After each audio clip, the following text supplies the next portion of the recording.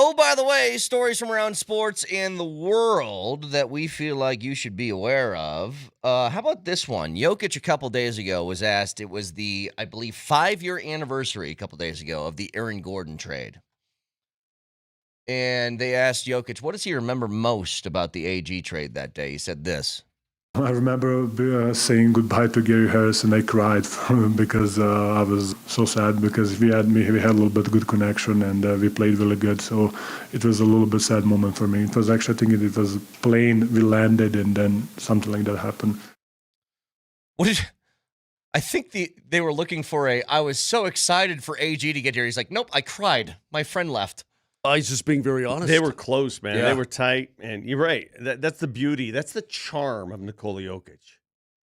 Every single game, you see him hugging former teammates. You see him hugging friends from Europe, whatever. He's well-liked. Let's be honest. Yeah. Here's another one. Oh, by the way,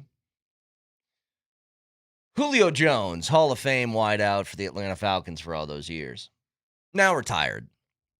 I always think, what are you going to do in retirement? Moj, if you were Julio Jones and you retired and you had a whole bunch of money, former football player, what would you do in retirement? What would you try to accomplish? In retirement? In retirement. Formula One driver. Huh. Well, did you know that Julio Jones has spent over $20,000 training for something? He wants to become a professional bowler. I thought he was going to be like a bass fisherman or something. Bowler. Really? Spent over $20,000 in the last year trying to get himself ready to make it pro in bowling. But when you spend over $20,000, is that like what, training? It says Julio Jones has spent over $20,000 training for his upcoming event. Lessons. Uniforms? I don't know, man. The dude was pretty good at it, Walter. I mean, I'm just telling you. Market zero, dude. Yeah, I guess. But what's a better bowling movie? This aggression will not stand, man. Big Lebowski or Kingpin? I like Kingpin better, personally. I did too. I like Lebowski. Which one was the Kingpin was better? The Amish guy. That was Kingpin. Yeah, I like that one a lot better. I thought Bill Kingpin Murray was great in that, yeah. Oh, Bill Murray. Yeah, I've got one for you. I got to tell you, I don't know if you guys ever played this game with movies. There's a podcast that I love with Bill Simmons. It's called The Rewatchables. Mm-hmm. So it's really famous movies, and they talk about everything they love about it. One of their segments in the podcast is, what's the prop you would take from the movie? And I always think that one's fascinating. I want Bill Murray's bowling ball. The bowling with the rose in inside? Yeah. I want his hand. He could take, Woody Harrelson's The best hand. part about that movie is the I want to say, for lack of a better word, like the United Way commercials he does. Oh, yeah. With the single moms and their kids. Oh, my God. All right, go on. Uncle Ern. Yeah, hysterical. What you got? Who anointed Caleb Williams the Iceman? You know, I read this story, and I was so mad, and I felt so bad for George Gervin. There's only one Iceman. And again, I don't know if this is a generational thing. For example, if I say to you, Brett Kane, you being of a younger generation, who is the Iceman? It's George Gervin. Okay, so you're still there. Quarterback Caleb Williams, the Chicago Bears, who, by the way, had a better year. He's still not great. Yeah. That's the thing. Everybody's acting like Caleb Williams had this amazing I know. season. It's like he was good sometimes. He's going to make me root against him when I don't want to. He is trademarking the nickname Iceman. Because he wraps himself in a bear hug and makes a brrr motion as if he has ice in his veins. The original Iceman, the only Iceman, George Gervin, is very perturbed. His people have tried to counter trademark or whatever. They were denied, and now it's going to be up to the courts. And I'm going to leave this to the court of public appeal here. Who is the real Iceman? This makes me not like Caleb Williams. Yeah, the problem is the youngins. It's like when LeBron tried to trademark Taco Tuesday. Come on, you silly. Or Ohio Stupid. State tried to trademark the Ohio. Yeah. Stupid. It makes me mad, but the problem is the youngins today, Vic. George Gervin retired before a bunch of our audience was even born by a mile. And so they don't know who the Iceman really was. But when I was a kid, Brett, George Gervin in the Spurs, one thing I could do was finger roll. He was a stud. Hang on a second. There's a very important detail to the story that I have to know, and I don't know the answer to. Did he anoint himself Iceman, or did other people start calling him that? I think people called it. I don't know. I don't. It's probably you a can't little bit of give both. yourself a nickname. You know who did that? J.J. McCarthy. Remember when J.J. McCarthy said, "Hey man, when I'm on the field, I'm not J.J. anymore. I'm 9." And it's like, actually, you're benched. That's what you are. Actually, Vic, who did Dan Issel say it about? Was it Batty? At the draft, he goes, El Busto. Yeah, people talking about Chuck Liddell. If you knew early UFC days, Chuck Liddell was like the face of the UFC. His name was Iceman too. But I don't think it's that. It's George Gervin. I got one story. for you. This is capitalism at its finest. Yesterday, there were a bunch of, I don't know what they're called, playoff World Cup games. For the teams that did not qualify for the World Cup, they still have a chance to qualify by playing in these playoff games, these do-or-die sudden death games. Is that Italy? I'm getting to that. Okay. There were a few games that were broadcast yesterday that were available to watch. For example, Wales versus Bosnia-Herzegovina. That was available. I'm looking for the Italy-Northern Ireland game. That was on pay-per-view. All these games were free except Italy and Northern Ireland, which was $19.99. Wow. Well, why do you think they placed that game on pay-per-view while the other games were free? Because there's a lot of Italians who want to watch You're their team. damn right, and Italy needs to be in the World Cup for that reason alone, just for money reasons. You're damn right. See, money really takes you to the bottom line. They know that Italy is still one of the most popular teams and products in the world. So they're going to put that on pay-per-view. You can have your Wales and Bosnia-Herzegovina and all that other. You can have all that for free. The draw is Italy. Hey, man, Did you pay? You're damn right I did, and they won 2-0. Now they have to beat Bosnia to get into the World Cup. And trust me, the World Cup, they are dying for Italy to qualify. They are. I love me some Italy. You know that. Well, I probably should have told you this, Vic. Judson texted me. You know, we've done a lot of stuff with Sportsbook, right? A lot of stuff. Mm-hmm. And he said, tell Vic I'm going to have the game on here. You know, one of the locations, or all the locations. My buddy Judson from Sportsbook, the Sportsbook. Okay. You make it sound like I know your friends. I don't know your friends. They got a bunch of locations. You're like that guy that you meet and you start referring to your kids and wives with the first name as if I know who they are. Sportsbook is awesome, though. It is awesome. Anyway, the point is that he says, tell Vic we're gonna have it on here. Beautiful. And I didn't tell you. I'm sorry. Well, thanks. I just spent $19. Well, was it worth it? I didn't like the way they played, but they won. Oh my God. All right. So after that, there's something else I was going to talk about. Now I can't remember. Oh, a texter said, there's the Iceman that I know is Cal Ripken Jr. That is the Iron Man, by the way. Not Iceman, Iron Man.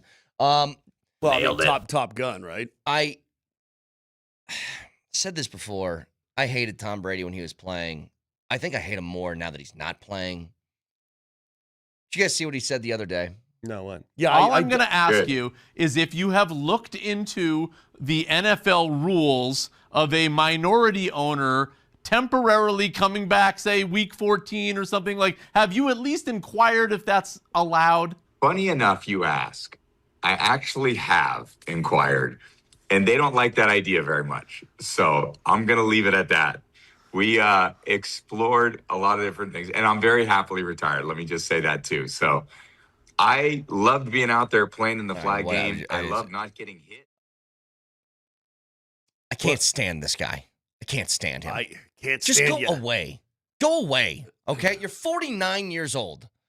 I actually inquired about possibly playing again. Like, am I wrong? I know I'm a hater. It doesn't, I know that. It doesn't bother me like it bothers you. It doesn't. I can't stand this guy. Did you see that Team USA has invited RG3 to try out for the flag football team? What are we doing?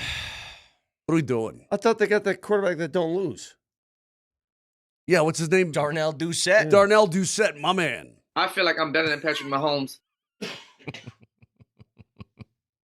One more, Vic. You wanted to talk about the Pirates and Mets game yesterday. I did? Yeah.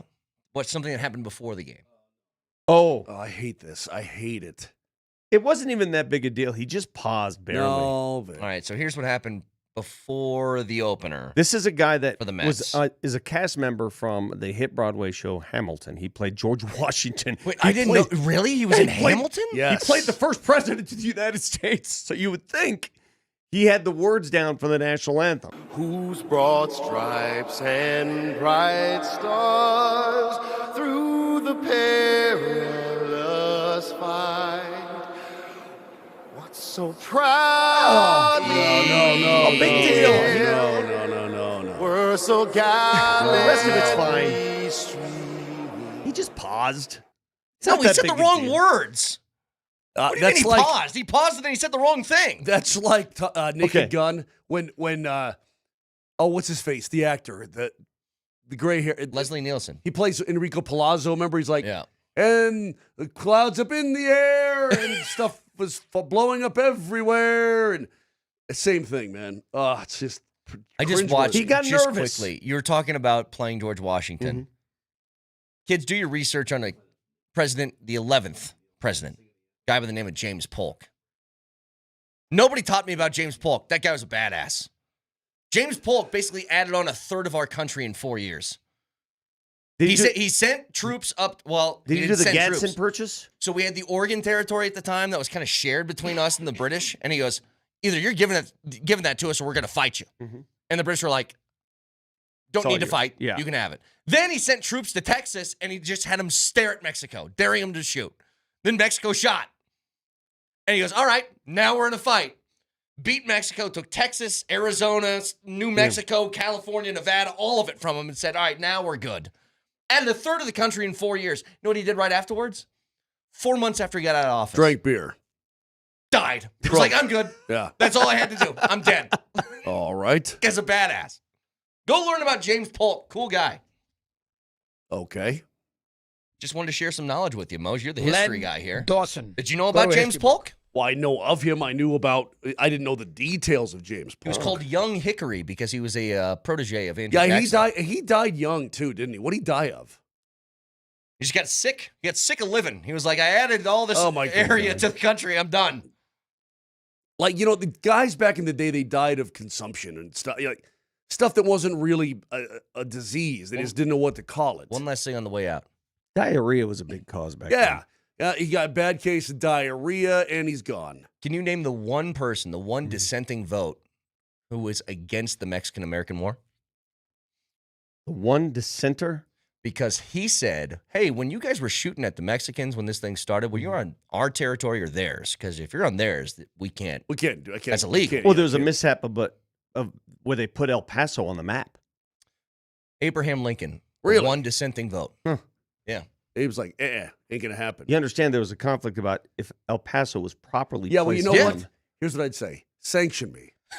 Sanction me with your army. You know what all of Congress said to Lincoln? Get bent. Yeah. We're Wait, fighting. did you just watch a documentary where apparently you're like, Abe, oh, apparently, Yes, I apparently did. Abe doesn't remember the Look, Elvis. look at this guy. He's like, oh, hey, let me school you. I Yes, just I did. watched a documentary on PBS. Schooled. It wasn't PBS. It was on Netflix. 303-504-0925. Back after this.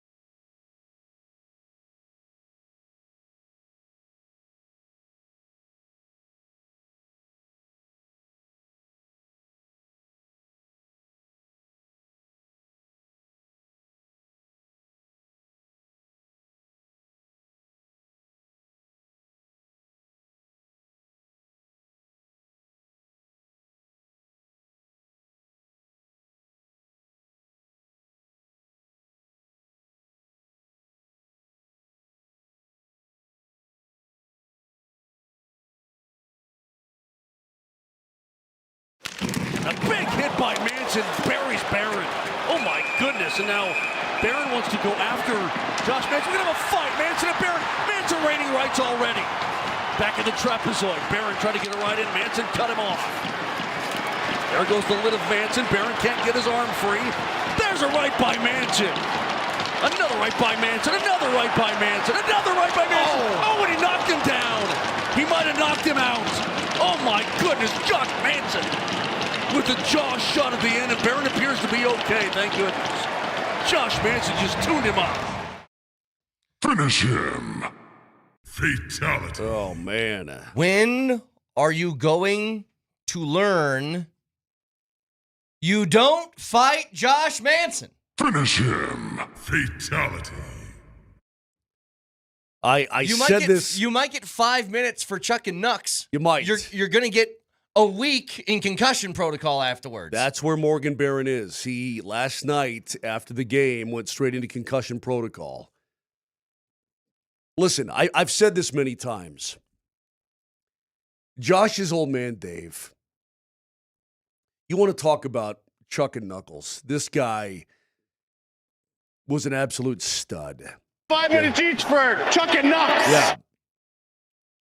Josh doesn't do it nearly as much as his old man. He was a top PIM guy in the league, Vic. But when he goes, he is fully committed. So do you think they've had Josh and Pops? Do you think they go over this stuff? Do you think he trained his son? I don't know. Well, you remember Manson told us that he wanted to quit hockey when he was his late mother. It was awesome to him, but he wanted to quit. He's like, "Yeah, you really sure you really want to do that?" Da, da, da. And he stayed with it, and then there you go. I'm sure that Dave has probably given him some pointers, but Josh is big. Josh is strong. And I'm telling you, the guy's committed. Brett, you cannot wade. You cannot be Morgan Barron, and I give him all the credit in the world for standing up for himself because Manson plowed him. I didn't think it was an interference penalty. I thought the puck was in the area. But Barron got plowed by Manson in the corner. They said, "All right, I'm gonna go with you." But you got to be fully committed because he is going to throw through you, as Riker said. He doesn't punch you; he punches through you. Yeah. And last night, I think the Avs showed an awful lot. And by the way, he had the ice bag on his hand. He had the ice bag on his head. He didn't look any worse for wear. It's just that he took one too. But he gave a lot more than he took. I think that last night's game, what made me so happy about it was you knew that Winnipeg for years has been a really awful place for you to play. You can't score there. Hey, Vic, something about what Hellebuck does to you. My stat for you, Nathan McKinnon had 4 goals in 28 games in Winnipeg. 4 goals in 28 games and 1 in his previous 8. He had 2 last night. But that's a building that, he dominates every building. He just can't score in that building. He did last night. Figured it out. Yeah. What I love about that game is 2 things. It was a game that was a little bit different. It was physical and dirty, and you played to that style and got a dub from it. Also, I think you won directly because of your special teams. What you did on the PK, not allowing a goal in 4 power plays for Winnipeg, but also scoring on 1 with a great play over to McKinnon. I think that kind of stuff is what you need to get prepped for when the postseason rolls around. It's what you have to do in the Stanley Cup playoffs. Because we all know the Avs last year were supremely talented, but why did they lose? They lost because their power play couldn't do anything. And now it looks like that's getting ramped up a little bit more. I don't know what the numbers are since the Olympic break, but it's way better than what it was pre-Olympic break. It's clipping along right now at about, since the Olympic break, Vic, it's at about 28.5%. Somewhere right around there. Does that sound good to you? Which that would be one of the tops in the league. You're damn right it is. Actually, I think last night it was like 10th best going into that game, like 10th best in the league since the Olympic break. That's all you need. Now, you'd like it to be better than that, but that's really all you need. Doesn't have to be. Doesn't have to be. It's all coming into shape now. They're getting healthy. They're getting their lines formulated. They're winning games still. The captain is back. They've got a 9-point lead over Dallas. I'm not saying you can skate into the postseason. You don't want to do that. But you can experiment now. You could take some chances. You can rest some guys. at some point. Well, Not if, yet. If not you yet. keep it up, because that's one of the things we were talking about. Their next 4 games. So they play Winnipeg again tomorrow. That's going to be at home. That's an early game. Well, I mean, I say early. It's 5 o'clock puck drop. Yeah. And then after that, you play Calgary, who was given up. And then you play Vancouver, who gave up, I think, 3 months ago. And then that leads into the game next Saturday. That's the Dallas afternoon game, 1 o'clock in Dallas, where if you get, I know much they're on what? Is it 4-game win streak? 5 now? 4? Yeah, you 4? win that game, it's over. If you win these next 4, and I know 8-game win streak is a lot to ask for, but if you win these next 4, then you can start being like, all right, McKinnon, you stay home on this road trip, and McCarr, you stay home. Yeah, dude, it could be over before that Dallas game. Could be. If Dallas keeps losing, yeah. Dallas also, if you guys didn't see yesterday, lost again. So the Avs has now won 4 straight. Dallas has lost 4 straight. The Avs' lead on Dallas is now ballooned to 9 points with a game in hand. Yep. They're only 3 points up on Minnesota for second place in the division now. Will Mikko play now that the Islanders game is behind him? Yeah, that was last night. Yeah, I know. Is he back in the lineup I believe now? he's healthy enough to go tomorrow. Again, I think it's against the Devils. I believe that he'll be good to go. I believe that will be the case. I'm not a Dallas insider by any means, but from what I understand, he might be healthy enough for that game. This might be a stupid question, Moj. Do you think Dallas is panicking right now because they might lose that second seed? That's such a stupid question. No, I'm teasing. Or do you think it matters? Does it matter very much to them to get the 2 seed? Yes. As opposed to, okay. No, gotcha. It does. I think that they think they had a big peak, 15-0-1. Now they've lost their mojo a little bit. I think they think they're going to be okay. That when the lights turn on the brightest and you're really at it, hey, we got to win this game, that they think that they're going to be fine. And you know what? They probably will be. It's a very good hockey club. It's funny how, this just proves how long of a season it is. Dallas got back into this race by catching fire when the Avs geared down. Right. And they've got themselves out of the race by going in a rut when the Avs are finding their stride. And I was legit, Moj, when they just weren't losing for a month and a half, I was panicked. I was like, the Avs can't lose what did I tell game. you? What did I tell you though, Vic? What did I tell you? Do you even recall what I told you? I don't recall. It was something very smart. You should lock this in your memory bank. I said, and Brett, you go, oh, maybe. Mm-hmm. I said, there's no way they're going to win out, bros. There ain't no. What are you do? Win 21 in a row to finish the season? No, it ain't going to happen, bros. And then you look at me like I've got a third eyeball in the middle of my forehead. And I'm like, trust me when I tell you. That Dallas game, Vic, it's because I've been around. Now, this is not a predictor of future results, but I've been around long enough to know that what I saw out of them in that game against Dallas when they lost in a shootout, but what I saw, when I saw the focus, I saw the commitment, I saw the play, I saw the energy, I saw everything. I'm like, they're okay. Moj. They're okay. Don't worry about it. And they have been. You've seen a lot of things. What color was the jacket Mark Rycroft was wearing last night? Boy, it was like a burnt orange and a little black in there, bro. I know because Johnny thought it was maroon. And I'm like, Rykes, you look like a human Rorschach test. Mm-hmm. And it makes you want to vomit. It was so gross. He thinks he's somewhere between Halloween and Thanksgiving, and he's not. Bro, we're in the springtime. Mm-hmm. He should be going full Miami Vice right now is what he should be doing. It's true. It was a little like blood orange. Like it had a little blood in it. Which brings me to this. Rick, that's a great way to put Blood it. donations are needed every day to help patients in Colorado. So join Vitalant and the Nuggets to save lives this March. Schedule your donation at vitalant.org/Denver Nuggets or any Vitalant donation center during the month of March. Chance to win an autographed jersey. You can't see it very well on that picture. It's like blood orange. Yeah, it was gross. The tie blended into his shirt. You couldn't even really have a definition. It was. How about my pink tie though? That was on the money. Vic, do you play poker? I do not. Everybody, my brothers are go to these poker games and they always invite me. I'm like, I Don't. Can I play you in poker? Yeah, I mean, you I beat would me. crush you. You have the worst poker face I've ever seen. I don't play It poker. took you 30 seconds to set up your blood orange Because thing. you start to get And this little. You made this face. Yeah, you start to get face that right little there. face. Yes. And I was like, I know exactly what's coming. You have a Okay. terrible tell. It's a little smiley face. Hey, a couple things too. What'd you want me to do? I'm just saying, you can't. You're telegraphing these. Telegraphing. Still a good one. Vic, I've got a problem. Yeah. And Chris pointed this out on the text line. I don't get it. So I'm the hockey guy, Mhm. and then all of a sudden he becomes Hockey Brett. Yeah. Ooh, Hockey Brett. Of Ooh, course. this, that. Well, I was Hockey Vic before you were Hockey Brett. I know, but I've taken over. But I've now, taken over. me and Pierre LeBrun, we're tight. Yep. Oh, he's retweeting me. Oh, Yep. look at this. Yep. And now this ma comes onto these airwaves. Don't forget that I'm better at golf than you now. The hell you are. Any day, any time. I've seen you swing. I know you swing. Go on, please. Tired of this argument. He comes in and he's trying to educate me about James Polk. Yeah. Like, I'm a history guy now.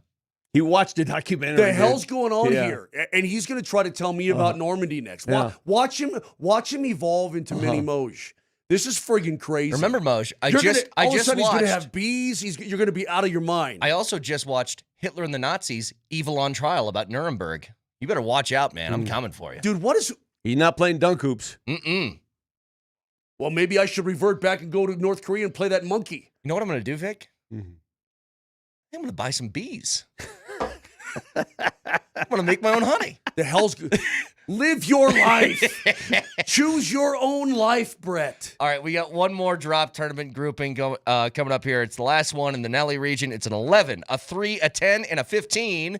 The 11 seed, Nelly is. You know, I think most people heard what I said last night, you know.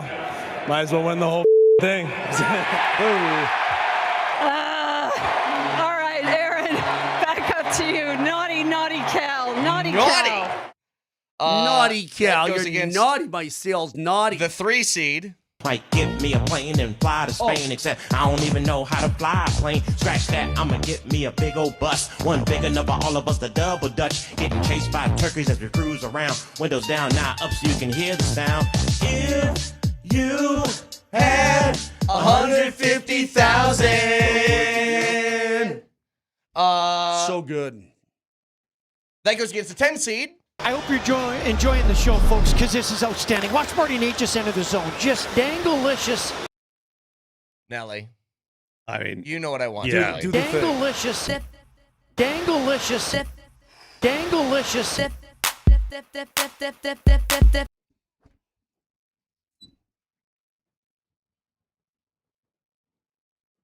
Hey, Stacy.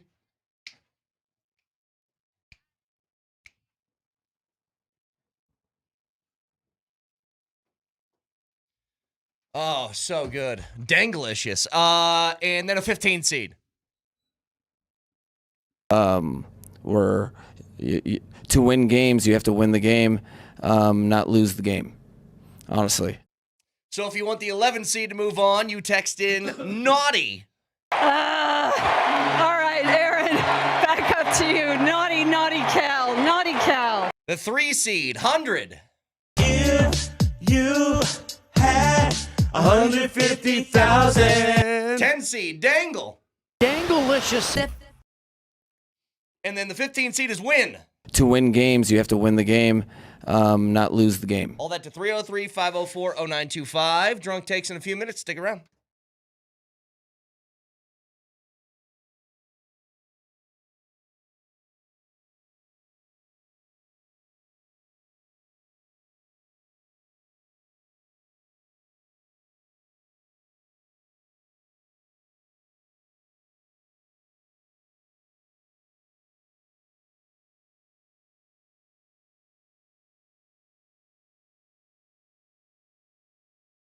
Driving North I-25 today?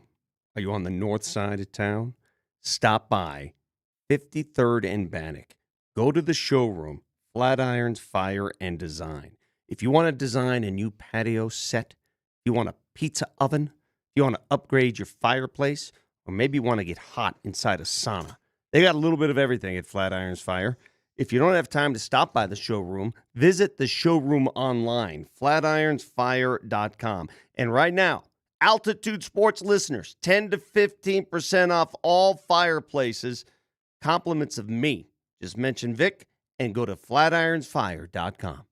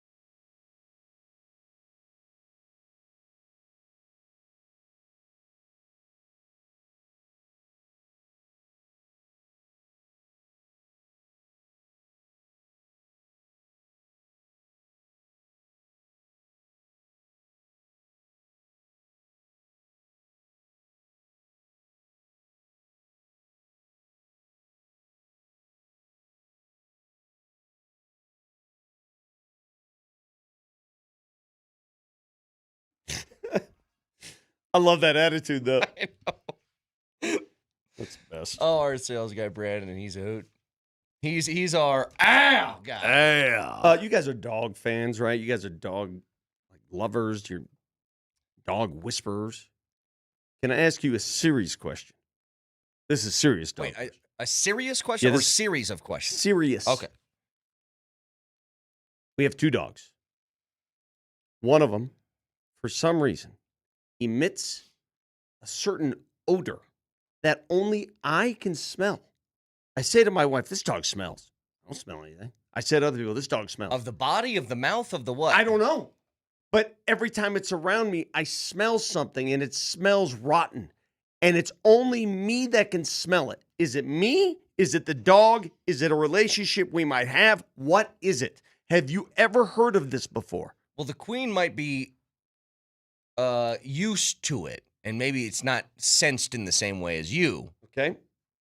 You gotta find the source of the smell. Okay, You gotta find out if it's the mouth or if it's.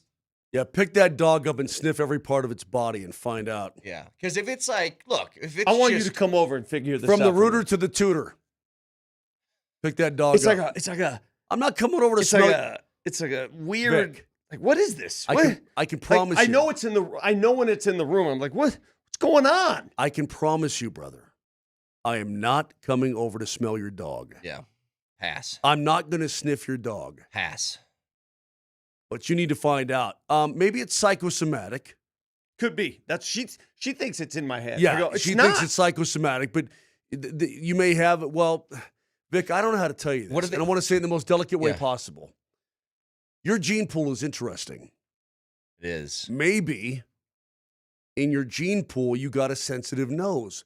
What God took away from your eyesight because you're colorblind is all get out. Yeah. Maybe he gave you an extra sniffer. And maybe you like dogs can smell things that humans can't, can see things humans, hear things humans can't. See, maybe someone finally said something that makes sense. You guys are stupid. Someone says, my dog had an abscessed tooth. This dog just got all its teeth pulled. I wonder if it's that. Well, I asked you if it is it coming from the mouth. What would you think? I'm up in its face? I'm not one of the weirdos like you guys. I'm not getting up in there. Look, my dog is, I don't know, she's 12, something like that, an old dog. Old dogs have bad smelling mouths, okay? It's part of it. But you can tell the difference between a bad breath of a dog and a dog smelling bad. You can tell the difference. All right, here's the other thing, and I know your wife a little bit.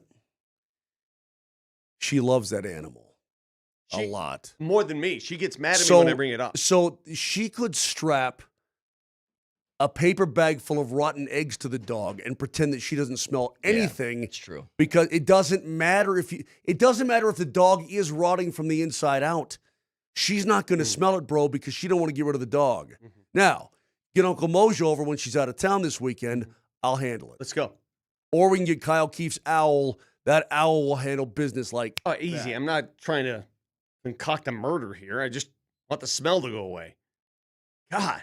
That escalated. Okay, when Moser goes, let nature take its course, bro. When Moser said, I can come to your house this weekend, and you said, let's go, were you under the assumption he was going to wash your dog?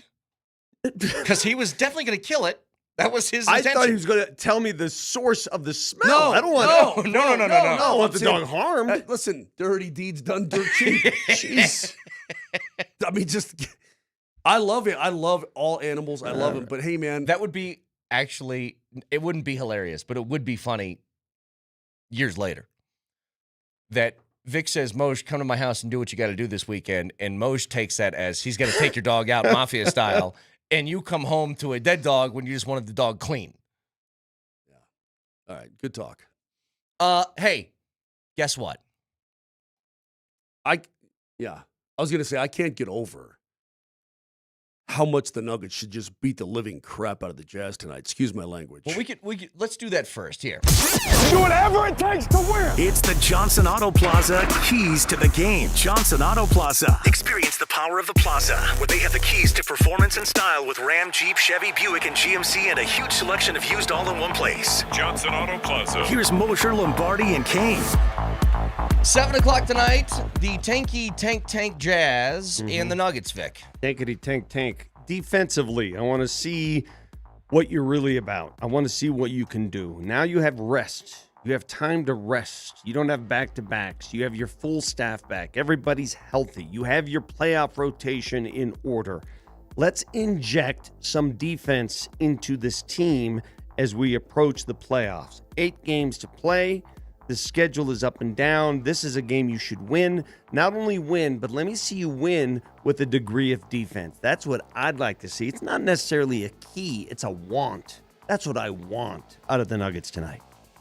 Keys to the game, powered by Johnson Auto Plaza. Get selection, service, and incredible savings on Ram, Jeep, Chevy, Buick, and GMC all at one location. Experience the power of the plaza at Johnson By Auto the way, Plaza. Can I add on to what you were saying, Vic, please? Sure. I have something to add. Not a key, but I'm with something. Vic Lombardi. I want to see the Nuggets play some good D tonight. The offense is not going to be a problem because the Jazz don't play defense. They give up the most points per game in the National Basketball Association. Over 125 per.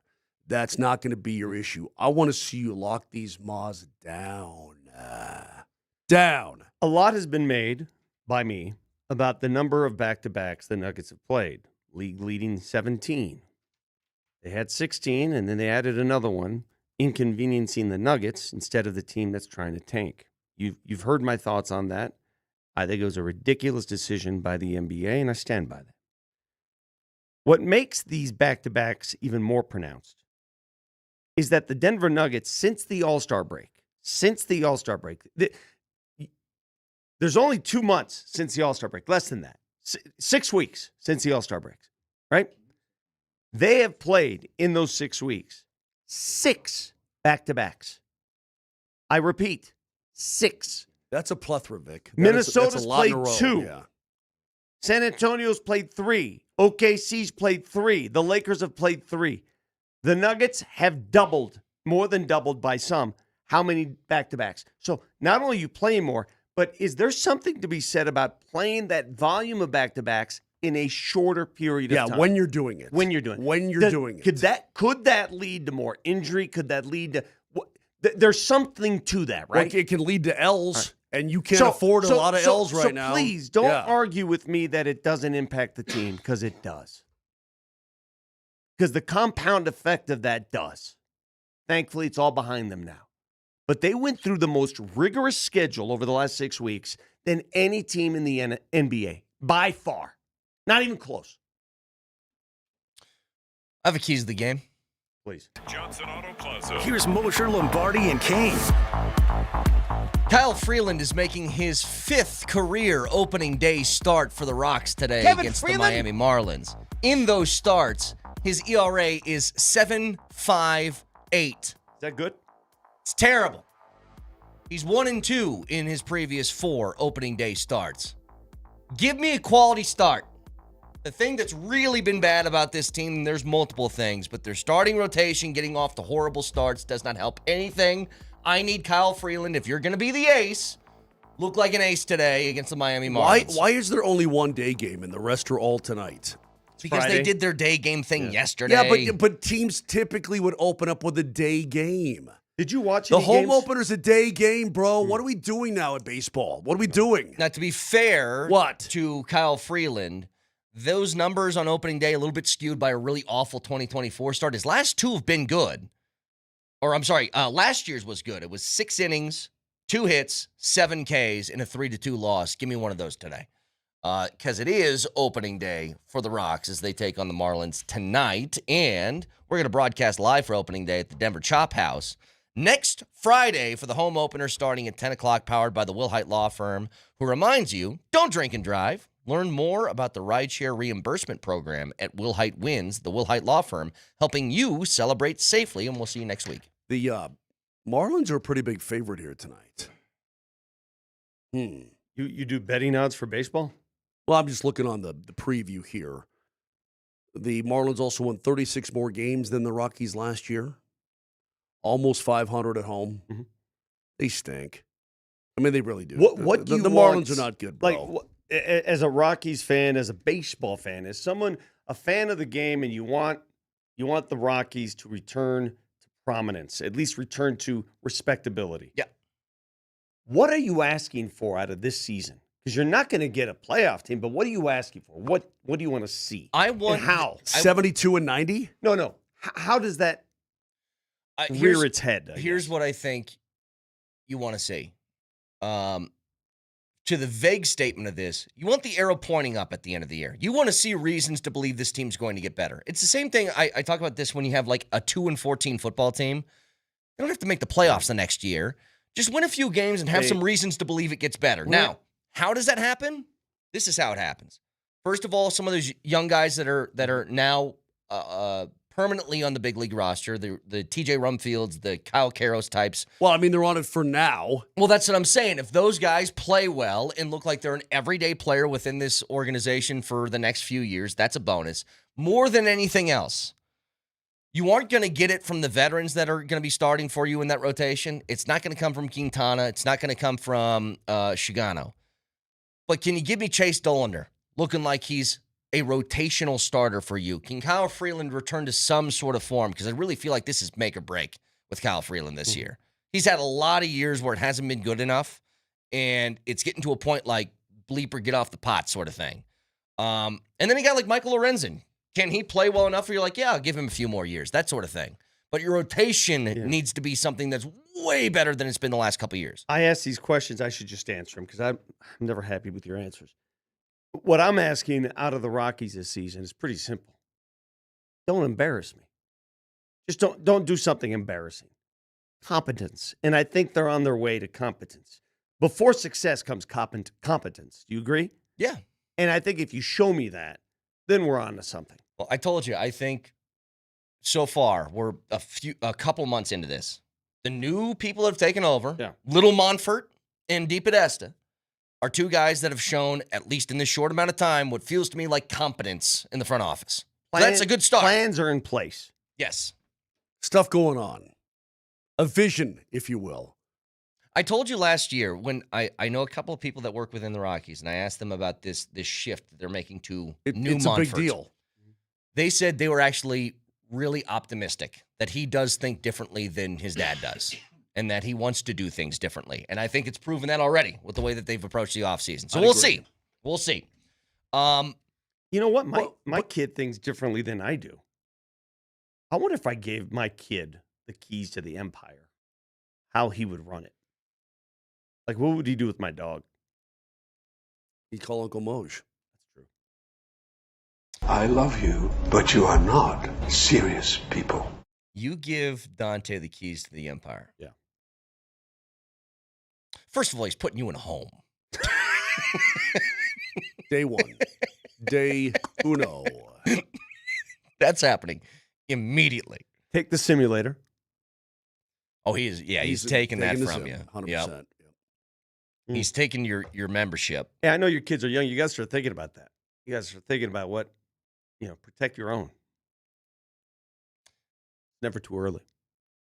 Protect them how? I think baby Jamal Kale's already got plans for Brett. Yeah. She does.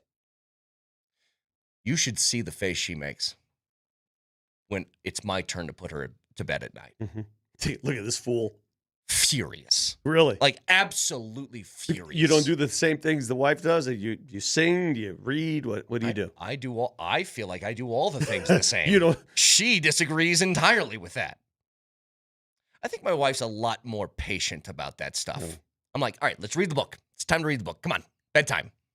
Yeah, that's a dad thing. Hey, so you're much more. You're the good cop. She's the bad cop. Sounds like to me. No. Opposite. Oh, really? Opposite. Yeah. It's not so much. I'm a bad cop. I'm not here. To sit around for 15 minutes and do nothing. His bedside manners leaves a little bit to be desired. All right, I don't know how all you parents out there operate your homes. I've always been the bad cop, and I hate that role. I don't like it. Yeah. Because my kids probably hate me for it. But somebody has to play that role. I do that too. And we've had this conversation. Mm-hmm. Why do I always have to be the guy that brings in the law? I agree with you. It seems to be my role. And yeah, I've taken that, but I'm being looked at as the guy who's like, he's mean if I don't do anything. I'm like, yeah, eat your food. I want lawlessness. That's fun. No, see, Vic, you think you're something that you're not. And I loved your honesty a few moments ago when you said, I'm going to answer my own question because I don't like your answers. Yes. I don't think that there's anybody in this world that can give you an answer to a question that you don't think you have a better answer. Totally agree. Mm-hmm. And so you need to have you need to do a little self-inventory here, bro, about good cop, bad cop. Why do you even ask me anything? Yeah, exactly. Why don't you just right. say what you want to say? Correct. Because I just want to measure. I want to get a sense of where you guys stand. I want to see if you guys have been paying attention to life. Just understand just the way the wind is blowing. And clearly you haven't. No. So when I asked the question, I started this segment by asking to all Rockies fans out there, Rockies wannabe fans, Rockies hope rehabilitated fans, whatever, what do you want out of the season? The answer is very simple. Don't embarrass me. It's not simple. I gave you detail. I gave you specifics. You gave me vague. Yep. But Brett, here's the problem: is that you don't even know what you don't know about the Rockies. You've got hope. You've got ambition for them, but you don't know about Rumfield. When these big league pitchers get a hold of the kid, never said I did. Well, I know, but he's going to face a lot of stuff he ain't never seen before. And I'm not talking about spring training crap. Where's Muscle for guys Bound? who are going to be in Double-A? I'm talking about real big league pitching. Where's big old Zach Yeah. Veen? Veen is injured, first of all, but he's also going to be in Albuquerque. And I'm not trying to be pessimistic here, Brett. I'm just saying we don't know yet. We know Zeke, love. We know Hunter, love. I still love Kyle Freeland. Yeah, Vic. but Moshe, I think you take it too far. I'm with Brett. Opening day is designed to be hopeful and to have optimism. That's what it's for. If you don't have it then, when are you going to have it? You're coming in just all guns a-blazing, shooting every hole in the barrel. I'm not trying to do that. 119 losses weighs heavily on a human. Yeah.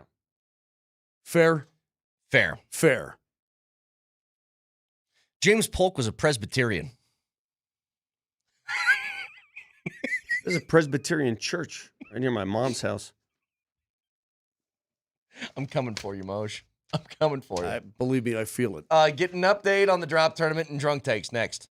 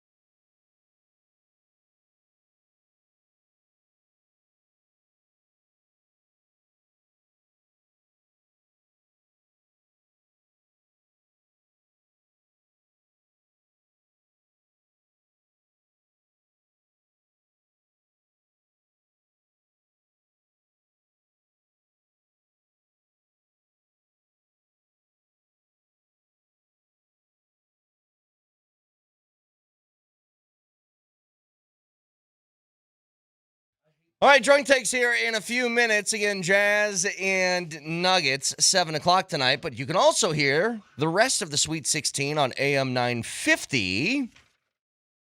The NCAA tournament continues tonight on Altitude Sports Radio. And Spit it out. Just trying to find the read. Just speak like a normal broadcaster. It's embarrassing. Dude, I'm telling you, these shows have become obstacle courses for me. I have so many things that I have to do.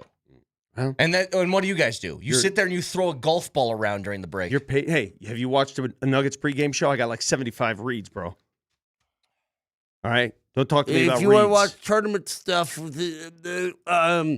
tournament's fun. I had one co-host who told me before the segment started, I'm done, he said. That's me, dude. I'm such luggage right now, it's not even funny. I feel terrible. So the NCAA tournament continues. Jeff. Tonight on Altitude Sports Radio. It's on AM 950, starting with St. John's and Duke at 5 o'clock. It's all powered by the Reputation Law Group, specializing in divorce and DUI matters. To schedule a consultation with these attorneys, go to thereputationlawgroup.com. So that'll be on AM 950. Speaking of the tournament, how about our drop tournament? Let's see what moved on today to the Elite Eight in group play. So it started in the Kane region. It was, I think it's adorable, you think you're midlife versus Jeff. And now I have nothing in Fernando Mendoza's stupid voice. The winner is... This place, American Airlines, the Mavericks, this was my safe place. And now I have nothing. I'm so sad, man, for real. The only problem with this is I can't play the other quote that he had that was even better. So good. I know. He was great. I love that guy. To paraphrase, he said, maybe I just go end my life. And everybody's like, no, don't do that. God, he goes, yes, yes, I will. So the next grouping is, my name's Luca, by the way. Would you mind? Bang, bang, bang. And then Bo Nix is especial. The winner is... While you're down there, would you mind me? Yeah, you knew that one was moving on. The third grouping was Michael Parsons versus Emeka Egbigboo versus Brett Kane has passed away. He's no longer with us. Versus doing the radio thing. The winner is... Welcome back to the Brett Kane Hour. Brett Kane has passed away. He's no longer with us.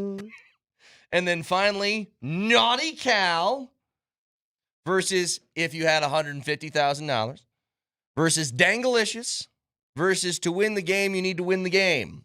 The winner, this one was pretty tight, is... Man. If you had $150,000. I really, you know what? Dangalicious, I think, was close only because of the song. Not so much saying it's Dangalicious. But Dangalicious Death, really good opponent in that bracket. So, those all move on to the Elite Eight, which will have the rest of those at, end of next week, Nelly? Yep, end of next week. So, by the way, you guys think St. John's can beat Duke? Rick Pitino? You know, I don't know. I think Duke is the second best team left in the tournament. I think Arizona is the best. I would love to see St. John's beat Duke, personally. I would love to see it. But my gosh, Duke just restacks. I know. Let me ask you something. The two favorites to win NBA Rookie of the Year, Cooper Flagg and Concanipple, they were on that team. Yeah. As well as the center that's playing for Phoenix last year, who was dunking the other day against the Nuggets. How the hell did Duke not win it all last year? I don't know. You know what's really weird? How has Duke been able to do this every year and North Carolina's just disappeared? Like, Duke lost their all-time coach, Coach K, and they've still been able to go on, win tournament games, be at the end of the Shire knows what he's doing, man. And North Carolina can't do anything. They can't. They're in the last 5 years, they've won 2 first-round games in the tournament. It's crazy. By the way, Nelly, I just sent you a DM. Can you pull this up? I saw this the other day. I think this is awesome. Every once in a while, a team does a really good marketing thing. So St. John's, getting ready for this game, had like a hype video, and they spliced in highlights of their tournament run here with this kid from 2017 that's a big St. John's fan. They started the year 0-11. So play this with the audio, please. And I want you to watch this. St. John's is 0-11. I stick with this trash team from Queens. That's not fair. I have nothing to brag about. Nothing. That's great. That's pretty good. That's really good. That kid right there just hit to the core of why many of us are sports fans.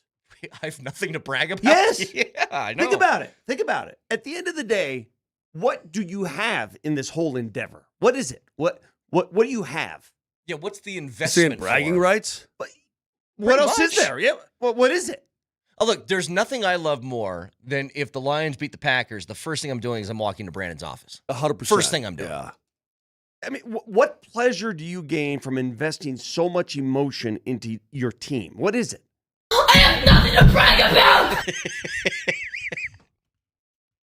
The kid's got to get a grip, though. I mean, snot-nosed little jackwagon. Knock it off. But you know what? In that one comment, he just, I mean, it's concrete to me what fandom is. It's that. I mean, I get it. To the core, it's that. I dig. I'm just saying the kid's a little over the top. Hang on a second. I just looked something up. I know I'm going back and forth. Name me North Carolina players currently in the NBA right now. Tar Heels in the NBA. Cam Johnson plays for the Denver Nuggets. Correct. Hold on. Mason, no, he played at Duke. Hold on. Holding? Yeah. Hold. Yeah. Hold, please. Yeah. There's a guard somewhere that I'm missing that I just saw play. That's a Carolina guard. This is my point. Why is this so hard? It's North Carolina, for crying out loud. I know. Why is this so hard? I'll give you the list. Yeah, Cam Kobe Johnson's Kobe White. Yeah. The only other one that I would say is like of note is Harrison Barnes is still hanging around. Yeah, Harrison Barnes. Oh, my God. I mean, Might he be played the for only Carolina when. Here's the other ones. Cormac Sam Ryan. Perkins was there. Cormac Ryan. Who? Dayron Sharp. Drake Powell. Harrison Ingram. Leaky Black. Pete Nance. And Tony Bradley. That's the rest of the list. I don't know those other guys. Think about that. Yeah, that's not. That's North Carolina. Yeah. What happened? Yeah, that happened. That right there. So Cam Johnson's the best of the group, right? Mm-hmm. I mean, maybe Kobe White. It's not Harrison Barnes anymore. Isn't that nuts? Yeah. So, again, game tonight, Nuggets and Jazz, 7 o'clock, right here, Altitude Sports Radio 92.5. Our favorite part of the week, please, Drunk Takes. Moser, Lombardi, and Kane present Drunk Takes. For the record, I think this sort of dehumanizes us. And it really cracks at our credibility as a show. Drunk Takes. Drunk Takes are clips from throughout the week. We slow them down to half speed. It makes it sound like we're hammered. Nelly. Who's Burke Bjagkansel? Burke Bjagkansel. Bjagkansel for Nebraska. Burke Bjagkansel. This is their pronunciation guide. Berke Bjugtunjet. No chance. No, dude, that's not No his chance. name. His name's Burke Bjagkansel. I love if somebody introduced themselves and the first reaction you have is, no way, that's your name. No, That is not your name. it's not your name. I've seen it. It's not how it's said. What's next? I don't know if he was miffed. Is what it is type of demeanor. I don't even remember saying that. I don't know if he was miffed. Is what it is Jesus type God. of demeanor. Dude. I have no recollection of that comment. None. Zero. Vic, do me a favor. Put an S on every word that you say, please. All right, what's next? Oh, they're right there. All right. Good to hear the help. You're not bothering nobody. As long as they can check my bags and get me on my flight, I'm good to go. I wanna get to the Bahamas. I want out of here. Want to get to the Bahamas. Did sound pretty good. You did. What's next? Anastasia Bell. That's 970-968. Anastasia Bell. Get the number right, please. Those of us who are wealthy should be promoting Anastasia Bell, not Mark Moser. That was a live commercial read. I just love that. I did get a text saying, the hell was that? From who? Anastasia Bell. Did she like it? I don't think that you're welcome. Really? Take a lap. She doesn't want my money. But Vic's She wealthy. Yeah, she does. She would take my money. No, I'm teasing. Go ahead. What's next? So the Avs could host the Preds in round number 1, if you can believe that. Right now, is that who it would be? Jesus God. Nothing like a good on-air sneeze. I'm telling you. Right now, is that who it would be?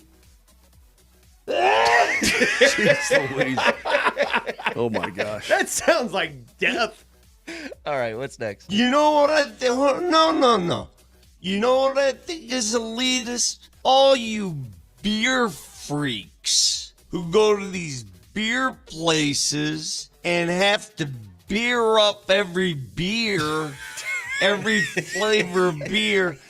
You beer freaks are elitists. You're the elites. I was called elitist, Moj, because I like to drink wine. Right, and right, somehow right. that's associated with elitism. You were called elitist for drinking wine at a baseball game. I don't care That's where you true. drink wine. I will say drink this, wine though. anywhere. My wife has an unbelievably good palate for wine. Unbelievably good. It's because you're stupid. Maybe. All right, last one. Go ahead. Big, All I right. got to do the same thing. I got the cream coming. It's not going to be good. iTunes. I'm sure you do. Spot.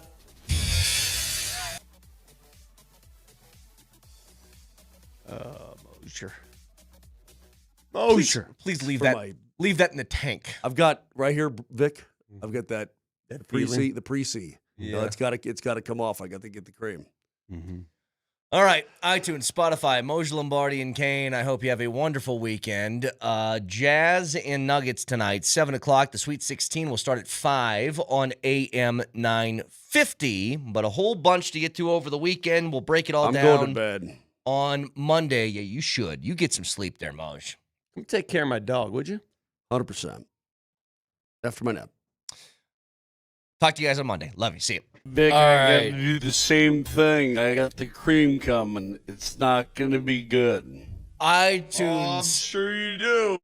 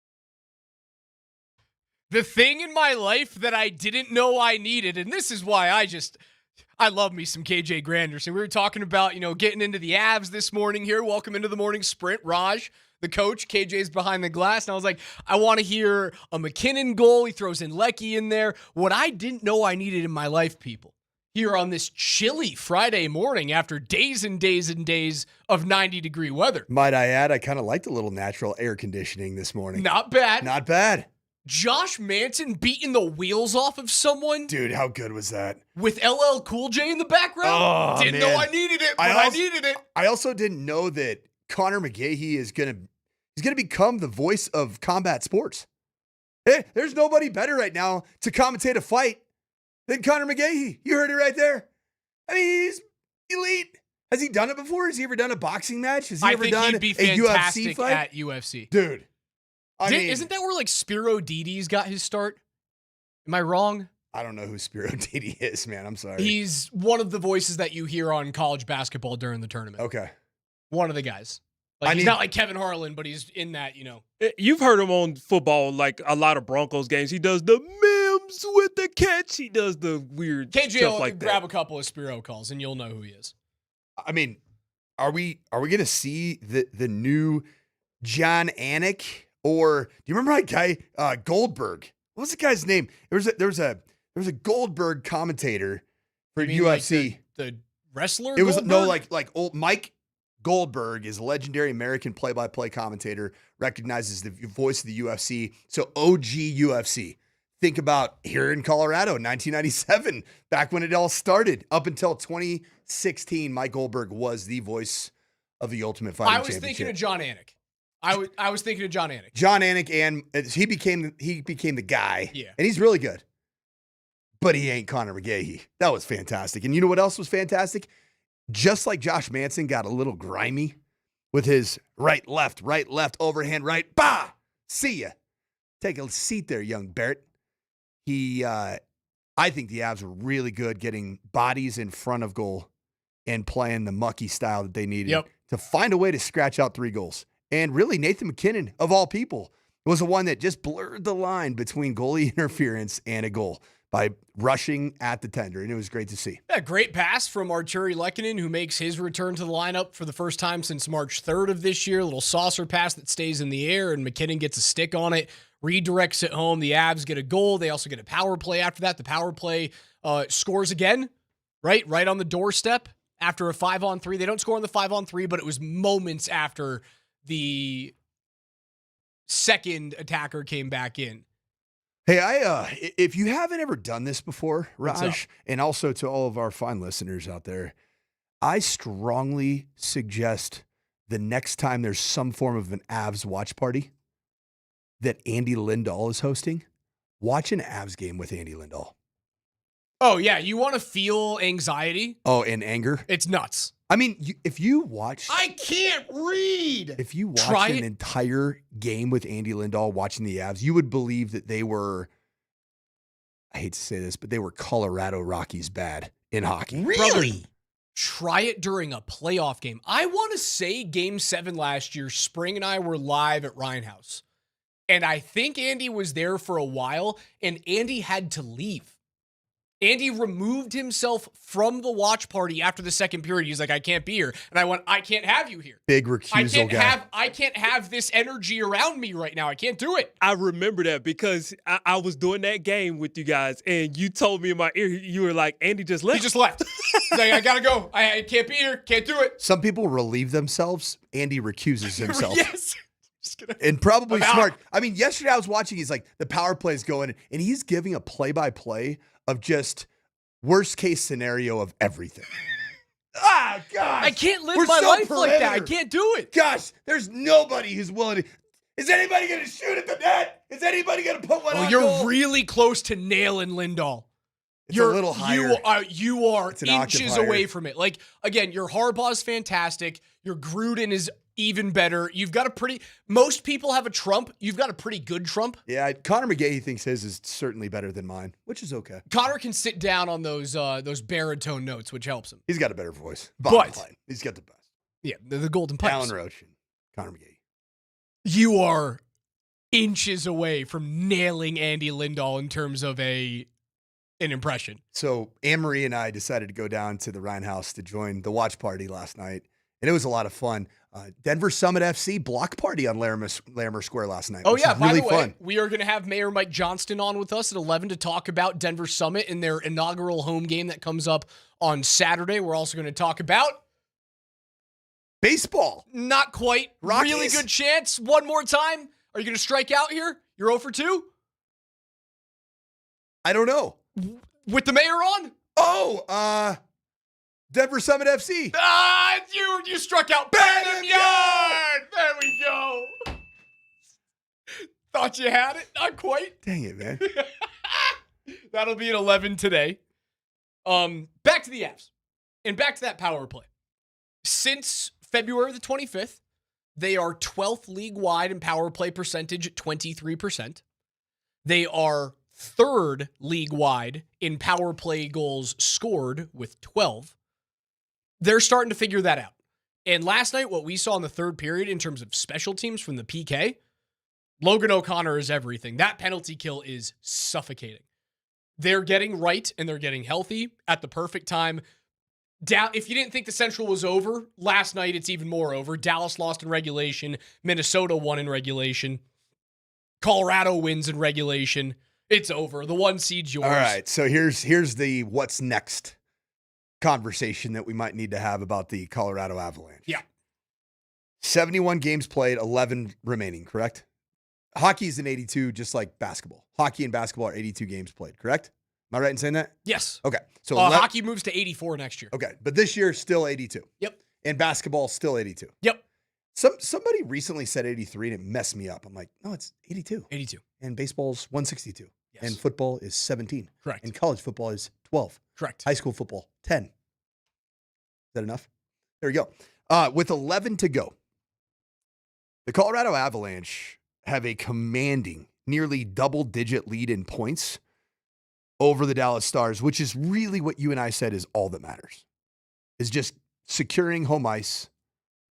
Not having to play Minnesota in the first round. That's We all like that that matters too. to me. And, right and even more importantly, forcing Minnesota upon whom? Upon Dallas. Yeah, we like that, don't we? Because Minnesota, well, they're playing some pretty good hockey still. They're not quite as hot as they were about a month ago. They're still playing some pretty good hockey. Yeah, they're a good team.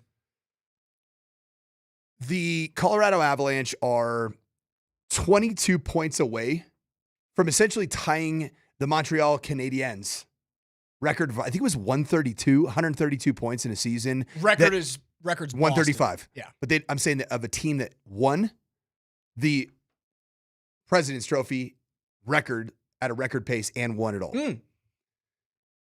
No thought, right, that they're going to go for those. No. None. No. Now, so then the other piece of that is, at what point do you start doing the maintenance, load management thing, and how much do you do of it versus keep the pedal to the metal, keep the vibes going? I think your games on Monday and Tuesday, April 13th and 14th at Edmonton and at Calgary are wonderful spots to go, hey, Nate, stay home.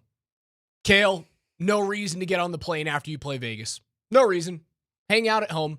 Now, there's a couple of things that might happen. Like Nate might still be in the race for the Rocket Richard, and it might not be over. But he does have a 4-goal lead on Cole Caulfield right now.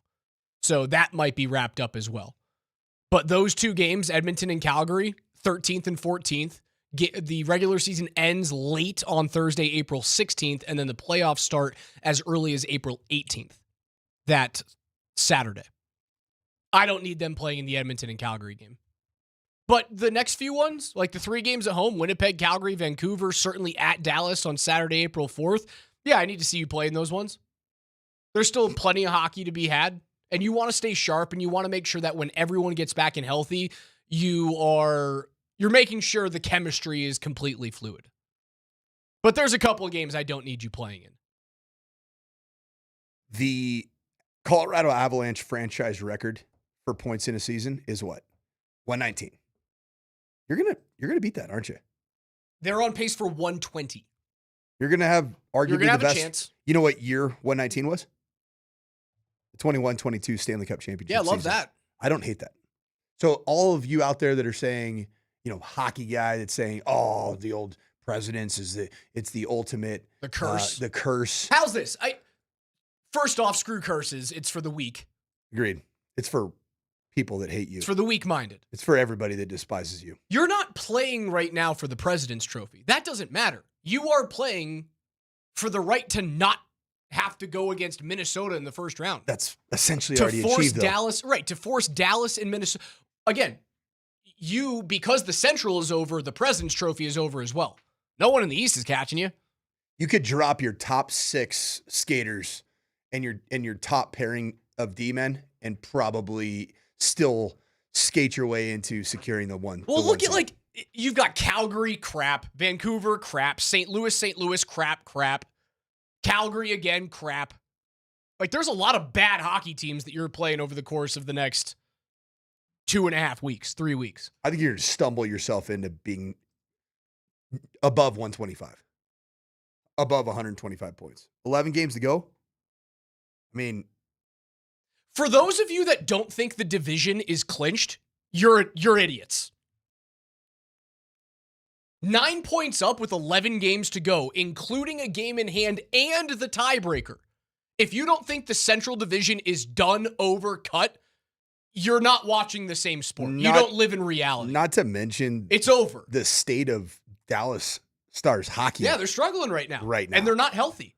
They're not healthy, and it starts becoming a little bit of a I think they're gripping the stick pretty tightly because you're getting close. And Dallas's remaining schedule is not easy. They've got a 4-game road trip that they just started with a loss against New York last night. They go to Pittsburgh, playoff team, to Philadelphia, I believe is either in a playoff position or really close to a playoff position. Is Philly in a playoff spot right now? Or are they knocking on the door? They're 5 points out, so they're still alive. They're playing with their hair on fire is what they're doing. So they have that. They've got Boston, playoff team. Winnipeg, not a playoff team. I wouldn't call them crap, but not a playoff team. Then they have Colorado, Minnesota, and Buffalo to finish out the season. Dude, it's over, guys. If you think they have any chance to catch Colorado, you are absolutely out of your mind. I go to moneypuck.com for my NHL playoff odds. You want to know what their division championship odds are right now, which are also the same as the President's Trophy because of how many points they have? 99.7. That's the odds that Colorado has to win the Central. Guys, it's over. Breathe. Allow yourselves to enjoy that the Avs are really good and they're getting healthy at the right time. Unless you watch the game with Andy Lindahl. Yeah. And you would be led to believe that they are. I can speak to Andy right now. Yeah. Andy, breathe. It's okay, brother. Yeah, it's going to be fine, man. It's going to be fine. I promise you. It's over. I tried to tell you guys weeks ago, but now it's actually over. It's not over. 303-504-0925 is where you guys can reach us today. We will be broadcasting live for opening day at the Denver Chop House starting next Friday at 10 a.m., powered by the Wilhite Law Firm, who reminds you, don't drink and drive.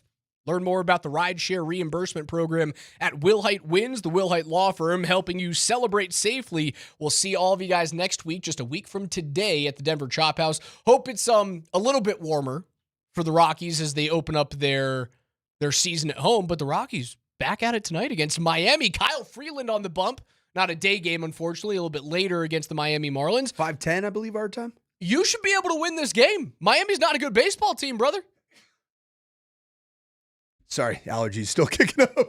The old on-air sneeze, man. Nothing like it. We'll be joined by Mayor Mike Johnston coming up at 11 a.m. to talk about the Denver Summit and their first... It's a hard T, Mike Johnston. Their first game. We'll also talk about Burnham Yard. Bet him! Thank you. Appreciate it. And what's happening with the Denver Broncos there. 303-504-0925. It's Altitude.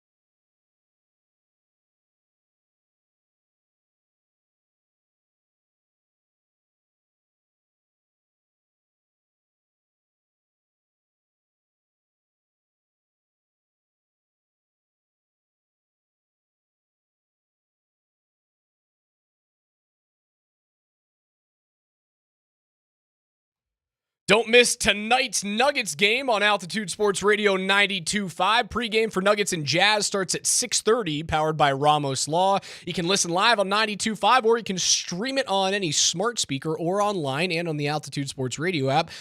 Within 75 miles of Denver, your home for the Nuggets is Altitude Sports Radio 92.5. They're like 18.5-point favorites against the ever-tanking Utah Jazz. They should smoke them. One of these two games against the Jazz, whether it's tonight or preferably for me, Wednesday at Utah, maybe Joker and Jamal don't get on that flight. Maybe Deron Holmes is the leading scorer. Maybe. How about that? Yeah. Huh? Maybe Jalen Pickett gets a lot of run. Maybe Jonas Valanciunas plays Sees like the court. 32 minutes Maybe he sees the court, period. Maybe Zeke gets 28 minutes. Do you think that Jonas Valanciunas and his agent in particular are pissed off at the NBA and the Nuggets for him not being in Panathinaikos and balling out? And I don't know, man. Like, Panathinaikos is not going anywhere for Valanciunas. It's not going anywhere. Like, his money should have been better in the National Basketball Association, right? Yeah, there's no way he's making more in Greece. Wouldn't think so. But that's not going anywhere. Like, if he wants to go there next year, that deal's probably still on the table for him to go home and play in Greece. Or though he's, originally from You know what Lithuania. all I really want to see tonight out of the Denver Nuggets? Great defensive effort. Great 3-point line coverage. Just shut down basketball. Like, nobody's playing for Utah. They're playing a bunch of accountants tonight. And the last time they played Utah when no one was playing, it was like you were biting your nails till the end. They're playing some stake presidents and some elders tonight from the Utah Jazz. Hey, Raj, you know what today is? We talked about it briefly already. What's up? It's opening day It for is the Colorado opening Rockies. day! Let's go, man. You're in Miami. So my good friend, Brady Hull, he's a radio buddy. He's up north in Greeley, 1310 KFK. A little shout out up there. If you're up there, give him a listen. He proposed the challenge that he's going to do with his buddy there up in northern Colorado, called the Dirty 30, as it relates to the Rockies. Okay. The Dirty 30 is I am not shaving or cutting my hair until the Rockies hit 30 wins. Oh no. Okay, so this got my wheels turning just a little bit. Oh no. So if you were to have done this last year in 2025, want to know when the Colorado Rockies reached the 30-win threshold? There's no way they did it before the All-Star break. So I'm going to say August. Think football season, August 2nd. They were 30. Oh, no. They had already lost 80 baseball games before they won 30. I will say it right now. They will win 30 games prior to August 2nd. Okay, good. All right. If you go through the last 10 seasons, right? June 12th of 2016, they were 30-33. How about this year? 2017, May 23rd, my wife's birthday. Yeah, they were a playoff team that year in 2017. 30-17, man. They reached it in May. That was a solid team. 2018, 30-25. They didn't even have to play in the wild card that year. May 29th. And they still got swept. 2019, June 1st. Okay. That's respectable. 30-27. And then this is when it starts getting kind of ugly. 2020, obviously, you didn't reach the 30-win threshold, 60-game season, of course. 2021, June 18th, 30-41. 2022, when I moved to Colorado, June 19th, 30-37. 2023, June 23rd, 30-48. 2024, July 4th. Freedom, baby. 4th of July, you were 30-57. And then, of course, the worst of the worst. Historically bad Sorry, start to the 30-57? 30-57 was July 4th. Okay. I say... So this is what I want to propose. July 1st. Okay. July 1st is what I look at as this is what I was going to go with based off of recent history. I was going to say July 1st is going to be the over-under. Essentially before or after. The Rockies are going to hit the 30-win threshold. And Raj, I'm willing to bet you, if we go opposite, all right, you know what? Let's do it. I'm going to let all of our fine friends out there at 303-504-0925 just text in. Rockies before July 1st are going to hit 30 or after July 1st are going to hit 30 wins. Okay? You and I are going to name the date. and the person that's closest to the date, the other person, well, we're going to go to our dive bar of choice and watch a Rockies game, and that person's got the tab. The other person that loses this bet. All right, I can 30, handle that. The 30-win challenge for I the can morning handle sprint that. here. And you know what? KJ could come, and he's going to eat all of the well-done steak that he can, wherever that may be. What's your date? My date. And I'm a little bullish on this season. I'm going to go June 20th, 2026, the Colorado Rockies. A night game at home against most likely Paul Skeens and the Pittsburgh Pirates. I love it. Got chased from his start yesterday after just recording 2 outs against the Mets. Okay, so we got, what's the date there? June? That is Saturday, June 20. Saturday, June 20. I've got Colorado winning their 30th game on Tuesday, June the 30th, against the Miami Marlins. Tuesday, June the 30th, at home against the Marlins. I think we're both being like very, very optimistic here. Now, see, the issue is here, Coach, if they're as bad as they were last year, right? Because again, we let you know their 30th victory of the season last year was on August the 2nd. If they're anywhere near as bad as they were last year, which they're going to be close to it, I automatically win this bet. All right, I'm writing this down. Give me yours one more time.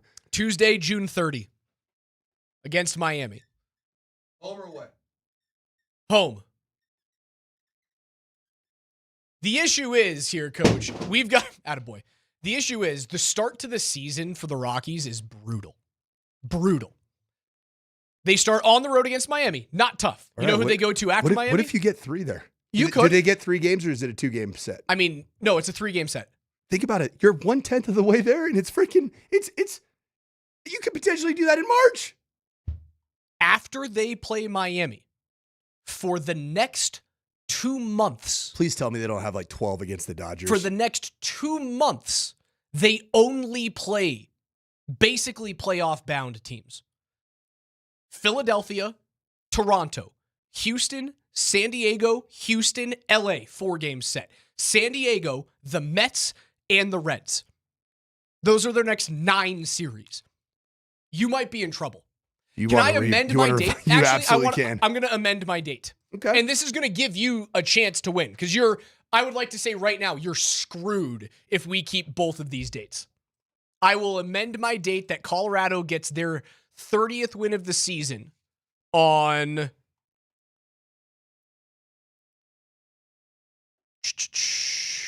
do I want July? Sunday, July 5th against the San Francisco Giants at home, a 2 p.m. game televised on Peacock. That's it, right there. July 5th. Because of how brutal the beginning of the schedule is for the Rockies, man. It is nuts. They go from Miami to Toronto, who were, like 2 outs away and a crazy ground rule double from beating the Dodgers in the World Series, right? That ball gets hit 100 times. Does it get embedded under the wall twice? Maybe. Toronto, Philly, who might win the NL East. Houston, who is aging, but still, if they can get healthy, Houston scares me. San Diego, playoff team. LA, dominant. San Diego, playoff team. Mets, likely, unless they're the Mets, they're a playoff team. And Cincinnati could win the Central. Did you see the Colorado Rockies in 2026, who are projected by many to continue their trend of losing over 100 baseball games? Did you see where their payroll stacks up in Major League Baseball? Is it like 12th? No. Not that high? 20th? 21st. All right. That makes sense. 21st in Major League Baseball? And you're that much significantly worse than the other 9 teams behind you? If you remove Chris Bryant's money, where do they go? That's my question. Bottom 3. Then that's who the Rockies are. And it doesn't seem Chris Bryant's money is a lot of money. It doesn't seem like the Rockies are going to get what Bud Black so desperately wanted the last couple years. No, he's on the 60-day IL. Yeah, you're not going to get what KJ knows. So yeah, if you remove him, they're certainly bottom 5 in the league. Full season of KB. Not going to get it. Not going to get it. If you remove him from the payroll, they're certainly bottom 5 in the league, and that's who the Rockies are. They're a bottom 5 team. You're not expecting fireworks. You're not expecting them to be, this plucky team that's going to be like in contention somehow in July or August. They're not going to do that. They're not good enough. What you want to see out of them this year is like, can you sniff the 100 loss mark? Can you somehow keep the losses to double digits? It's going to be in the upper 90s, but that would be a successful season. I mean, if you look at last year's season, bottom third of the league is, if you were to go 21st best record in the Major League Baseball last season, which is what the payroll is, that was last year's Pittsburgh Pirates. They were the 21st best record, and they were, I believe, a 70 win team. And we're talking about a 30 win potentially in August. The difference between the Pirates is that like they have young pitching. True. I'm going to go a little bit more optimistic this year, just solely because there's hope. There's hope because there was change. There was change in the structure to get leadership, ownership to acknowledge that it is as bad as it's gotten.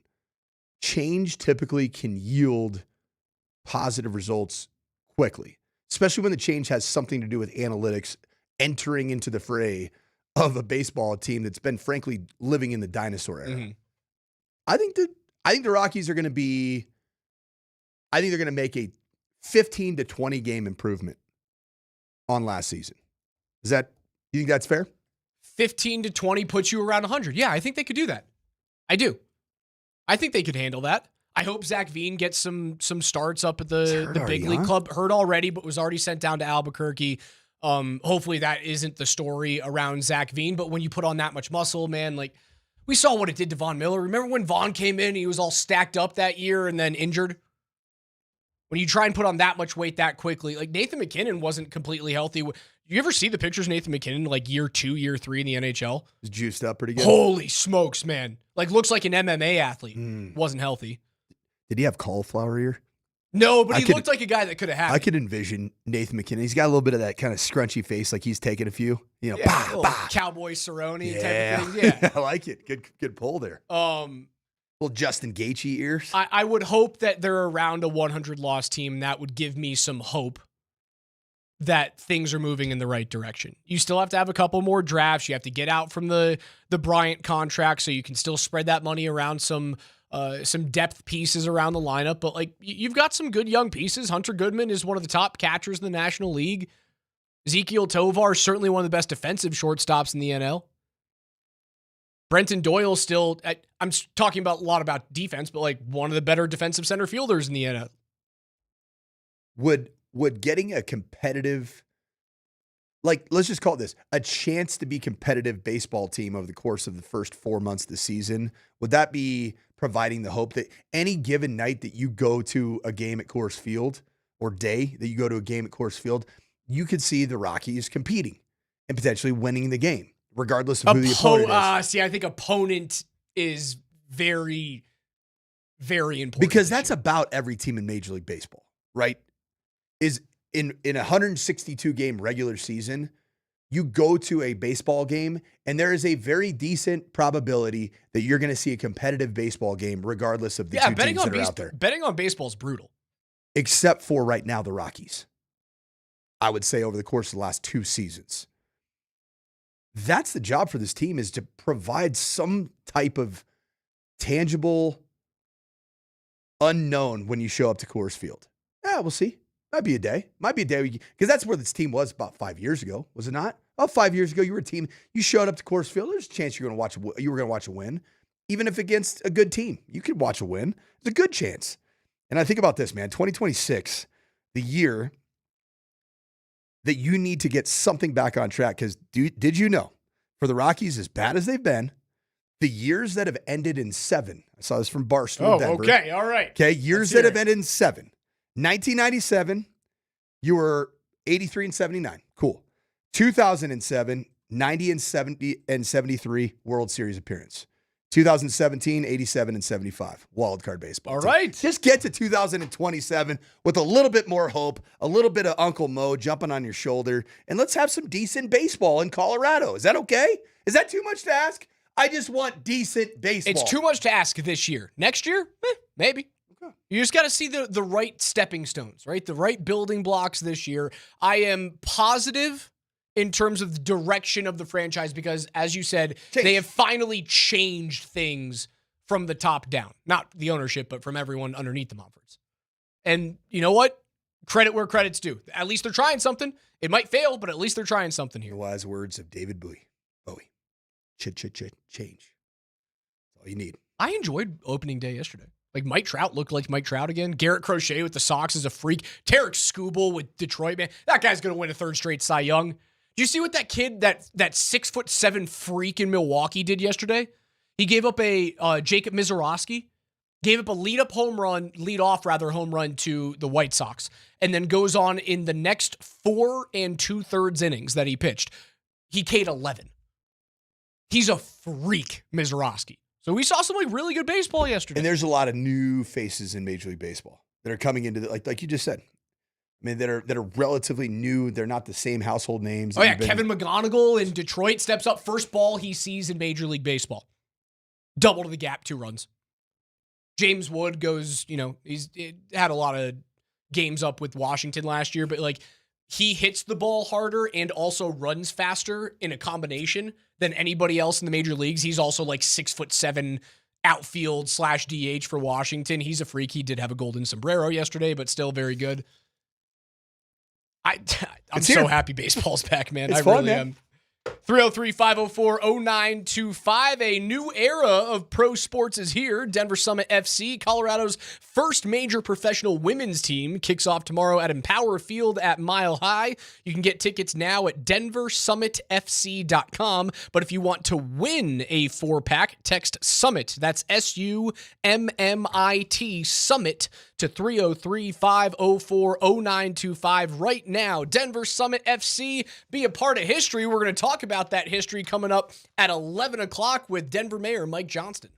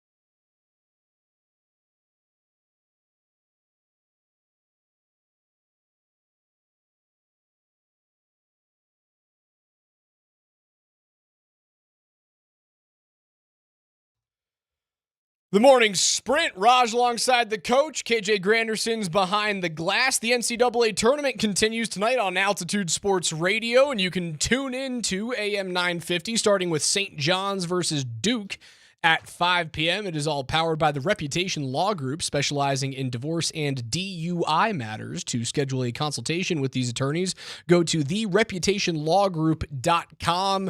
First games in the Sweet 16 in the books last night. We got a couple of excellent matchups at the beginning of the night. Yeah, the Corn get to go home. The Corn, they're done. Well, you get to go home. When you put 4 players out on the court out of a timeout late in the game, you deserve to lose. It's because they don't know even how Corn is spelled. They think it's Korn. I'm like, no, it's a really good band. I loved, but that's not how you spell the product that makes popcorn. Both of those matchups were great. Iowa moves on as the 9 seed. They'll take on Illinois, who handled Houston. It was only 10 points, but like Illinois felt like they were in control of that game the entire way. Illinois is, if you like watching Nikola Jokic play basketball, then watch Illinois basketball. There is so much good Euro vibes of reading the basketball floor, making the right pass. They will beat you death by 10,000 paper cuts, man. That's a fun team to watch. I just hate their head coach. I can't stand Brad Underwood. Brad Underwood also. I like his team. I hate him. I like the way he coaches. I like the way his team plays. I don't like his dye job. And I don't like his LA looks, grease back, slick job, comb over. Not my favorite. Yeah, commit to be in Illinois. Illinois ain't just for men trying to fake us that you got gray in hair. Come on. Come on, Brad. Brad's is completely white if you let it eat. He tries to throw a little snake oil in there. Yeah, what is he's got to be 65? Something like that? Yeah, man, just be 65. Yeah, Perfectly legal. It's okay. It's all right. I got some gray in the beard. I'm proud of it. Yeah, man. a little salt and pepper. It's a badge of honor. Purdue and Texas was sensational. Thought that thing was going to overtime for a while. Again, those plucky Longhorns, that 11 seed, Cinderella. I mean, one of those teams that was ranked in the top 25 at one point at the 11 seed, you know? Thought it was going to overtime. Purdue gets the tip in with under a second to go. That was a heavyweight fight the entire time. Texas looked like they belonged, and the better team moves on. Arizona, and I know we talked about this a little bit. Arizona toyed with Arkansas. Juggernaut. Whole game. They're an absolute juggernaut. And condolences to our very own Scotty Hastings and our sales connoisseur, my man Brandon Evans, both Arkansas Razorback fans and graduates and residents, one of the above. It wasn't even close. No. Wasn't even close.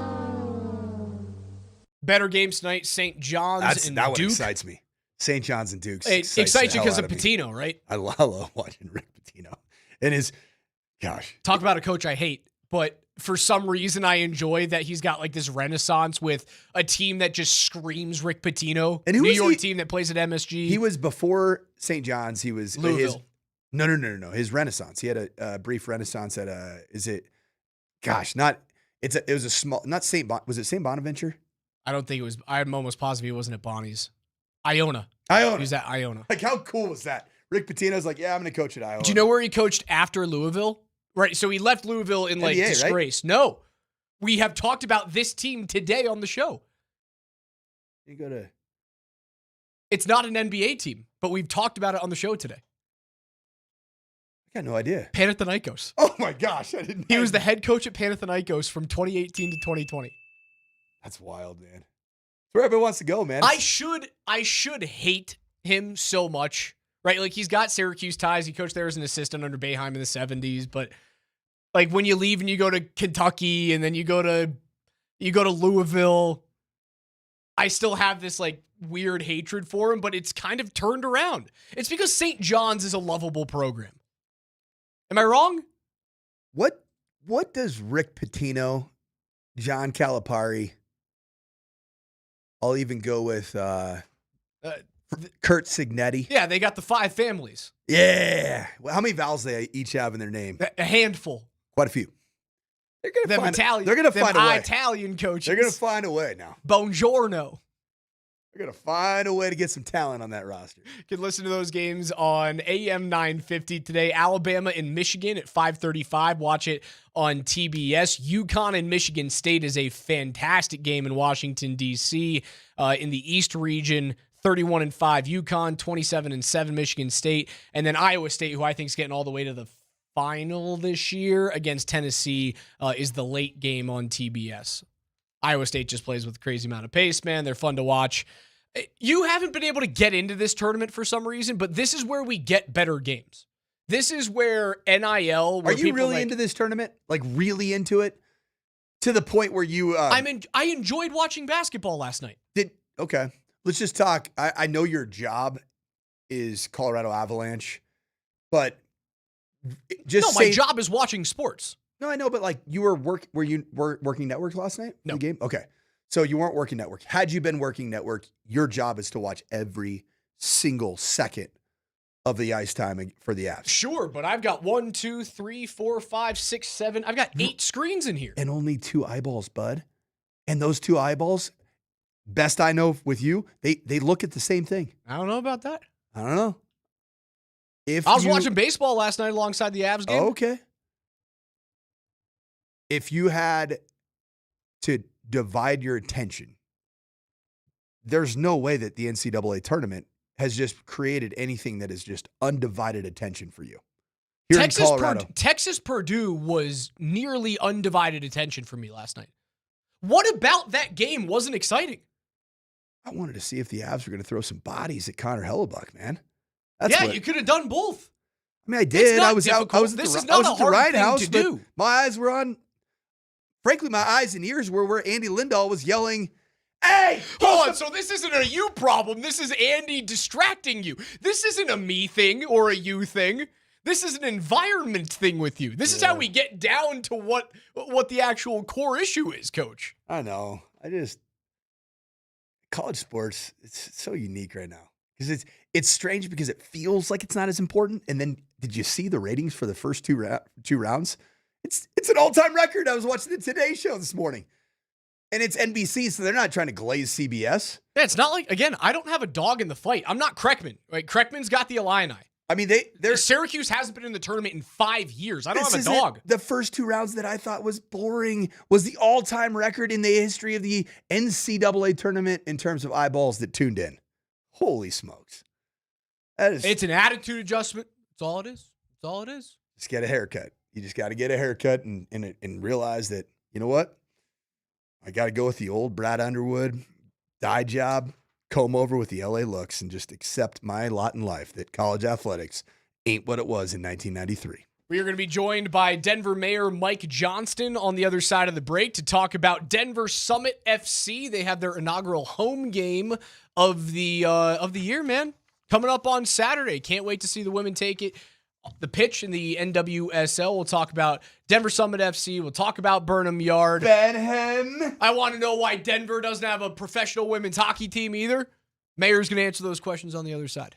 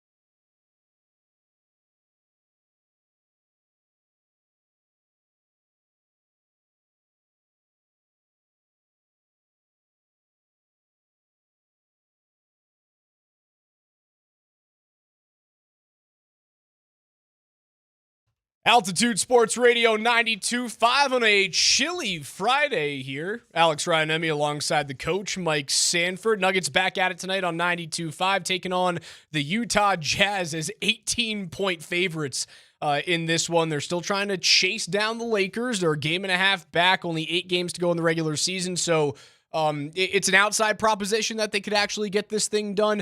I wonder what has a better chance. Do the Nuggets have a better chance of catching the Lakers? Or do the Spurs have a better chance of leapfrogging OKC? Because that is not out of the question either. I think I'm going to go with the Nuggets leapfrogging the Lakers. And I'm going to keep my eyes on that. The schedule really opens up for the Nuggets.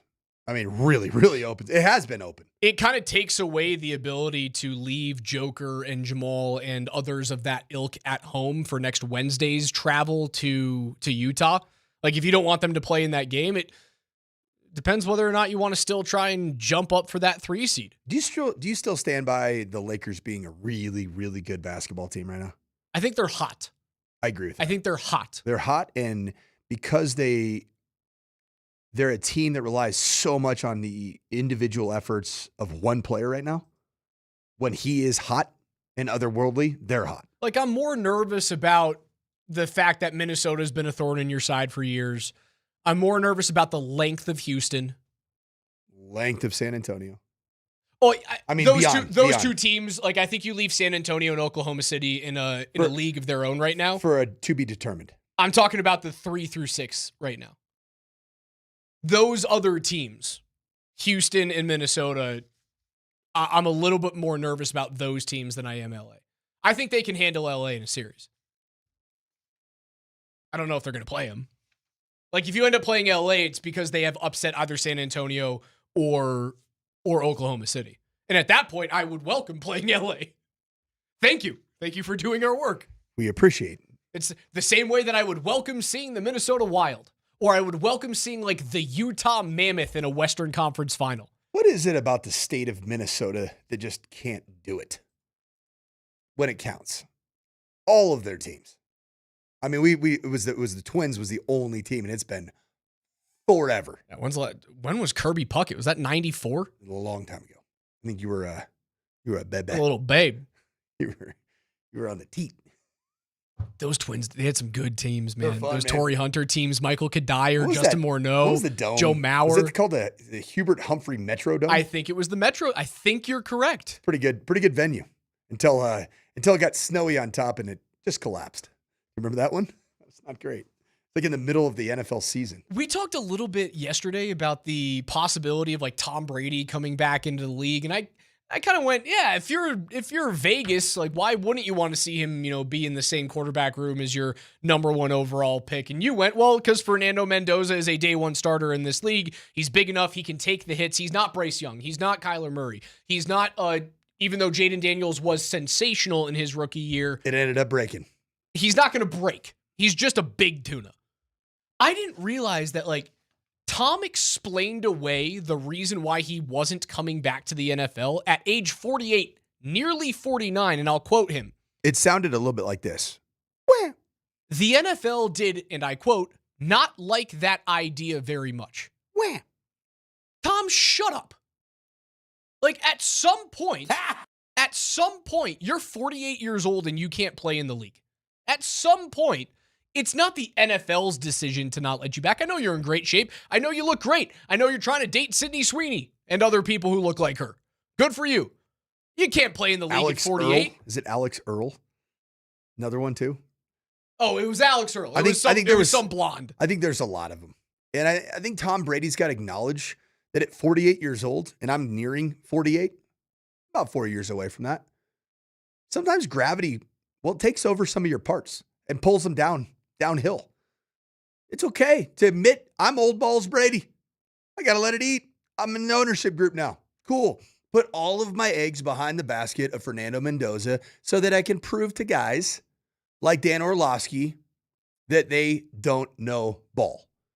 Because Fernando Mendoza is going to be he's going to be a good player. And I think I hate to say this because it's not the best of news that the Raiders are going to be better in the coming years.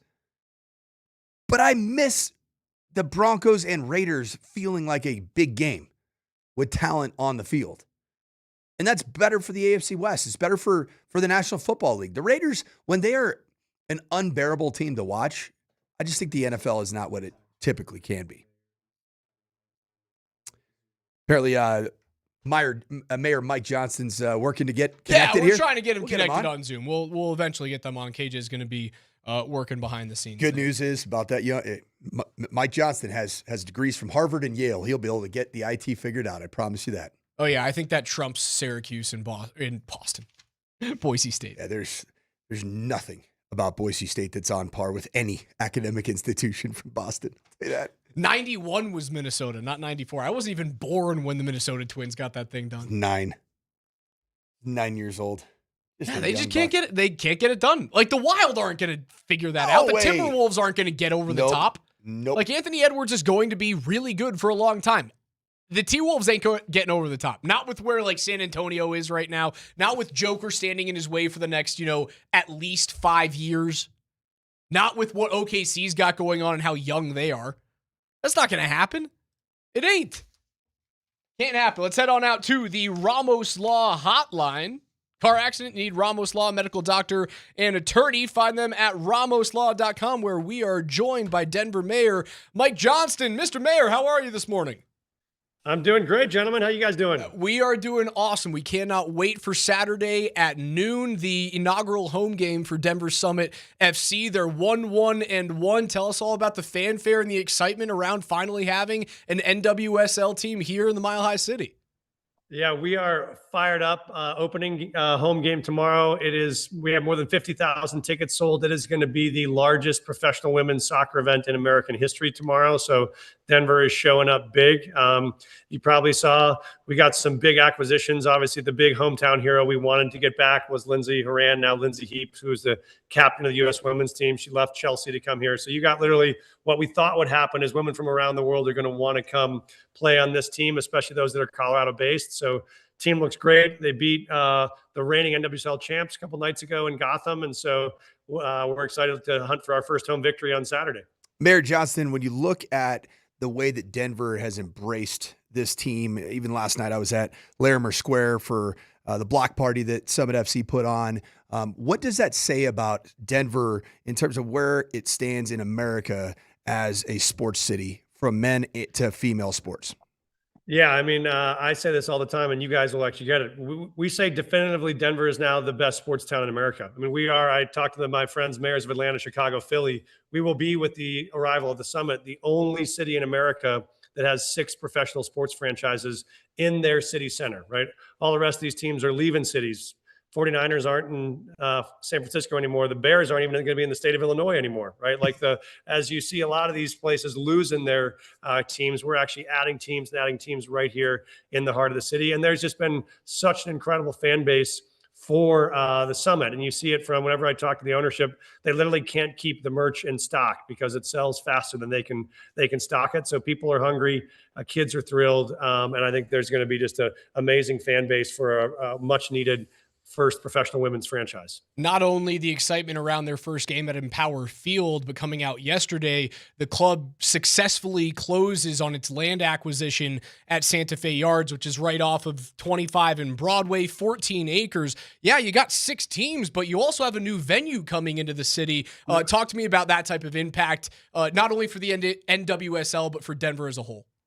Yeah, we're so thrilled about this. And you've probably driven by this spot on I-25, but it's right at I-25 and Broadway. And there's been a big pile of dirt there for about 20 years. It used to be the old Gates rubber factory. It's been sitting empty, waiting for someone to develop it. And this is a perfect chance to do that because both it's going to bring a new stadium there, which will be, yes, great for Summit games, but you can have high school championships there. You can have concerts. You can have, name your events. And you talk to the business on South Broadway. They love it because now they're going to have 12,000 people a couple nights a week walking out of that stadium down to a bar, down to a restaurant. They'll have apartments and retail stores there, and it's all right on light rail. So I think it's an amazing activation for a great historic neighborhood in the city that's now going to have tens of thousands of people there multiple times a week, and that's a big win for small businesses into the neighborhood. Mayor Johnson, talk about this ownership group that has founded the first NWSL franchise here in Denver, Rob Cohen and others like Molly Coors and Michaela Schifrin, Peyton Manning. How good of partners have they been as an ownership group with the city of Denver? I mean, they've been amazing, and it's been a gift. I mean, I got to be with them from the start of this. I mean, we actually were in on both a WNBA and an NWSL bid at the same time. And WNBA got a little colder, NWSL got hotter, but we were in the room together on looking for a site, on thinking about names, on trying to find all the logistics they needed to talk with the commissioner as we talk to the commissioner regularly. It's just been a great local effort. And it's amazing that Rob Cohen, who's the anchor, is a longtime local business guy, went to Metro State right here in Denver, did really well successfully, and has always wanted to give back. And we love the idea of having more and more Denver athletes in it. I will say I was pushing for Michaela Schifrin from the beginning. I'm a huge fan, and so delighted that she's in the ownership group. Peyton, whatever, you see Peyton all the time. Michaela Schifrin's a legitimate star. So we're delighted to get her on board. So we're thrilled about the ownership group, thrilled about their commitment to the city long-term and to young athletes. I think this is just going to be a huge win for the city. My hope is that this isn't just the only women's professional team that finds its way into the city limits. Like, I'm a hockey guy. I host the Avs post-game show. When are we getting a PWHL team here? The last time that we saw them, like, they set attendance record when Minnesota and Montreal were here. I need a team for hockey. Yes, I was at the PWHL game, and it was insane. I mean, it was 14,000 people there. It was like as full as a midseason Avs game, and there were tens of thousands of people that had the "We Want a Team" sign. So I'm with you. I've reached out to the leadership of the PWHL. We want to try to bid for a team in Denver. We'd love to try to get a WNBA franchise out here. So we just want to keep adding more and more franchises because we think they bring people moments of joy. It's great for business. It's great for fans. And so we would love to see the PWHL here. And I think there's a real sign that there's a really strong brand for that here too. We're joined on the Ramos Law Hotline by Mayor Mike Johnston. And Mayor Johnston, how important has it been, to switch subjects just a little bit, to keep the Denver Broncos for the foreseeable future in the city of Denver, and particularly the spot at Burnham Yards? What has that been like in terms of securing that spot, getting some of the deals done to make sure that the Broncos stay in their namesake Denver? I mean, it's critical to the life of this city, not just economically, but emotionally. I've watched some of my good friends who are mayors of other cities lose their teams. You watch Kansas City, Missouri, however much you hate the Chiefs, to have them walk away from Arrowhead, that's crazy. To have the Browns walk out of Cleveland, to have the Bears walk out of Chicago, like that's a very real moment in the NFL right now. Almost half the NFL teams have left their home cities in the last 20 years.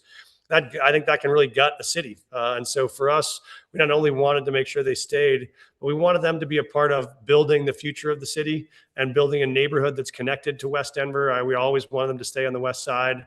This is going to be a great win-win for the city because you both get a whole new development at Burnham, which was an empty rail yard for 150 years, where you'll now have great restaurants and bars. It'll be one of the only really walkable NFL stadiums in the middle of the city.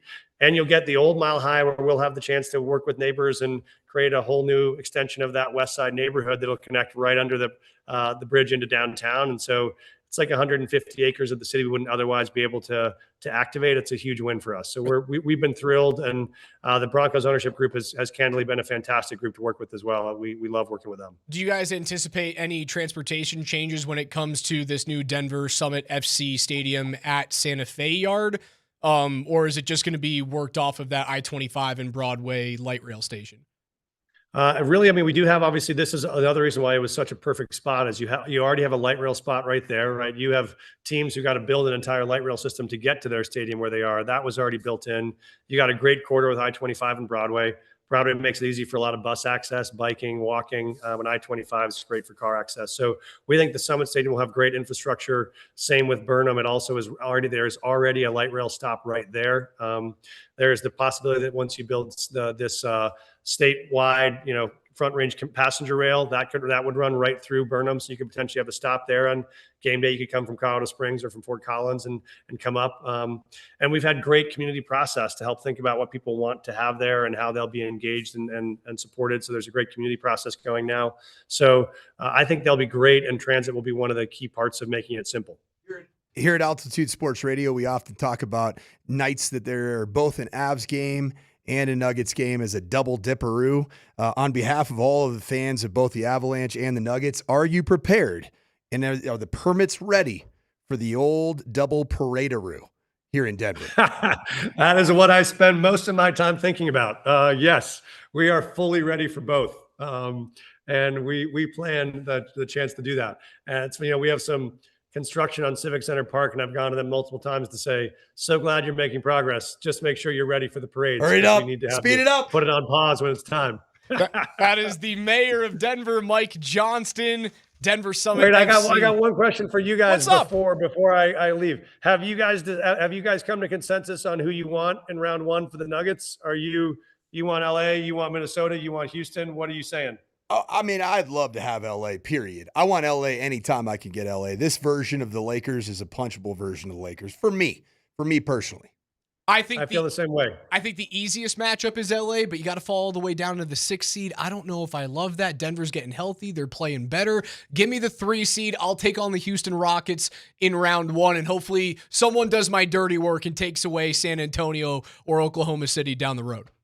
That is exactly. And I actually don't want to see Minnesota as much as I'd love to beat them. I would not want to see them in round 1. Mayor Johnson, we appreciate your time. Thank you so very much. We can't wait to Good see to everyone you guys. out Thanks there for having me. in Power Field at Mile High. Denver Summit FC, their inaugural home game coming up this weekend, Saturday at noon against the Washington Spirit.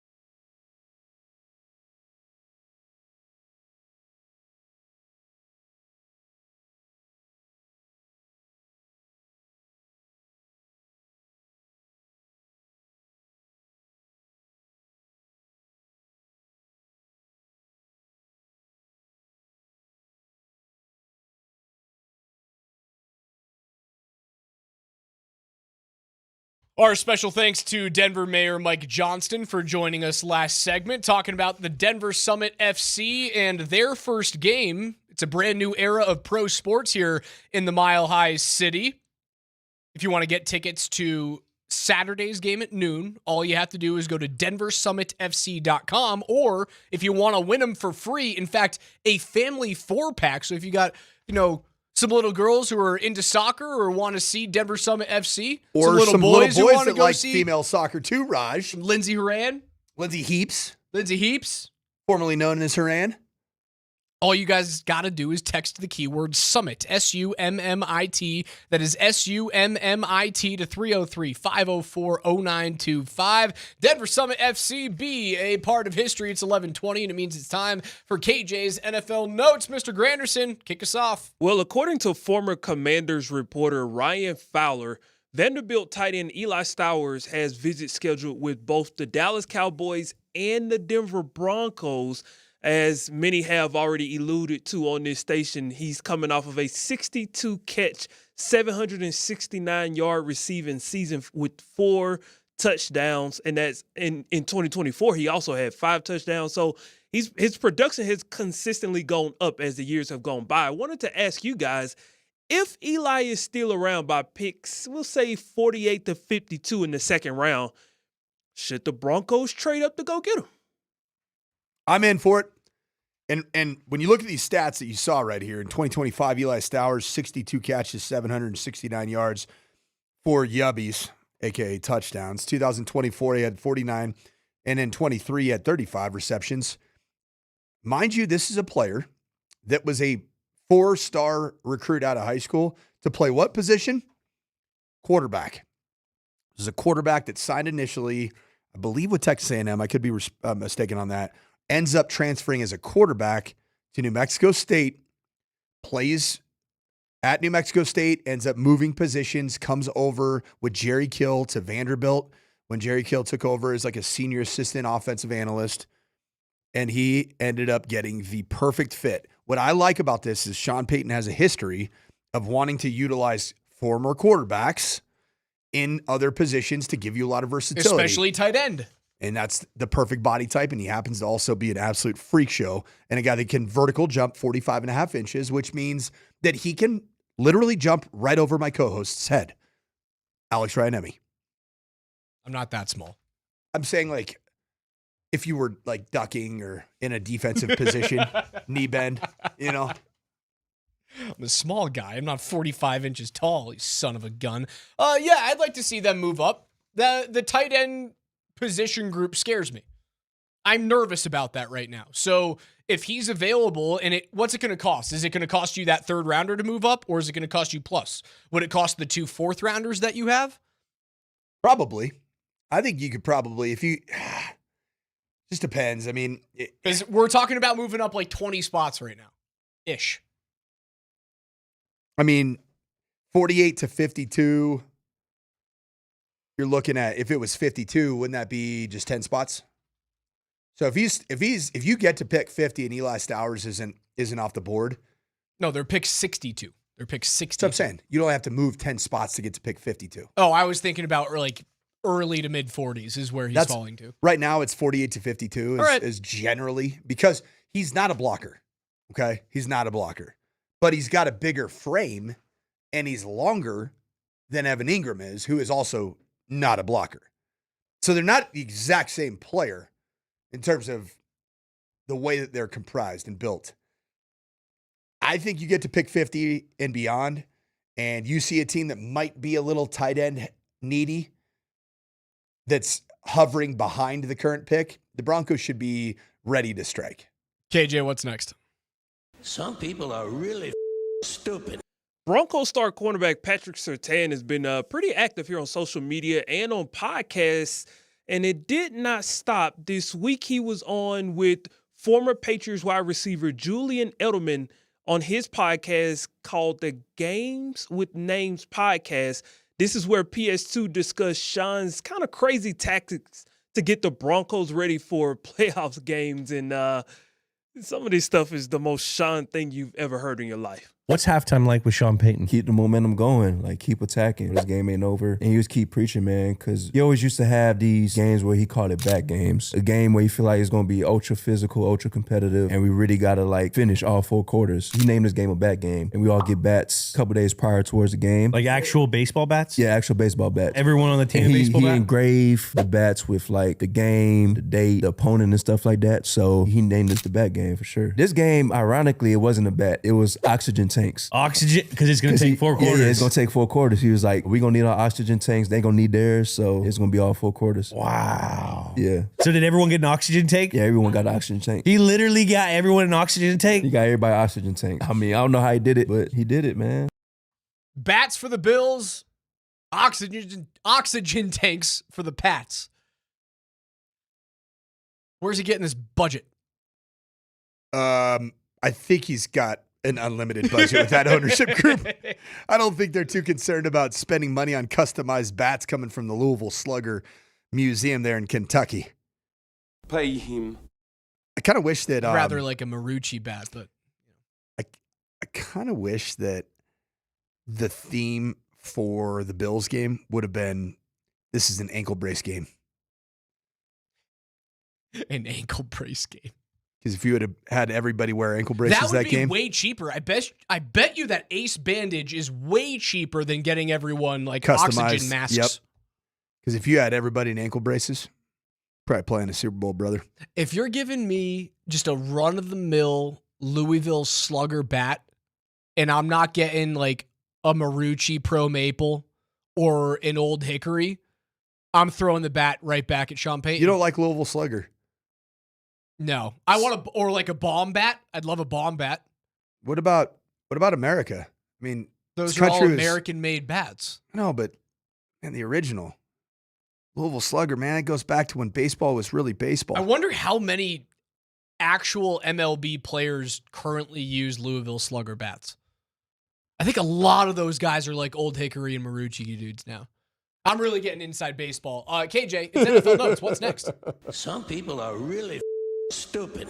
Earlier this week, we played a soundbite from Dan Orlovsky of ESPN, staking his claim that Ty Simpson is a better quarterback prospect in this draft than Fernando Mendoza. And obviously that kind of led us to kind of get on Danny O for a little minute earlier this week. And then Pat McAfee got his hands on Dan Orlovsky. Oh, tune into this. And it sounded a little like this. We boots on the ground saw Fernando through the biggest games, and it's just like everything about him just screams. What biggest games, Pat? Oh, no. What biggest games? Oh, college football playoffs. Now you're playing possum. No, you're right. Those SEC games are bigger than the playoff games, Dan. Am I allowed to ask questions and have an opinion They as well? played each other head to head. Okay, Dan, do you just have so the college football playoffs a big mockery, a scam, doesn't mean anything. These games just don't matter. Like, what do you mean? What are the biggest games? They have a full committee. They have billions of dollars in TV rights for what the biggest games are. Okay, and so no, I'm aware of that, dude. Like, you guys, okay, so in the biggest games, so the college football playoffs started, and they played opening. Well, you can their start at opening the Big game Ten was against- championship, I guess. You can say Big Ten. Okay, Big Ten championship. Okay, Big Ten championship. In that game, they're down 13-6 going into the fourth quarter. Indiana. And then what? Boom. 2 seconds later. We birthed Dan Orlovsky. Yeah. So, like, we actually love Dano. He swam himself right into this one, so that's on him. But we know Dano. Dan will go back to the tape. Dan will continue to do his Already thing. has. We appreciate Dan. We love Dan. And I kind of hate how he does stuff and then plays victim. Sure. I don't like how that happens. I can see that. No, it's crybaby move. But on that note, we love Dano. What big games? Well, starting out, you had a top 10 matchup, the fourth game of the season, which was your Big Ten opener. And mollywopped Illinois. And they were ranked number 9 in the country with one of the top defenses in the country, and you put up 63 freaking points. It won by 53 points. Anytime you play Iowa, you're playing against a top 3 defense in college football, and you win that game. Oh, and then you go play at Oregon in week 6 of the season, and you put up 30 points at Oregon in one of the loudest, most ruckus environments in all of college football. Talk about loud environments. What about November 8th at Penn State? At Penn State, didn't have your A game, and guess what you did at the end? You found a way to make the throw. Catch of the year. And obviously the catch from Omar as well was elite. And you play Ohio State in the Big Ten championship game. Yeah, you didn't score a ton of points, but you won. Guess what the NFL is oftentimes about? Not having your A game. Patrick Mahomes has won games where he scored 13, 16 points. I've been screaming into a microphone the past couple of days about how if you had the ability to sign Bo Nix right now to an extension, you should, because what does he do? Wins football games. Speaking of which, did you see this stat that came out? This was intriguing. At NFL Researcher on the X said most total first downs or touchdowns when trailing by one possession in the 2025 NFL season. Number one, Bo Nix with 80 first downs or touchdowns when trailing by one possession. Tied with Caleb Williams. He was the best quarterback in clutch situations when his team needed him. Doesn't shock me. Pay that man his money when you have the ability to. Yeah, Orlovsky, he's kind of sticking his foot in his mouth there. You know what Dan Orlovsky reminded me of on that one? Is when you are so incredibly deep in either a lie you can't or in an argument that you just you start sounding foolish, and that you yourself know subliminally in the back of your mind, I am an idiot right now. That was arguably one of the stupidest things. Like, do you realize that the University of Indiana, IU football, that has been completely irrelevant for 50 plus years since I've been alive, was led by Fernando Mendoza that won games at Penn State, Big Ten against Ohio State, versus Alabama, the guy that he's arguing for. How many points did Ty Simpson's offense score? 7. 3. 3? 38-3. I thought they had 7. They didn't score a It was 3. touchdown. Never mind. And then you beat Oregon a second time and put up 56 points in the semifinal game at the Chick-fil-A Bowl in Atlanta Falcon Stadium. And then you beat Miami, who had arguably one of the best defenses again, and you scored 27. It wasn't the prettiest game, but you got it done. It was 125 years that they've been mediocre, by the way. 125 years. Bad. And I'm not... They had never had a season in which they won double-digit games until Cignetti came over in 2024. When I lived... In 125 years. When I lived in South Bend, Indiana, my dad was coaching at Notre Dame. It was the Antoine Randall quarterback at IU era. And even then, you're like, ooh, this is fun. They won like 4 to 7 games. I mean, that was essentially what they did in those years. KJ, one more. Some people are really stupid. Yeah, Dan. We usually don't get into college football during NFL notes, but we have a future top 10 NFL pick who needs to be made special exceptions for. One of the quietest storylines, probably all of the offseason, has been the grass is green on the other side whispers that have come from former Buffs who have left CU this offseason. And first it started with Ryan Staub, and then eventually London Merritt got in on it. And obviously the biggest one has been former left tackle Jordan Seaton. Here's Jordan Seaton's comments on his time with CU and then what has transpired at LSU since coming. When I left Colorado, I feel like I was at a good point, but I feel like coming here, the transition from how I eat to how we work out here, is just kind of different. My decision to come here was just based off, it just means more, Coach uses that quote, it's just different here, and I really believe that. Being here is really just different from how we train to how we work, and the word extra around here. Everybody, we're big on extra, because just doing what's required is not enough. When it comes to work, that's what this place is about. Like, you don't come here to do nothing else but work. You know what that sounds like? And you know what Jordan Seaton looks like? For anybody who thinks that he looks skinny, you don't know ball. When you're that great of an athlete at a tackle, and you can carry 305 to 315 pounds and look chiseled and have a jawline, you want to do it because it ends up giving you more opportunities to be a top 5, top 10 pick in the draft. That sounds like a guy that wants to be serious about ball. It's a different tone, a different vibe than Jordan Seaton had in his first 2 years at CU. Look at him. Tone to. He looks like a freaking tight end. But he's carrying. No, he's got a little bit more thickness to him. I don't think he looks like. I certainly don't think he looks skinny. But he's not carrying 360. He's changed his body in a good way. That is what you like. That's what you want an elite offensive tackle to look like. You don't want those guys to carry around a bunch of extra fluffy weight. I always say fleshy. I thought he was starting to get a little fleshy as a CU buff. And right now, he looks like 305 pounds of twisted steel. He's saying things that a lot of other dudes leaving CU are saying. Colorado's most complete local appliance store is Mountain High Appliance. They've got locations in Denver, Louisville, Littleton, Colorado Springs, and Glenwood Springs. They offer every major appliance line and brand, and you can find them at mountainhighappliance.com. The Nuggets take on the Jazz tonight, 6:30 p.m. pregame right here on Altitude Sports Radio 92.5. You can listen live on your radio, or you can stream it anywhere on a smart speaker or online within 75 miles of Denver. We'll wrap things up here on a chilly Friday mid-morning. That's the coach. I'm Raj. It's Altitude 92.5.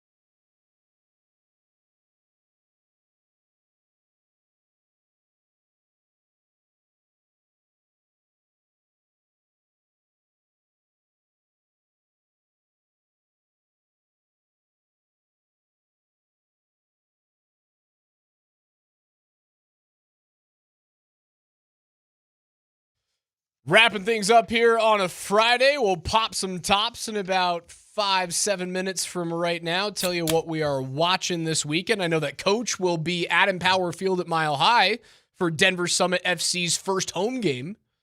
History will be made. We heard from Mike Johnston, the mayor here of Denver, of the Mile High City, that not only is it going to be the first professional soccer event for the women's side in Denver history, it's also going to be the largest attended women's professional sporting event in American history. Doesn't the women's national team play here in a few days too?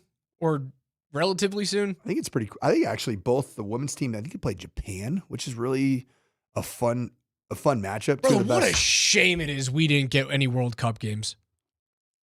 That's going to change. What a travesty. With the new, you have the perfect name for a place that could host the beautiful game. What do you mean? In about 10 years. Live from Benham Yard. Well, yeah, they're not going to get a World Cup again in 10 years. I mean, you're going to get all the big international soccer events. It's like 30. You get 30 years in between World Cups. Coach, here running around in Benham Yards. Brother, you're going to be 75 the next time a World Cup comes to the States.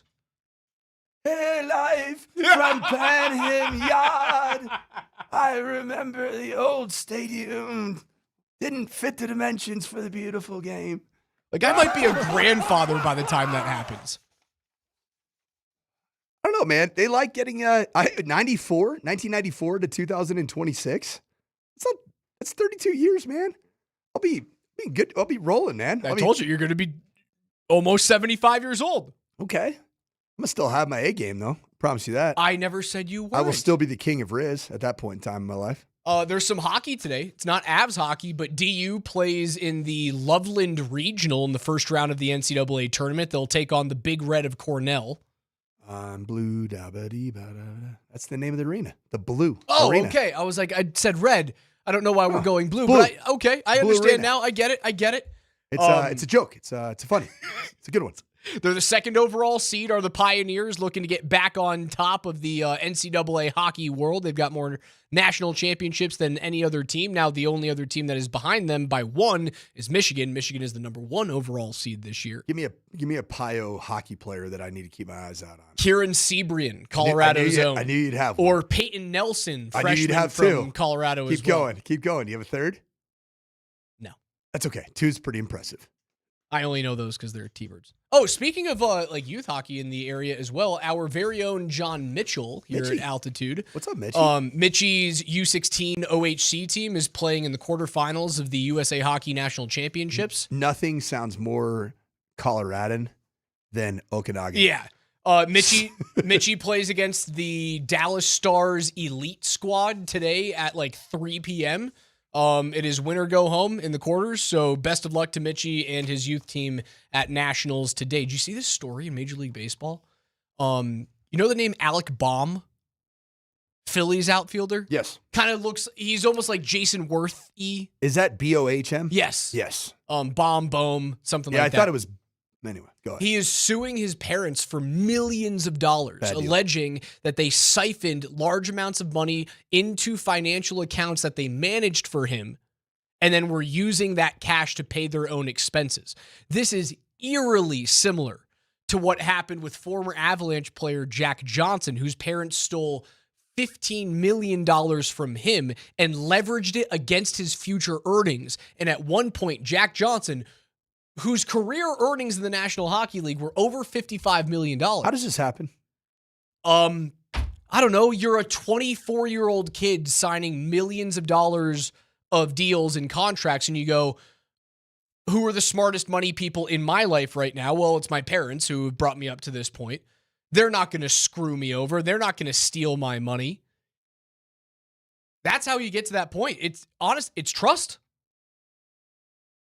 So he's this Phillies third baseman / outfielder, Alec Boehm, is now suing his parents, Lisa and Daniel, who apparently told him that they assigned themselves a 10% stake strictly for administration purposes, and that Boehm was the true owner of all the LLC athletes, but they are now going back on that comment, saying that they are not or they don't have to pay him back. Yeah, That's how you ruin a family, brother. I just saw Lisa Boehm She looks like someone who would embezzle money. Yeah, she looks like she's swindled before. Not afraid to get caught up in some white-collar crime, even when it involves her own son. Yeah, the story is, even if your parents are real good with money, maybe you just hire someone else to do that. Yeah. Oh, Dad? Dad looks like he's straight off a Madoff scandal. Dad looks like he's the Temu version of John Oliver. What are we doing here, man? Suboptimal there for Alec Baum. All right, Coach, you and I made a bet as it is Rockies opening day. Their 30th win of the season last year came in early August. August 2nd, to be exact. August 2nd. Post-All-Star break. So Coach's bet today was we're going to see as close as we can get on the date of the Rockies' 30th win this season. Coach is high on the Rockies this year after losing 119 games last year. You say June the 20th at home against the Pirates. I say Sunday, July the 5th against your San Francisco Giants. Both home games. They're going to lose I'm going to say they lose 98 games this year. Okay. I 98. like that. Wouldn't that be fun? The only reason why I don't think that would mean 64 wins, brother. The only reason why I don't think that See what I did there, math-wise? I'm very proud of you. Pretty good, huh? I don't believe that they're going to get June 20th because of how brutal their start to the season is. Where they just play playoff team after playoff team after championship contender after championship contender. Now, it's going to be good for this young core, right? Like, you're going to kind of figure it out. I think hopefully Dahlander gets some starts against those good teams because he's starting the year as a middle reliever. But that's what you want to see at the beginning. Throw him into the fire. As of right now, the Miami Marlins are minus 190 favorites against the Rockies tonight. I think they get it done tonight. And if they get it done tonight, opening day win. If the Rockies win their opening day game, they're 1/30th of the way there. I mean, this could happen.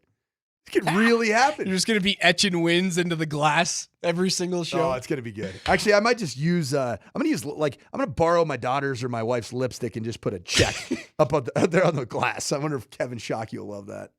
Oh, no. All right, KJ, it's Friday. It means it's time to pop some tops. What are we listening to? What are we watching this weekend?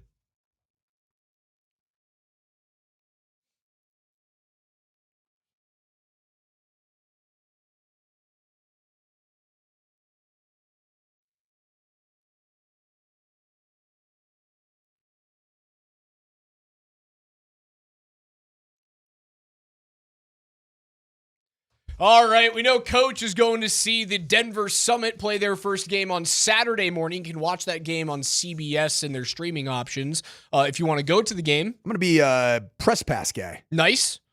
DenverSummitFC.com if you want to buy some tickets to get to that game. Also, you can win tickets all day long here on Altitude Sports Radio by just texting the word Summit, SUMMIT, to 303-504-0925. You could get tickets to that game for like $31. Go to Empower Field, take your kids, take your family, get into the building for a historical event. That's what I'm going to be popping my top to.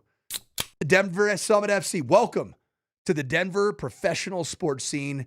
And I can't wait, hopefully, to watch Lindsay Heaps, not just the captain of Summit FC, but the captain of the U.S. Women's National Team, make hopefully her debut as a member of Denver Summit FC. Been looking to see if she's going to be healthy. I'm juiced up that baseball is back, and I think the best matchup of the weekend is between Jacob deGrom and Aaron Nola, the Rangers against the Phillies, two teams with a lot of good young talent. The Phillies probably... It's either them or the Mets that win the NL East. So you're seeing a couple of good teams, a couple of excellent pitchers. The Rangers have a really young, amazing 23-year-old outfielder in Wyatt Langford, who is electric. I'm tuning in for that game on MLB TV at 2 o'clock on Saturday.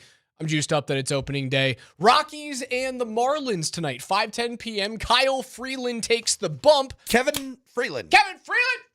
Don't miss tonight's Nuggets game on Altitude Sports Radio 92.5 against the Jazz. Your pregame is at 6:30, but that's going to do it for us. Hang around and hang out with the nerd. Without Darren a doubt. McKee and 2 7-footers and Glorilla. That take us home. Is the coach Mike Sanford. KJ's behind the glass. I'm Raj. I agree. Glorilla, what's up? Kevin Freeland.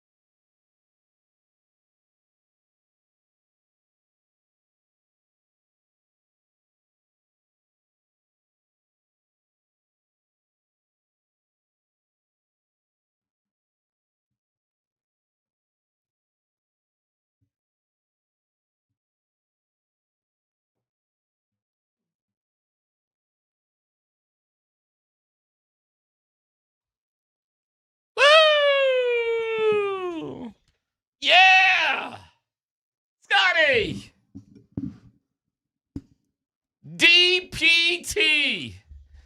Double parade time. Hey, the Sprint did ask the mayor about the double parades. I know, and they're actually working on things. But to my surprise, that's on the radar. No, they have meetings. They have meetings every year just in case. Nice job, Dan. Great montage. Ozzy. You can't never go wrong with Ozzy, right? And we got Riker and Moser. Here we go. Mama. The Avs are coming home with 8 points, Scott. By the way, just a little trivia. The last song Ozzy sang live. I know. I cry when I see that. Because he's sitting in his chair, and they're doing the tribute. He's saying, Mama, I'm coming home. He's clearly close to death. He died like a week later. Yeah. So I was like, see, you get me all choked up even thinking about that. But yeah, Mama, I'm coming home to the rock gods because Ozzy rules, man. And so do the Avalanche, bro. Like, going on that road trip. Do you hear your wife? Did she watch the game last night, first of all? Yes. Okay. So, and as you said, a 5-hour commitment. It's the pregame. It's all the postgame. Yes. It's intermissions. Dude, does she pause the TV at intermissions and take a leak and then come back?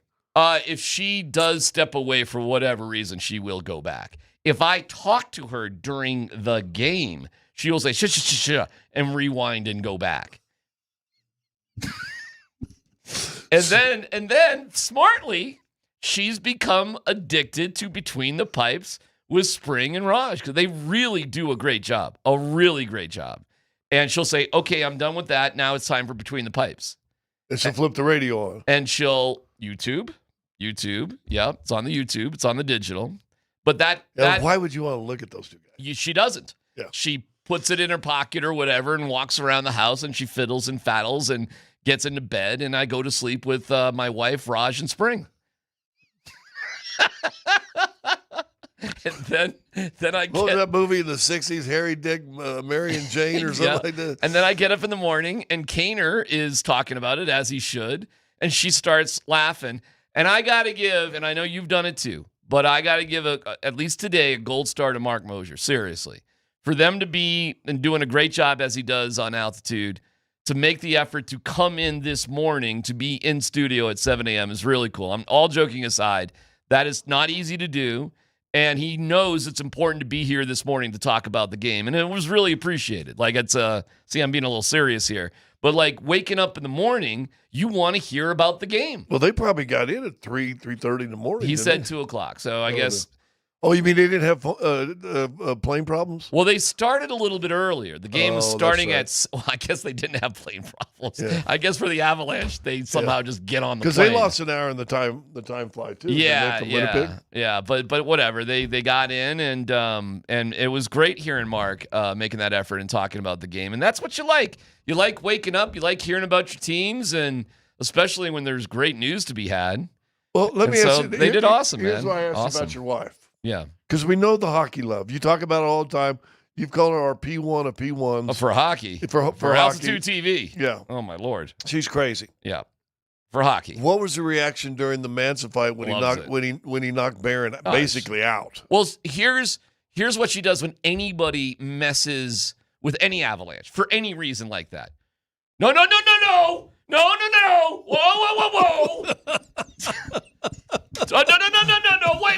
Wait. It's like that. It's like she gets upset if you ruffle anybody on the Avs feathers. But when Manson just leveled Barron, it was like gleeful screaming. Did she like jump up or was it? She jumps up. She starts throwing punches. She gets up on the seat. She starts shadowboxing. Yeah. You got to video this sometime. You got to secretly put a camera. Remember when Vic used to do that with his mom? When his mom would sit in the kitchen and watch Nuggets games? Yes. And he would video her, and she's like sitting there talking to the TV and blah, blah, blah. I'll see if crazy. I can't sneak that in. You ought to see if we can sneak it. Because you'd think I'm lying about it, but it's loud. And I told you we were in a crowded bar on St. Patrick's Day the last time they played the Jets. Winnipeg, yeah. And she's screaming, F you, Hellebuck. One time. She wasn't doing that repeatedly, but it was one time really loud. So no, she's into it. She's mad at me now a little bit because I'm like, what? Right. What's your title in the relationship? Well, husband. Yes. Because I'm like, oh, it's done. And she's like, don't say that. But it was 3-1? No. Like, it's done for the first place. That's it. It's a wrap. It is, by the way, because Dallas has lost 4 games in a row. The Avs have a 7.5, I think. They have a 9-point lead. Ooh. Oh, that's right. You got 2 We don't do night. games like that in hockey. And a game in points. hand. That's right. They have a 9-point lead with a game in hand. It's over. It's a much closer battle, way closer with Dallas and Minnesota for, I think it's only like a 2, maybe 3 2-point difference, something like that, Dan. I don't have the standings right in front of me. It's something like that. It's really close with those 2 teams. A 3-point difference between Dallas and Mini. Dallas does have a game in hand on Mini. Okay, so that's... I never understand the game in hands. I mean, they played one less game. That's all. You just played one less game. Not complicated. So you still have a chance to up it for 2 points. Why do you think the Nuggets are sometimes like 12, like a game and a half behind the Lakers? So we use halves instead of a game points. in hand. Or points. Well, whatever. The point. Trust me. Oh, trust me. Do I not? Trust me. Do I not? The whole thing, the hockey thing. There's no. I just play in their world. Like, listen, 25% of this crew trusts you. All right, I got you. Another great thing. I love pointing this out. In the NBA, it's the NBA Finals. In hockey, it's the Stanley Cup Final. They don't throw an S on the end of it.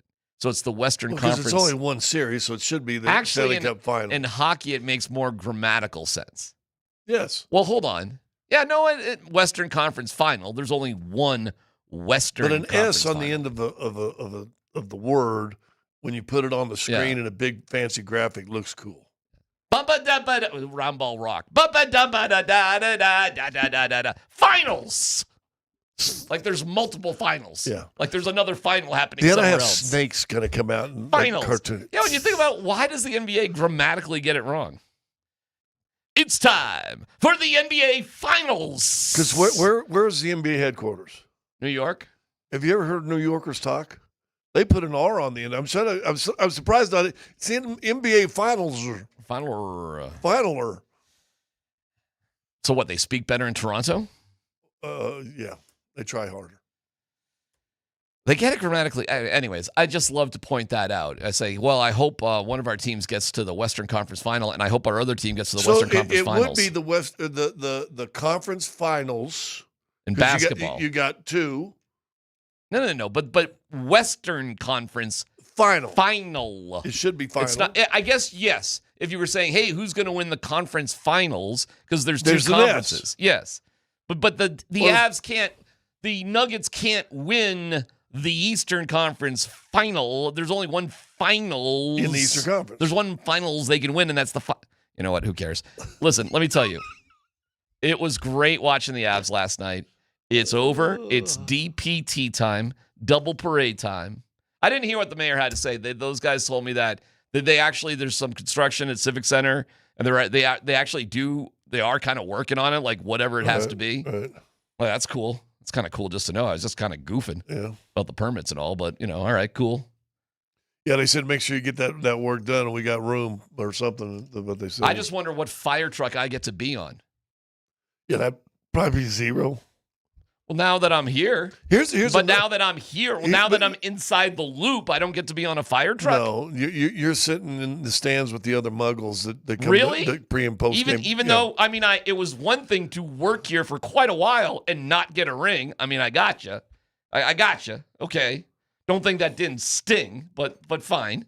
Boy, that did hurt you, didn't it? Well, I mean, a little bit, right? Well, you got to be here and you got to stay here, I guess. yeah. The be here's didn't get one, but the stay here's didn't get one either. It's like you got to be here and stay here. You can't just get here. Yeah. I mean, I was there. And by the way, I'm the one that asked Jokic about the parade thing. You're welcome. For everybody that likes the parade and, I want to stay on parade and all that. That's because your boy here asked him about it. Nothing. No credit. No nothing. I look at Joker. No, nothing. Nothing for the effort. No nod. I want to stay on parade. That's because of me. Oh, when's the parade? Yeah.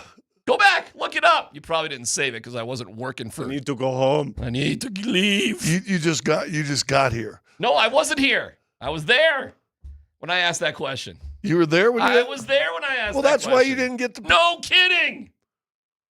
I'm here now. But some people were here and then went there. They didn't get it either. They didn't get it either. Yeah. Tough luck. Way to go. But these are the first world problems we all have to worry about because it's DPT time. The question is, here's the question. Do you think, I'm going to boil it down. Do you think the Avalanche can beat the Stars in the second round? And do you think the Nuggets can beat,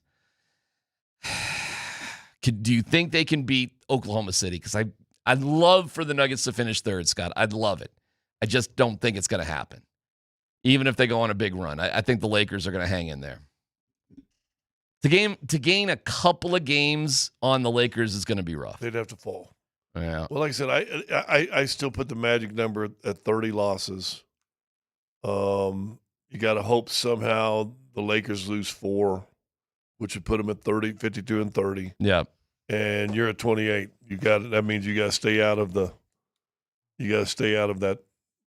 tied record because they have the tiebreaker. Well, I hope everybody else is feeling good about it. It's a good day to chat it up if you want. We can even take a How call. about How about we cold take it got couple today? Did you ride your bike down there? Yeah, I did. Was it cold or what? Yes, it was. I bundled up though. Cold is cold. Cold is like a day of skiing, and I like skiing, even though I went out on this. I actually went to lift weights for the show today. Good for you. But I'm in the house, BBB. Hey, looking and jacked I put up. just a thin long sleeve shirt. Yeah. And I realized, Jiminy Christmas, it was 80 yesterday. What happened? It was 80 the last 3 days. I was bundled up on the bike, no doubt. I wasn't paying attention. So. No, it was something. In fact, it's funny. I was leaving the game there tonight from Ball Arena, and I just got my sport coat on. Yeah. I went, man, I love leaving games. By then it was like 11, Yeah, still 15 nice, when I though. got Still out. nice. And it's nice. Sports coat's perfect. Yeah.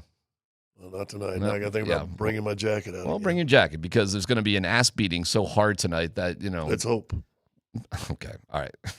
Listen. All right. We can get into it. We can get into it. We'll define roles. Let's define roles before we go. Okay. And then I got a really good dumb question. All right. Well, hang on. And listen, if you want to participate in the show, 303-504-0925. I think we can even take a couple calls. Seriously. We don't really do that all that often, but, see how stupid people are today or excited they are. Wow. We'll see. I don't know. I started my career taking calls. No kidding. I was in that world too. How many calls you get today? I got like 30 calls. Great show. Yeah, we had full line for 4 hours. Yeah, do you like dogs or cats? I like cats. I like dogs. I like dogs. I like cats. Great radio. Don't miss tonight's Nuggets game on Altitude. Just take that for any topic. I like guns. I like guns. I don't like guns. I don't like guns. I like guns. I don't like guns. Pre-game for Nuggets Jazz starts at 6:30, powered by Ramos Law, 92.5. Stream it on any smart speaker or online. Within 75 miles of Denver, your home for the Nuggets is Altitude Sports Radio 92.5.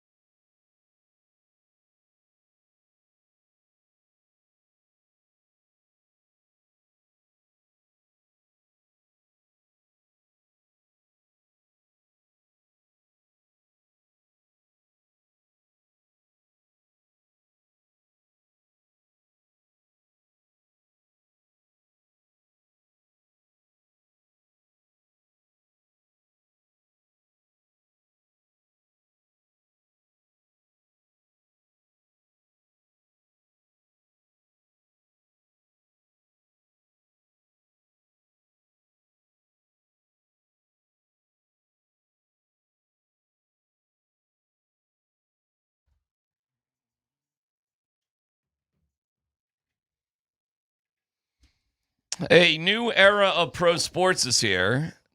Denver Summit FC, Colorado's first major professional women's team. It kicks off tomorrow at Empower Field.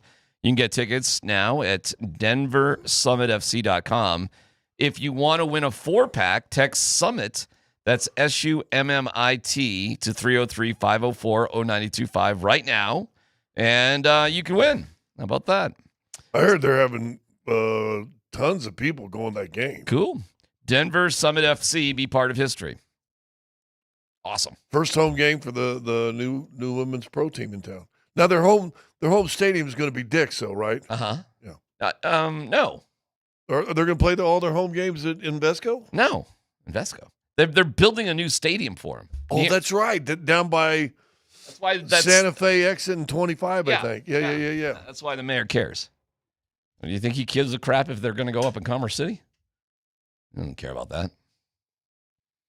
You going to get into it? You're like Mr. Soccer now. I'm trying to. I know. Good dad. Mm-hmm. Trying to be a good dad. Trying to be. That's good. It's always good to be a good dad. I got some Summit gear coming I ordered. Yeah. You're going to lose me if we go deeper than just, you're being a good dad. Wow. It's a sports team in town. Okay. We got a chance to win we got a chance to have another parade. Sure. I believe they're 1-1-1 to start the season. Okay. I think You're not going to have any arguments here. Lost the first game, tied the second, won the third. Okay. Just trying to pay attention a little bit. I appreciate it. Yeah. Also finished the whole series last night of the Madison. What time does the bus come, Dan, that I can step in front of? I think it's 12:45. Is the E line? By the way, I should let you have your fun because we have a big Rockies thing coming up at 12:45. Oh, really? Yeah. Like I asked for something small, and according to Dan, it's turned into this. Like, it's gone sideways. And Dan, am I right on this? Oh yeah. Because I did ask for something just kind of small. It's a hype up little montage for you, Scott. Yeah. To get you excited for the Rockies. I season. didn't ask for it. I'm telling you, I asked for something small. Can we? But is this locked in stone, or can we maybe do? Oh, it's locked in stone. I don't know. Maybe a mock draft then instead. No. Well, I mean, we can always do a mock draft. But can we not just do that instead of that Rockies? At pick number 62, the Denver Broncos select. Who gives a crap? All right. I knew that's what was going to happen once they made that trade on that thing right there. It does take a little steam out of the draft. A little steam. Yeah. Okay. The Nuggets tonight against the Jazz. I feel this is barely worth talking about. I'm happy to hash it up if you want, but if you want to play I don't know, any given Sunday we could lose. Whatever. I can't stop you from doing that. You know what you want to see? It's what David said in the last half of wins. You want to say they came out as professionals. You don't want to come out and say, let's just hang on and they're going to lose at the end and you play kind of whatever. I'm with you. I want to see this team. I want to stay excited about this team. You played too many games without your starters. You should have everybody tonight. I haven't looked. You know what? I haven't even looked at the injury report because you should have everybody tonight. Yeah. Come on, let's be a professional team that's trying to get that third spot and trying to go deep in the playoffs. Let's go. I saw that Utah is sitting like 7 guys tonight. I'm looking for the preview here. The Jazz are 2-8 in their last 10. You ready for this? The Nuggets injuries, Aaron Gordon day-to-day, but we know he's okay. So that's it. You ready for the Jazz injuries? Markkanen out. Collier day-to-day. George out. Filipowski day-to-day illness. Kessler out for the season. Sensabaugh day-to-day. Nurkic out for the season. Those last two guys had surgery. Jaren Jackson out for the season. They don't have anybody. They got nothing. They're literally the worst team in the NBA. Yeah, but I know. But what? You're absolutely right. But here's my but. You ready? Here's my only but. Okay. I'm always afraid late in the year when you play teams that are playing a bunch of guys that are auditioning for next season. Okay. And that's what Utah is doing right now. Every time these guys go out, you got guys sitting there going, I mean, they're auditioning for next year. And that's scary to me. No, I am not scared of anything tonight, aside from just I'm scared of nothing. We'll stay at home and watch Madison. I'm not going to. Oh, I want to do something fun, but the wife didn't want to do it tonight. So I'll be going to the Jazz game. I'll be going to the game. That's like 29 out of 30 days. I was like, how about this? And I don't even want to say what it is because I don't want to say what it is. Let's just say I wanted to do something that wasn't sports related that I thought would be fun. And she got up this morning. She says, I've thought about it. And no. Whoa. And I go, okay. So I'll be watching the Rockies. And then I'll, get my ass. The Rockies game? They're in Miami. So I think it's like 5 o'clock. 5 o'clock. 5 o'clock, yeah. First pitch, 5 o'clock. And again, wait till we got about 15, 16 minutes from a incredible piece of Rockies production. I'm going to yell at people, too. That's kind of fun. It's always fun to just, yell at people. Well, you're I mean, that's kind of who you are. Yeah, so I'm going to yell at people and do some Rockies stuff. Well, listen, I walked in here today after having my fine sandwich from Potbelly's. And you're yelling at Raj. I was yelling at Raj, but that's about baseball. So let me Rocky, you're yelling at Daddy about Rockies. Yeah, so let me save that, and we'll do a whole. So I get to hear that again. Yeah. Your lucky day. And then what? At 1:45, you can put a Summit piece together. Do you want a Summit piece, Scott? No, I'm just. You want to break down the Summit? You can. I can do some laps in the parking lot. I can take a long poop. Don't test me. I can do it. Don't tempt me. On the Avs, though, back to the Avs. It really, when you feel something special going on, it's a pretty cool feeling. And I feel so good for those guys. It hasn't been as dramatic as the Nuggets. Nothing's like the Nuggets. But it's not like the Avs, Scott, didn't have some bumps in the road this year. And now they are, I mean, Nick Waugh is out right now, but I mean, they go into a place where they've struggled to win games at. And score goals, period. And score goals. Yes. And what I loved about it the most of all, and we talked about it this week sometime, in these big monster games, and included in postseason. And let's be honest, this guy I'm about to mention disappeared a little bit in that Dallas series, a handful of games. Mm-hmm. But Nathan McKinnon showed up last night in Winnipeg. And you want, in those big games, and hockey's so different. Soccer's the same way, Premier League. Sometimes, guess what? You could have an unbelievable game, and you ain't going to get any points. You aren't going to score a goal or anything like that. But, dude, he showed up last night, and I want my best players in monster games. I go back and look at the 7-game series they lost to Dallas. I didn't feel that the McKinnon he didn't shine for all 7 games. If he was shining and you lose, whatever. You got dang near just better than us. Happens, They're more physical. But I thought there was a couple games he was disappeared a little bit. So I was excited mostly that you're in a big game in a place you had struggled to score, and I thought this guy showed up last night. I'll give you something. I don't think it matters if they play Wedgwood or Blackwood. I don't either. I think I don't see an advantage one guy over another. I think they're both really good. I think you have as equal amount of a chance to win with either dude.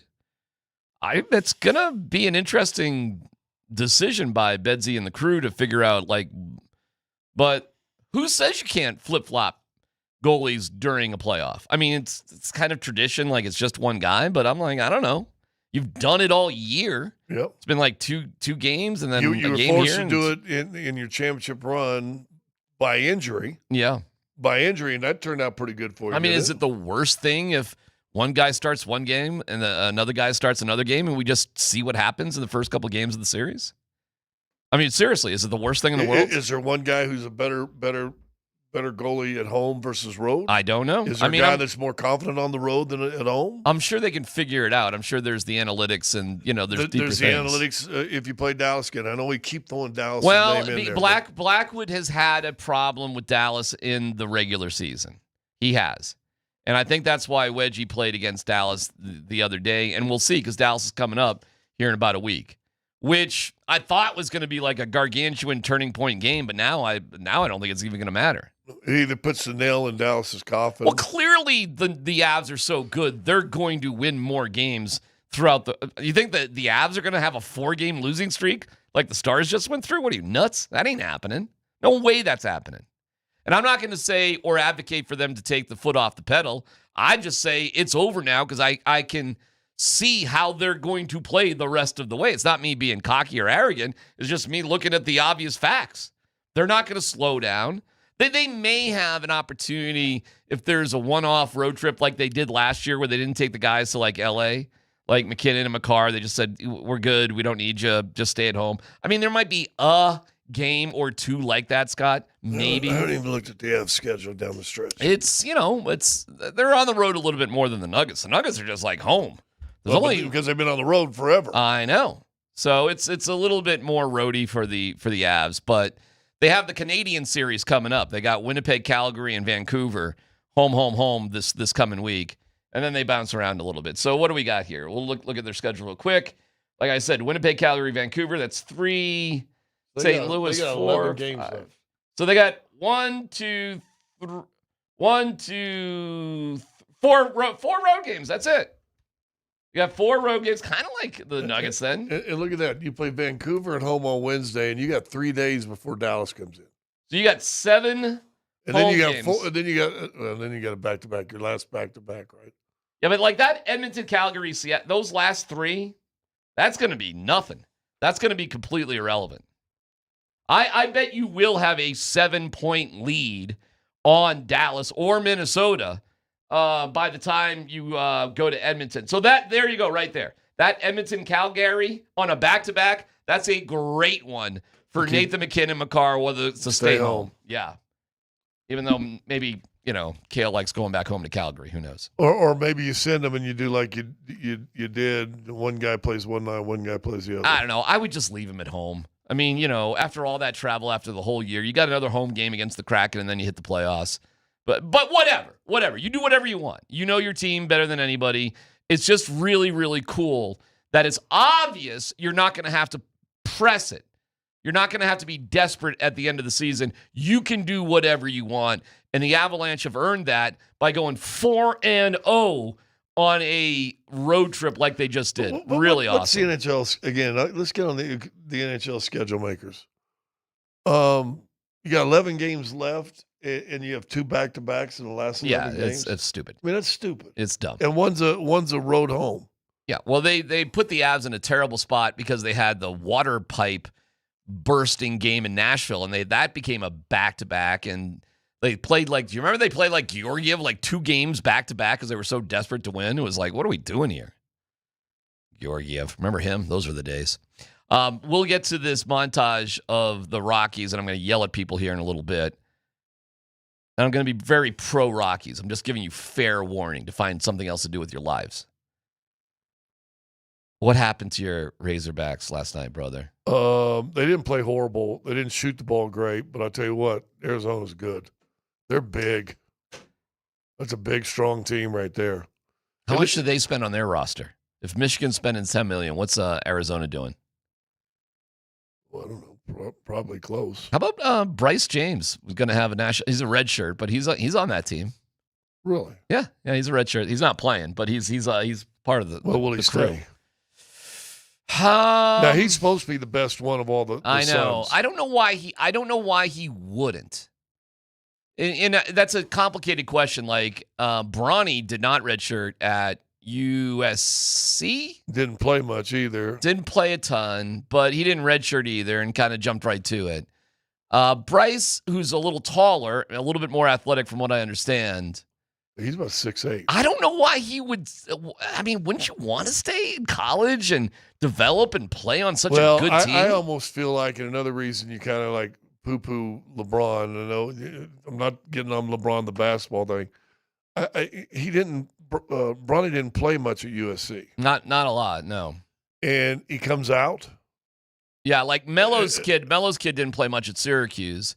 Like, it'd be stupid for him to leave. Stay there and develop. Grow 1 year. Absolutely. But Bronny should have done the same thing too. Yeah, but he was on his dad's timetable. That was my point being. Is why another reason to get on LeBron. He was on his dad's timetable. His dad wanted to play with one of his kids in the pros. Correct. Which was, a disservice to the kid. I know.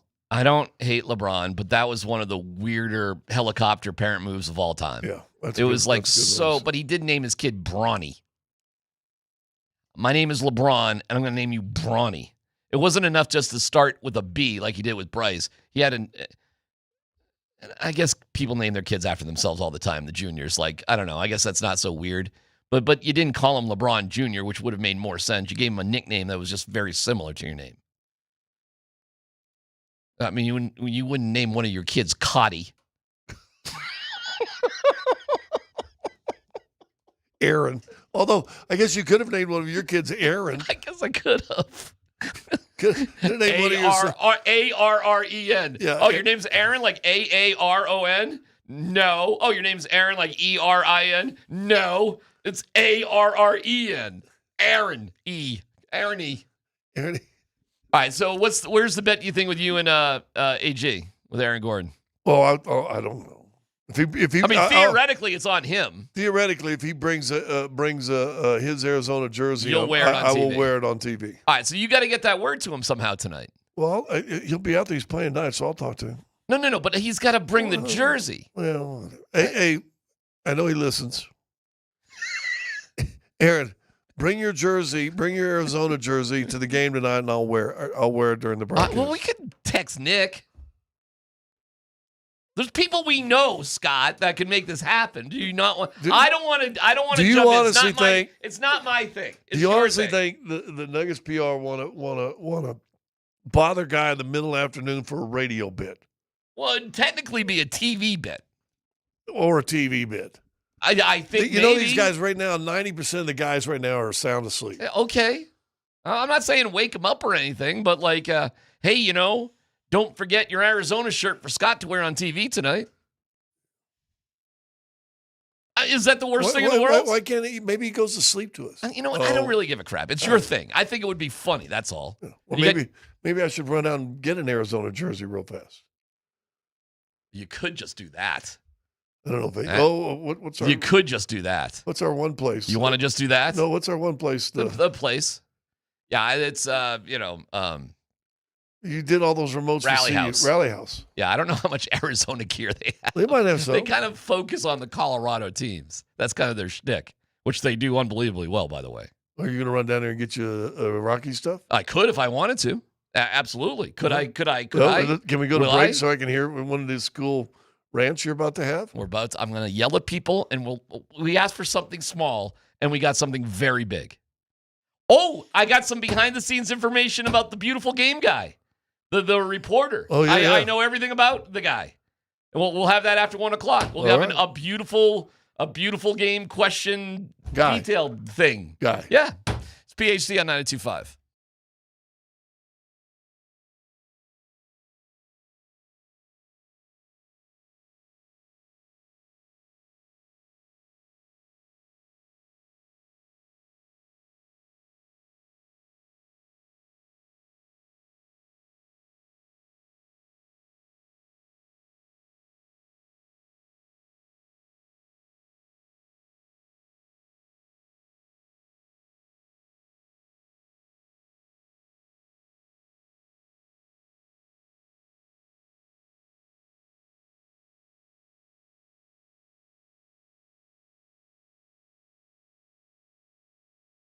Oh, I got to turn my mic on. Hey, let me give you a web page I want you to keep a hold of. Keep it on the file. What do you do? The favorites or however you want to do it. And I hope you never have to use this group. But if you do, if you get in a situation where you're going through a divorce or possibly some stuff with DUIs, a group that specializes really on those two matters, divorce and DUIs. It's the reputationlawgroup.com. The reputationlawgroup.com. Get on the webpage now if you're in the middle of one of those things. And man, I'm here for you. I understand that it's a tough time. But get on their webpage, thereputationlawgroup.com. Get yourself a consultation set up. It's easy to do online. Somebody will get back and get in touch with you and kind of get the ball rolling. When you're going through these tough times, don't try to go through it by yourself. It never ends well. You want a group that will sit there and advocate for you and be there beside you all the way through. It's the Reputation Law Group. Get online, thereputationlawgroup.com. Start up your consultation. Tell them Scott sent you.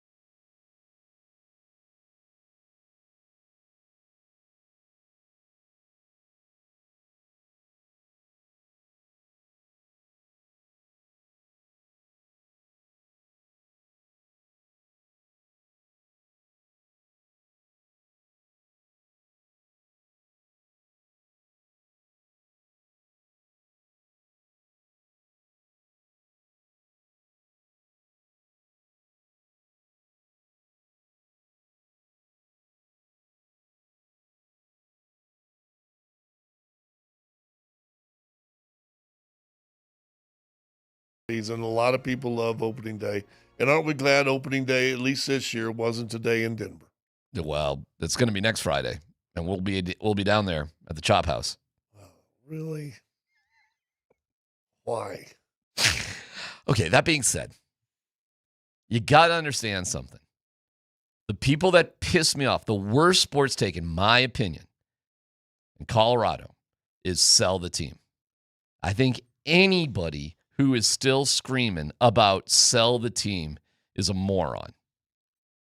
And as soon as I hear somebody say sell the team is the only solution, I immediately discredit anything you've got to say. But you know, and I don't want to interrupt you in the middle of this because I know you're about to go on a cool rant, but do you know why the majority of people say sell the team? I do. I understand why they say it. I'm telling you right now, it's the dumbest thing in the world to say. Not in the past. I would defend that from this standpoint. And I, like, again, I don't want to take all your rants. Well, now everything's fine. There you go. His call engineer. Oh, sorry, they're not working today. Yeah. All right. I'll put my arm back I on. mean, you're screwed right now. I know. Here's what I would say. They made changes. Yes. More drastically in the front office than they've done in the last 25 years. Would you agree with that? Ever. You're getting to one of my points, but go ahead. You're making my point for me. That to me, though, and we got to see. Now the next step of making the changes, back away and keep your hands off and let the people you hire do their job. So far, so good on that one. The problem is people don't trust that to happen yet. All right. And so give them just a little leeway. I do agree. They did something this year that they've not done in their existence. Can I point out everything anybody's complained about? They've changed except for the sell the team thing. Yeah. But again, why would he sell the team? It doesn't make any sense. And it makes him a lot of money. Sure. But business-wise, why would he sell? I am not against rich people making money. That's fine by me. And I'm not against ownerships of team making money because good. They literally have made every single change, Scott, that people have wanted. Now, I wanted Warren Schaefer gone too, but I didn't quite understand what they were doing behind the scenes. Now I get it. And Warren Schaefer, you realize baseball, the manager has the least amount to do with the results of a game in baseball. And you know that because when you ask how much difference does a manager make in a 162 game, it's 4 or 5 games. Something like that. Yeah. That's why it was so insane how bad Bud Black was. Like, Bud Black was really bad. They were literally losing. I mean, it's so easy to do managing a team, and to see Bud Black screw it up time and time again, to me, was like, you got to be kidding me. Now, most people would just say, oh, the team's terrible. There's nothing Bud can do. But I guarantee those people weren't watching the games because they're lazy on this one. And the sell the team people, they're lazy too. And you're one of them, you're a lazy ass, and you shouldn't be. So I don't care what you got to say. I'll tell you this about the Rockies. You want a change in management? They've done it. You want a change in the minor league system? They've done it. You wanted a deeper dive into analytics? They've done it. You wanted them to beef up the coaching staff? They've done it. They've got a pitching coach, Alon Leishman, who will be calling pitches from the dugout, which is brand new.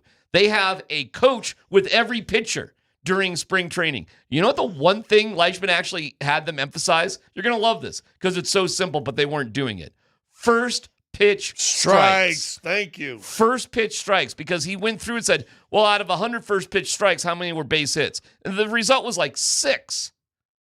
But you were getting behind in the count all the time. It is going to be the simplest. And then you have to be precise. Well, not really, actually. It's funny you mention that. He was pointing out you could throw the ball right down the middle on the first pitch, and you're fine. Like, that was their problem. I understand that, but I'm saying when you just said that they get behind, and then all of a sudden all the pitchers have to be precise the last 4 pitches. You're going to see more fastballs down the middle with the Rockies than you've ever seen in your life. Now, are some of them going to be hammered? Sure. Yeah. But percentage-wise, what's going to happen is way more outs. Ahead in the count, way more outs. The pitchers were all taught different pitches to throw to suit Coors Field. That hadn't been done before. Michael Lorenzen revealed it. I'm learning 8 new pitches, but for the World Baseball Classic, I'm just going to dial in on 3 or 4 and have scouting reports. So when he was getting whacked in spring training, it's because he was trying new things. This is not going to be overnight for the Rockies. But if you just want to hate on the Rockies because you wanted change, you're a phony if you can't praise them for making the changes they have. And I agree with the last thing you said. I think you're harsh on the thing you said right before it, because you're excusing 30 years of history that people have had to live with, and then all of a sudden you're supposed to say, hey, forget about the last 20 years. Trust us now. And I think this is going to have to be more of a come wait and see. Now, I think you're right at this too. Watch him, give him a chance, and let's see. Let's see. Give them a chance. Don't root against them. Don't pull for them to lose. Right. Don't treat them like they haven't made any changes at all. Right. If you want to be critical about the Rockies, the whole boycott thing is another moron thing to say. It's way harsher to pay attention to a team to be critical than to ignore a team and be critical. So pay attention to the Rockies is what I would say. Now, are we going to force Rocky talk down your throat? No, I'm not going to do that because I get it. This is a slow burn. But I'll say this right now. I'll say it right now. I'll put a bet on it.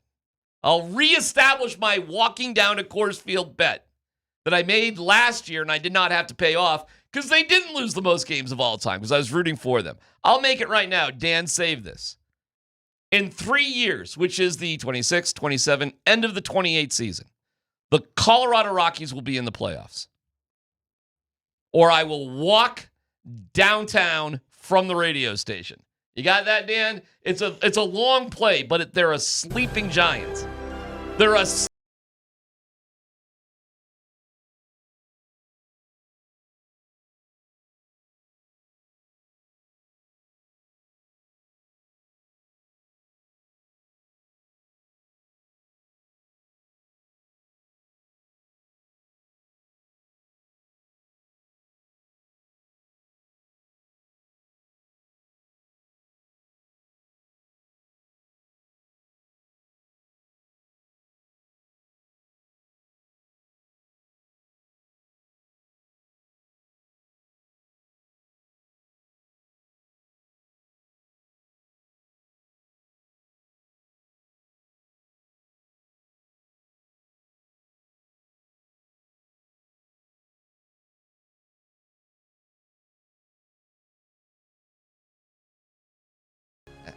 you'd have to ask people that wanted a multimillionaire to sell his multimillion-dollar property. Like, that never made sense to me ever.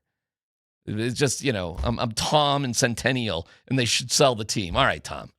I love you, Tom. I'm glad you're listening. Would you say it's either good or bad in the past? Dick Bumper's been a good or a bad owner? He's been a good or bad? He's been a.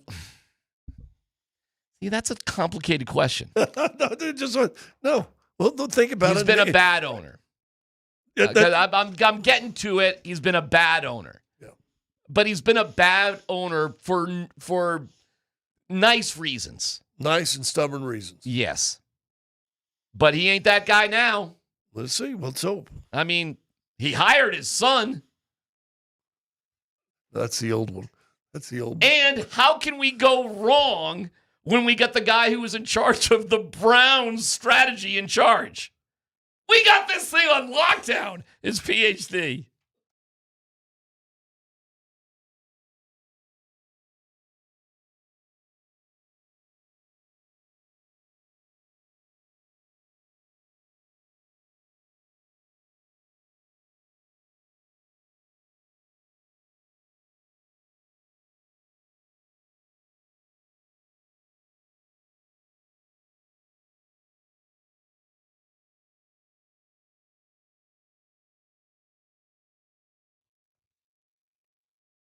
Hey, it's DMac for the Rocky Mountain Men's Clinic. All right, if you're low on T, if low testosterone is your deal, you might feel it in terms of your workouts, your love life, just everything. You don't feel great. It could just be low T. Well, listen, the Rocky Mountain Men's Clinic can help you with that, as they've helped thousands of men throughout the years. But they're going further with 4 targeted body composition plans featuring GH peptides, NAD+, GLP-1, PDA, and more. It's designed to boost energy, support metabolism, enhance recovery, and accelerate fat loss. With the low T treatments combined with the body composition programs, most men notice real improvements. More energy, better focus, improved sleep, stronger workouts, and often a renewed sex drive as well. It's the Rocky Mountain Men's Clinic.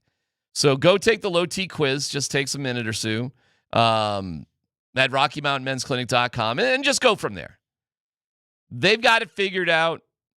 They can get you back in the game. They can get you back feeling like yourself. Call 720-440-7900 or again, go to RockyMountainMen'sClinic.com. Featured therapies are compounded and have not been evaluated nor approved by the FDA. Provider prescription required. See website for details.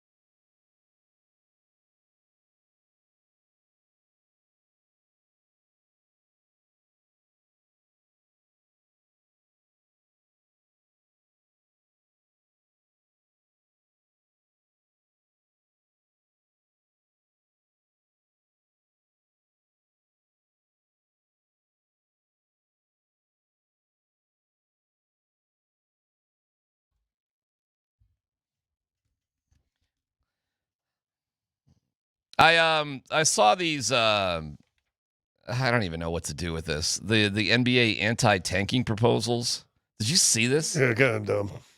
I mean, it's like you need a PhD to like read and comprehend this stuff.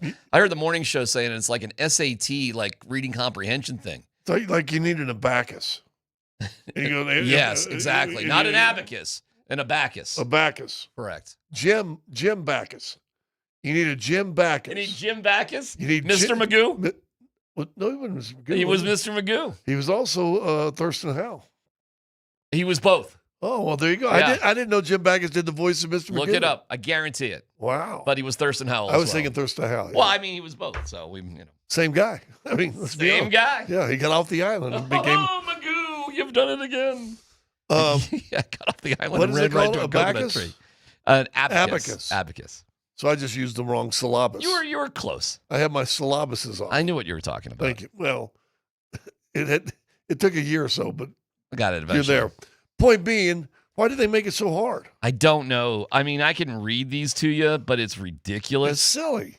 This is like the scene like with Zach Galifianakis when he's doing the numbers and playing the blackjack, and you're seeing all the things like spiraling in front of him. It's like that. I was thinking it was between the ferns, and they talked to the commissioner, and this is just the idea came up. Dude, should I even bother reading this or not? Because it's so complicated.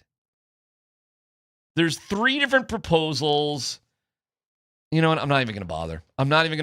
You know why I'm not going to bother? Because the Nuggets don't have to worry about this crap, thank God. No. This is not part of our world. Well, I'll just ask you, how big of a problem is this for the NBA? You know what it's a big problem with, and who's made it bigger than it really is? Because we're about to see it tonight with the Utah Jazz in Ball Arena. Well, they're one of the reasons. But you know who the biggest reason, the biggest issue it is? It's with the commissioner himself. How so? And it's with the commissioner and his 3 or 4 lackeys that are around him that have promised these great stars to Amazon, Peacock, ESPN. Who else? There's in there one more group in there. Is Prime in there? I think Prime is in there. I mean, dude, they made $13 billion. They went from like $9 to $13 billion on their TV contract. That's a pretty big jump. Mm-hmm. And and all of a sudden the guy goes, well, there's no Joel Embiid tonight. Some pencil pusher CEO at Prime. Well, where's Joel Embiid? Well, Joel Embiid ain't played 20 games. He's got a bum knee. So anyway, it's these guys trying to kiss the butts of these guys that have elevated this into a bigger problem than it really is. My guy that used to own the Mavericks before he sold out basically said, tanking can be a Mark Cuban said tanking can also be a strategy. Now I understand you don't want this to go on for 3, 4, 5 years. The Clippers, Sterling basically did it every year. That way he could call himself a small market team, is what he did compared to the Lakers. And he was getting a $25 million bonus at the end of every year because his team couldn't compete with the Lakers, for fans and stuff. So I understand the rich guys take advantage of the system. But for some teams, listen, you lose your star. I mean, you lose this guy and this guy and this guy, and due to injury, say these injuries that Denver had this year were all season-ending injuries. Mm-hmm. Say Aaron Gordon and Nicola and who else missed, but Christian Brown were season-ending injuries. Mm-hmm. Better to sit there and hang on and get the 10th spot and just kind of be competitive, or maybe run the risk of getting the lottery next year. You get a first or second pick, which is lotteries or the draft's supposed to be pretty good this year. All right. So when we look at, I see what you're saying, and the Jazz are actually one of those teams. They've actually had a couple of major players with season-ending injuries. Yeah. So the Jazz are 2 games in front of the Kings. This is for last place. So and they had the best chance. They had the best chance to win the lottery last year, and they got 5th. So let me just flip it. Like the Kings, I'm flipping it now. The Kings lead. This is losing. So leading means losing. Yeah. The Kings lead at 19-55. Actually, take it back. The Pacers lead at 16-57. The Nets are at 17-56. The Wizards is at 17-55. The Kings are at 19-55, and the Jazz are at 21-52. What is the goal for the Jazz? Because they're right now, if we were to do it, flipping it, they're in 5th place. Which last year they had the worst record, and they still got 5th in the draft too. So maybe they're. So what is the goal for What is the goal for all 5 of those teams? Get a 1, 2, or 3 pick. So the goal is to lose. Yes. For those 5 very specific teams who are battling for first place and losing. By the way, one of those teams was in the NBA Finals last year and lost their all-world guard to a torn ACL. Can you imagine for that? the season? That is a sobering. Well, you're talking about the Pacers. Yeah, and by the way, had a chance to beat. Was it the Lakers? That they gave the Lakers everything they could the other night. Yeah, but that is crazy to think you're in the NBA Finals. Now you're the worst team in basketball. That is pretty wild. Losing a big star. That's an ACL injury to Joker right there. Right? Yeah, I got you. Although, Jamal went through an ACL, and they got to it was exhausting. Remember that year? Yeah. I mean, they got there. But guess what you had, though? Yeah, Joker. I'll never forget, when the Nuggets, because they finished 6th that year, and they actually did beat Golden State in one game. Yeah, and it was a competitive series. And I remember Malone, after that one game, it was at least we won one game, But I remember how exhausted that team was. I mean, you said the other day they're burnt out tired. That's nothing compared to the way that team was. Yeah. Just to get to that point was unbelievable. And to win one game was crazy. And Joker won an MVP that year, as it turns out. And the funny thing, that series no one remembers, but I remember was when Green at Golden State said, yeah, we figured out Joker. And I'm in San Francisco reading the paper, blah, blah, blah. And I said, well, let me look at this and pick up the numbers. They say, yeah, I think we got Joker figured out. He was averaging 28, 13, and 8. It's so funny. What did you figure out? Under the how great is Joker, look at the Pacers without Halliburton. And look at the Nuggets without Jamal. Not great, but not the worst team in the league and still battling. No chance to win a championship, though. No. No chance. So what would you do? And now there's 3 proposals that you got to be a PhD to understand. And tonight, again, and guess what? The Nuggets get to play the Jazz twice here in the last couple games. And the Nuggets are... And they struggle in Utah still throwing it out there. Okay. Well, they're an 18.5-point favorite. Tonight. And they'll be a double-digit favor in Utah as well. And the Jazz are going to have to do some work to crack the top 3 of losing teams. But how in the world is silver or anything... I mean, the proposals are such that it's all about odds and the lottery and this, that, the other thing. But would it be really fair for a team, say, like the Pelicans, who aren't probably going to make the playoff? They're not going to make the playoff. But they're 25-49. I mean, that's significantly better than a 16-win team. But you want to create a system where, they may get the number 1 pick over those teams? Why? Why do we care about this so much? Let me just say that. Why do we care if teams tank? So what? So what if they tank? Well, that's what Mark Cuban said.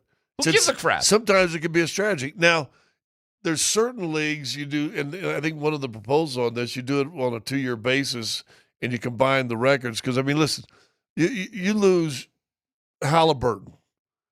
You were in the NBA Finals last year, and you surprised people in the playoffs to get that. So you were kind of a Cinderella team that got to the NBA Finals. You upset Cleveland. You upset the New York Knicks. You got to the NBA Finals, but then you lose your best player, your all-world player in game 6 or 7. He tears his Achilles, I think it was. And now you're one of the worst, if not the worst team record-wise in the league. Well, that's crap luck. Should they not get a chance to get the number 1 pick? I'm with you. I'm with you. I think they're making a big deal about nothing here. But it's I'm telling you, it's a handful of paper pushers that are beside the commissioner, who's all he wants to do is make sure he sounds and looks good on TV, say everything right. That are saying this is a big issue, this is a problem. Have you heard any team say it? Not really. And when I see this proposal, I equate it to what I saw with the NFL. When you have 3 different rules about how to fix kickoffs, the problem is the kickoff itself. So when I see all these rules to fix the draft lottery, stop. Just the worst team goes, and if you tank, you tank. That's it, the end. Get rid of the lottery. Get rid of the lottery. If you can figure out how to lose the most, you deserve the first pick. And that's that. Yeah. And let these bottom dweller teams suck it up. It's their fan bases that are being impacted. But to them, and again, I believe the Nuggets, and still maybe the best win of the year, they go into Philadelphia with your 6 top guys not playing. The only questionable one that wasn't hurt was Tim Hardaway, but he's 35 years old, and you've played him 36 minutes a night, and so they rest him that game. Other 5 guys were actually injured, documented injuries, and guess what? They got investigated and wanted to find them. Stupid. It's dumb as heck. You're making a big deal about nothing. But you know why? It was a Peacock game. We can't, and Joker and Jamal's not playing, and it's Peacock, and we promised these guys. Yeah. And it's a league kissing the behinds of TV execs, and I'm not sure they need to do that. I'll tell you, when I see something as complicated as they're proposing with 3 different polls, it just tells me there is no answer to this solution. You should stop. And I'm glad the Nuggets aren't involved with any of this crap. And they'll take, I mean, it is going to be a bloodbath with the Jazz tonight. But a good thing about a bloodbath is that you could donate that blood. Where would you go if you were? I would tomorrow by talent. I would take advantage of that situation. Well, you know what? You can see me. Is today Friday? Today is Friday. I got a schedule tomorrow with Vitalent. I can look here in a second. 8:15 or 8:30 in the morning. I can look real quick. Let me just make sure what date time. Well, it's the 8:30, 27th, 8:30 tomorrow. I got a blood donation with Vitalent. Vitalent, Vitalant, Vitalent.org/Nuggets. Go in there and make a schedule for the end of March, and you go in a drawing to try to possibly win, an autographed Nuggets jersey. So you get a chance to do that. And, by the way, you're helping your community. Blood is needed all the time. It's not just during big disasters, all the time. So make sure you go by. You can go by one of their many shops all around the world, around Colorado, or just get online at vitalent.org/Nuggets. And schedule your appointment today. All right. Ethical dilemma question. Do you like it when one of your hockey player favorites puts somebody in a concussion protocol? I have information about the beautiful basketball guy, and ex-CU players are crapping all over Prime. Woo! Stick around. It's just 1 hour. Well, I tell you what. It's PHC on 92.5.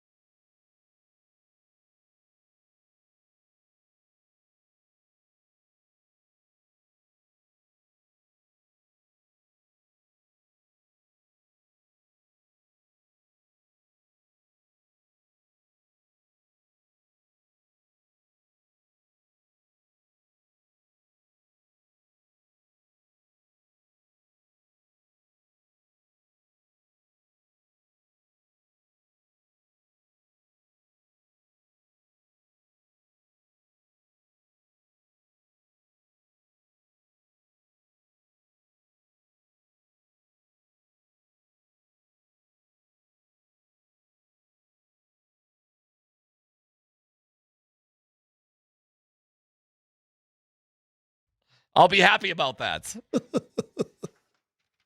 I got a broken mic. All right. You got a lot of things going on over there. Why is it just this one? I don't, because you fiddle with it more than anybody. Because you know why? I got a horrible back, and these chairs. You're a fiddler. The only way I can get comfortable in this chair is to kind of lean back. Well, you fiddle then with. I got to pull the mic to me. You fiddle with your stick, and it breaks. Well, and you know what they say about that? Whoa. The NCAA tournament continues tonight on Altitude Sports Radio. Tune into AM 950. St. John's against Duke. All right. You know what?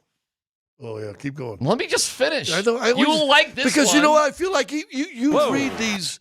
What are these things called? It's all powered by the Reputation Law Group. Well, I love those people. I know you do. But what is this thing called that you're reading? It's a drop? liner. Liner, drop? Liner. Well, let me just say this. I feel like you're having a conversation. That's what I'm trying to do. I understand that, but you don't read like most people like this. Here, let me I know what they do. Let me see it. I'm going to do like most people. Do the read, Scott. Let's hear you do it. He's going to do it like most people do it, not conversationally like I try to do it. The NCAA tournament continues tonight on Altitude Sports Radio. Tune in to AM 950, St. John's Duke, 5 p.m.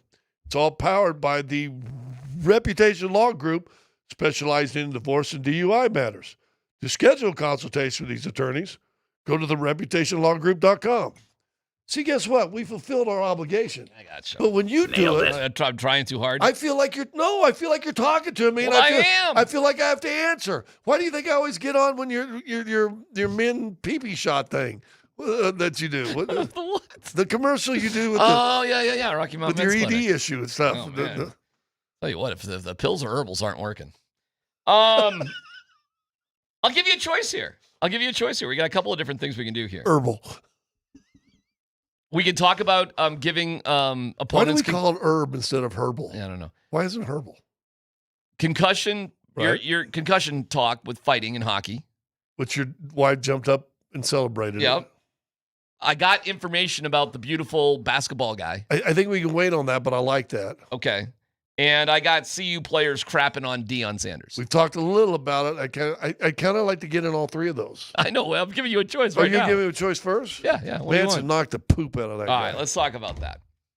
Does it take anything away from the enjoyment of watching a fight? Because I'm not even arguing about fighting. I know everybody loves it, okay? I'm not saying don't fight. But does it take something away, or does it enhance the fight to know that your guy put their guy in concussion protocol? Well, that he really did hurt him. And I'm going to make light of it. Okay. And I don't mean to, because concussions are serious. But back when I was in junior high, did you guys ever Chicken or Brave? Did you ever play Chicken or Brave? Probably a version of it. Brave. Oh, Brave. No. You're doing something creepy Brave. with your hand Chicken. in your... Yeah, I never did that. It's a thing guys and girls used to... That looks somewhat creepy. Well, okay, but get out of 2026. Am I going Epstein Island with you? What am I doing? Go back to 71. I never did this game, but I get it. Yes, anyway, and... two friends of mine, boy and a girl, were kind of doing this game. Uh-huh. And instead of saying chicken or whatever, all of a sudden she looked at him and says, "Son, you're reaching the wrong reach." To me, that's what Barron did. I'm sorry you're in concussion protocol, but guess what? Son, you reached the wrong reach. Don't mess with the bull if you don't want the horns. Why you play? Yeah. How about them dumbasses that get in there, all right, and they run around in the rain at a bullfight, or they go inside a field? I saw one just recently, and it was a cow. It wasn't even a bull. And he goes in there and he goes to take a picture. He starts running. He gets to the fence. He slows down. Cow didn't slow down. Hit the back of that guy. I mean, he went flying over the top of the fence. What are you doing in there? Okay. Well, I mean, all right. The 2026 acronym for it is FAFO. Okay. I mean, didn't Barron FAFO last night? Puck around and pot out. Right. Yeah. I mean, isn't that what happened? Did he kind of? Yeah. I mean, Manson did look at him like, "Oh, are we doing this?" Right. I mean, there was definitely a look from Manson towards Barron of like, "Are we doing this or not?" I just wanted to ask, and listen, I'm not just because I'm asking the question doesn't mean I'm feeling one way or the other. Can we not feel sympathy and feel bad for the guy? Because it's a moment where this isn't a cartoon. Right. Because most fights in hockey feel like a cartoon, don't they? Sometimes. They don't feel like there's real consequences here. These It's guys like punch, grasp, fall down. get led off to the penalty box, everybody claps, and we're good. We're fine. Ooh. Right. And it wasn't just the punch. He kind of put his elbow on his head as it went to the ice too. But after he knocked him down, guess what he didn't do? He didn't go MMA on him. And Okay, fine. Long. And I'm not saying Barron didn't deserve to be in a fight, and I'm not saying fighting's not part of hockey, which it is. But I'm like asking the question, when you hear the guy, do you feel like, he's in concussion protocol? Cool. Good. We really got him. Oh, dude. That's the first time I've just seen him. I've seen the fight, but that's the first time I paid attention. Watch him when he skates off. Watch his first or second skate off. Oh, yeah. He ain't there. He's woozy. He ain't there, man. He gets up pretty good, but then watch. Whoa. Look like you in Cleveland. We had a good time in Where's Cleveland. the motorcycle? Well, I'll tell you what. No.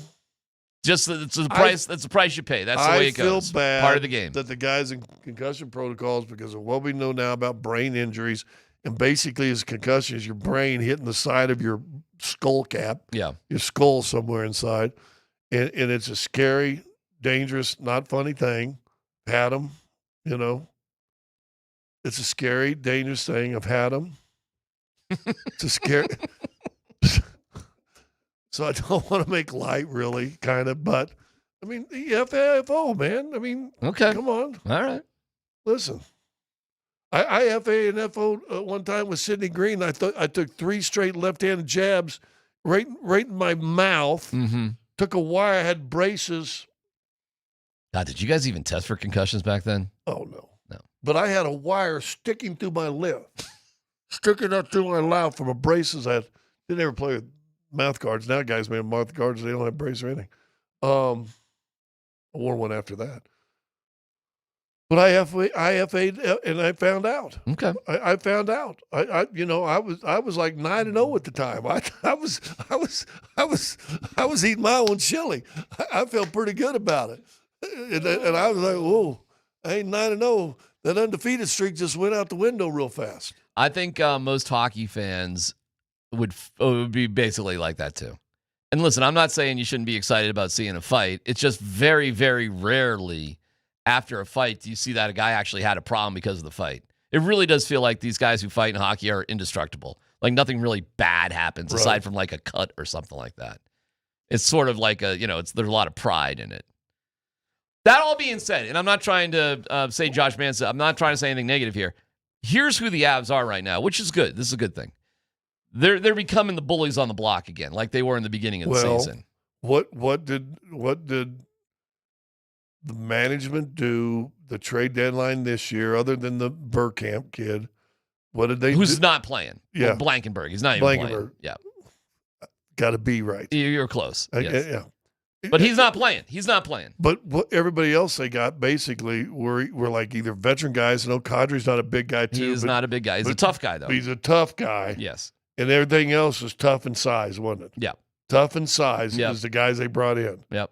And who's been if we're being real honest, who's been your toughest guy since Eric Johnson probably left? Probably Josh Manson. Yeah. Yeah.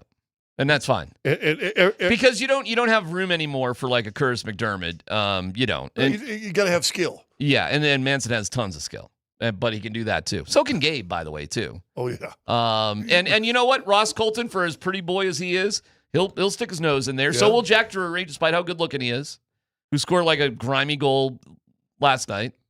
As really that was a great win. It was a great win over a bad team, but still a great win. Like the Nuggets had a great win over a bad team too. It's a place you go, and you can't sleep on these.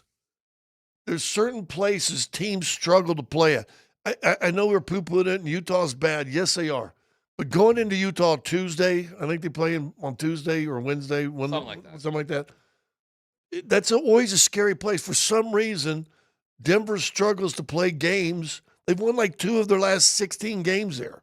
or something like that. I got right? you. The circumstances are just so bizarrely different this time around. Yeah, you're at the point where you can't lose that game now. You have no more back-to-backs. You don't have like 3 and 4 nights. You got rest between every game. You have short travel. You're 100% healthy. You're going to be off minute restrictions for Peyton Watson here in a heartbeat. We're good. We're good at this point. You know, like Salt Lake City, here's a little trivia for you. Was like really kind of the first place I ever went to that was kind of like a real life speakeasy kind of place. Okay. Because they used to have all these crazy laws. You had Sure, of course. You know, for a while you had to bring your own alcohol in, and the second was you had, The whole thing. Join clubs and da-da-da. You're talking about the door to the club was behind a dumpster that you had to It was somehow in find the out. alley down the basement. There's no sign. You went down. No, you know what was on the door when you went down there?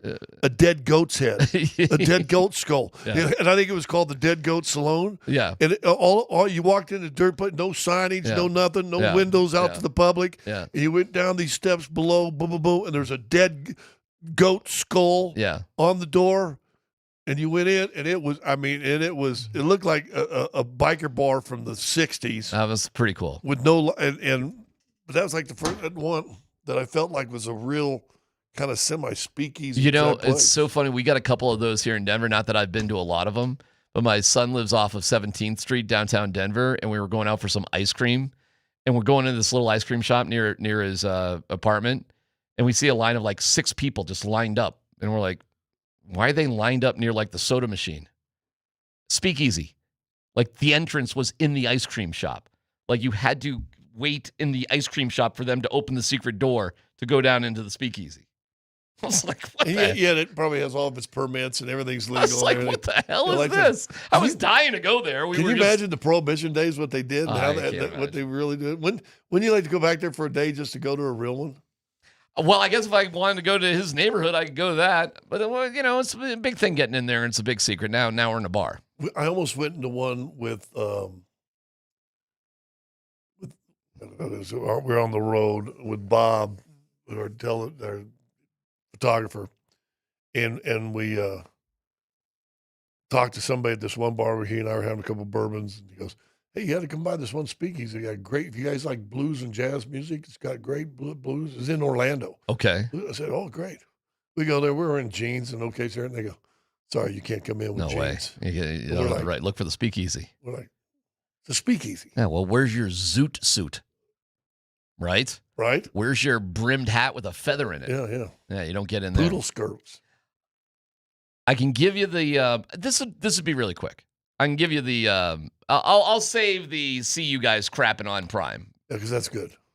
Yeah, I'll give you this real quick because it's a quick one. Dan, can you hit the music and the French music, please? Reached out to find out more about beautiful basketball guy. Yeah, the greatest question ever asked in a post-game presser in Nuggets history. Let me maybe pro sports history in Colorado. Maybe. Now, picture yourself. You're on a cafe outside. You've got some sort of fancy cigarette going and a little tiny Parisian mountains behind you, maybe? Sure. Well, you're on the Seine. Can you see the mountains? Well, whatever. We could be in the mountains. We could be we're in Nice, not Paris. Yeah. I don't know. We're little small cafe on the coast of Barcelona. Oh, now we're in Spain. Fine. Yeah. Sure. Anyways, we're setting the picture. Near Nantucket. And the guys lean back. Near Nantucket. Just getting you on the coast. Do you think there's like Parisian cafes in Nantucket? Have you ever been to Nantucket? No. All right, now you're making me laugh. Money. No. Anyways, there's this guy, and Nikola Jokic is sitting across from him at this small, tiny little table. Yeah. Because this is how you would talk to somebody if it was just you and him with a tiny cup of espresso. Like driving shoes and no socks. Here we go. Nikola, there's always a lot of emphasis on the stats, which are amazing. How important is it to you to play a beautiful type of basketball? Is it something you think of? Again, I just cannot even believe this question was asked at a press conference the way it was asked. It's, to me, turns out, his name is Ronan Dorian, not French, Israeli. Writes for a site called Haris and it's whatever, Haaretz. And apparently he just journeys around to a variety of basketball games. He doesn't have one team in particular. Just sort of travels around writing for this organization. In other words, he's really is kind of an international man of intrigue. Yes, he's an international basketball asking guy. Yeah. He's not because the NBA was on that got him the press pass. Yes, he got the press pass through the NBA. One more time, Dan, with the music, I know. So we want to salute. Now, we have reached out to him, Dan. Maybe you can pick up the story from here. Where are we at with Ronan? I've emailed him, and I'm waiting to hear back. So I don't know if we'll ever hear from him again. And maybe it's good if we never hear from him. Yeah. Because this moment is so good that maybe we don't want to know more about Ronan, except for the fact that he breezed into town like a man of mystery, laid back, smoking a cigarette, small cup of coffee, on a cafe, and in front of 40 people, asked the greatest question to Nikola Jokic of all time. Nikola, there's always a lot of emphasis on the stats, which are amazing. How important is it to you to play a beautiful type of basketball? Is it something you think of? And we'll just leave it there with our man of mystery, Ronan Dorian. We salute you for one of the greatest moments in basketball history. And the answer doesn't even matter because it's the beautiful game, Scott. It was the beautiful question. PhD. We are not a beautiful show.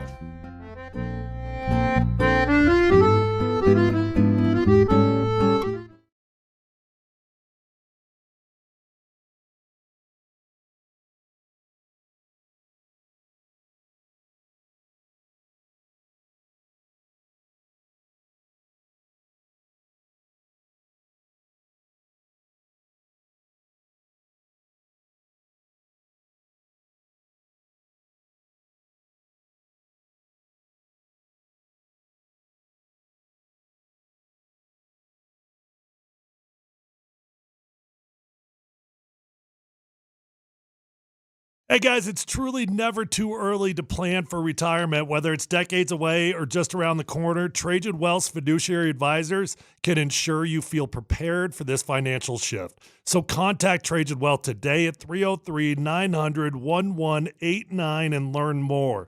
Guys, when you call Trajan Wealth, they're going to come up with a customized game plan for your family, for your finances, for your needs, and you're going to walk away confident in your future. Starting from a foundation of mutual respect and understanding, Trajan Wealth will dedicate the time needed to listen to your goals and educate you on the options. They'll develop a wealth management plan that reflects your values. So call Trajan Wealth at 303-900-1189 and schedule your free consultation today. TrajanWealth.com is where you can learn more. Advisory services through Trajan Wealth LLC, SEC registered investment advisor, client paid advertisement, additional disclosures at TrajanWealth.com.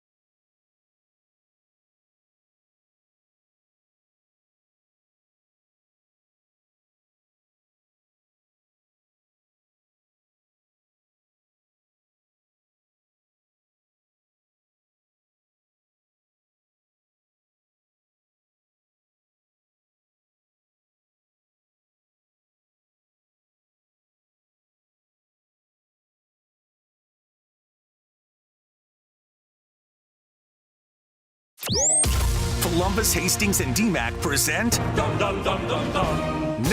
Dumb Questions. This is your safe space. Safe place. I'm leaning into the segment. You're a smart guy. Send us your not dumb question now. Tweet it, text it, or Twitch it. It's No Dumb Questions on Altitude Sports Radio 92.5. All right, no dumb questions. When it comes to your retirement, there are no dumb questions. Call Trajan Wealth today at 303-900-1189.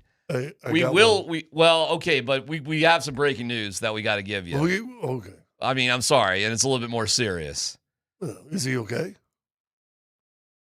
Can you just hang on to your no dumb question just for a second? Well, I've been hanging on for an hour, and I actually remembered it. Okay.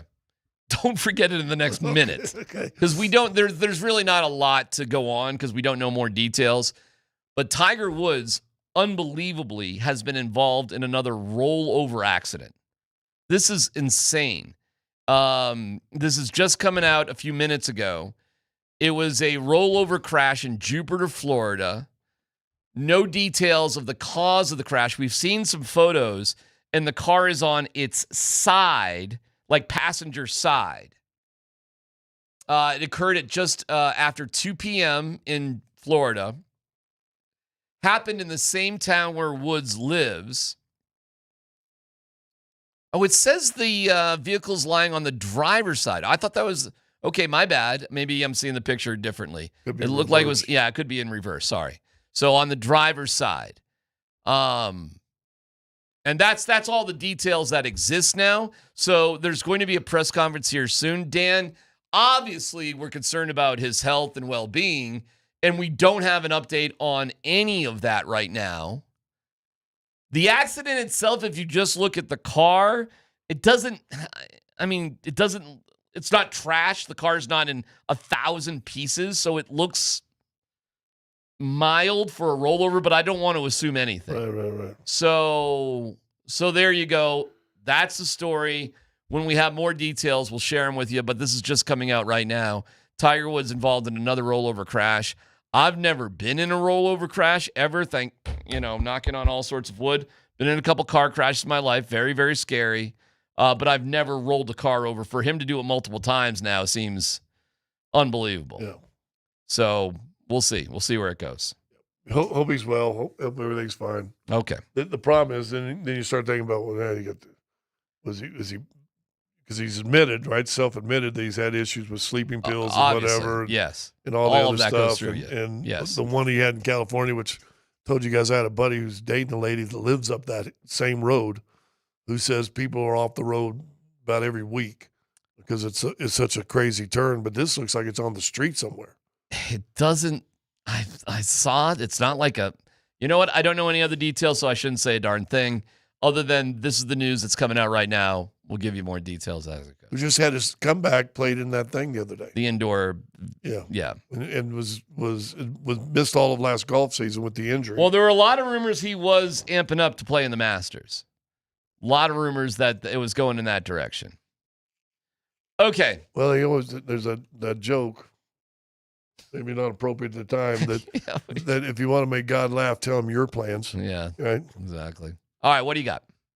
Well, no, it's like you killed the mood. I know. I'm sorry. It is what it is. I know we're into goofy segment time, but just take a breath and here we go. Here's a dumb question. Right. You said this a while ago. We've made respectful light out of the fact that your wife is the biggest Avs fan there ever is. She is something else. Yes. And then you said, and you've got the double parade time, DPT time, double parade time. We're on it right now. DPT time. And then you also threw out, I'm just using your words and just regurgitating them.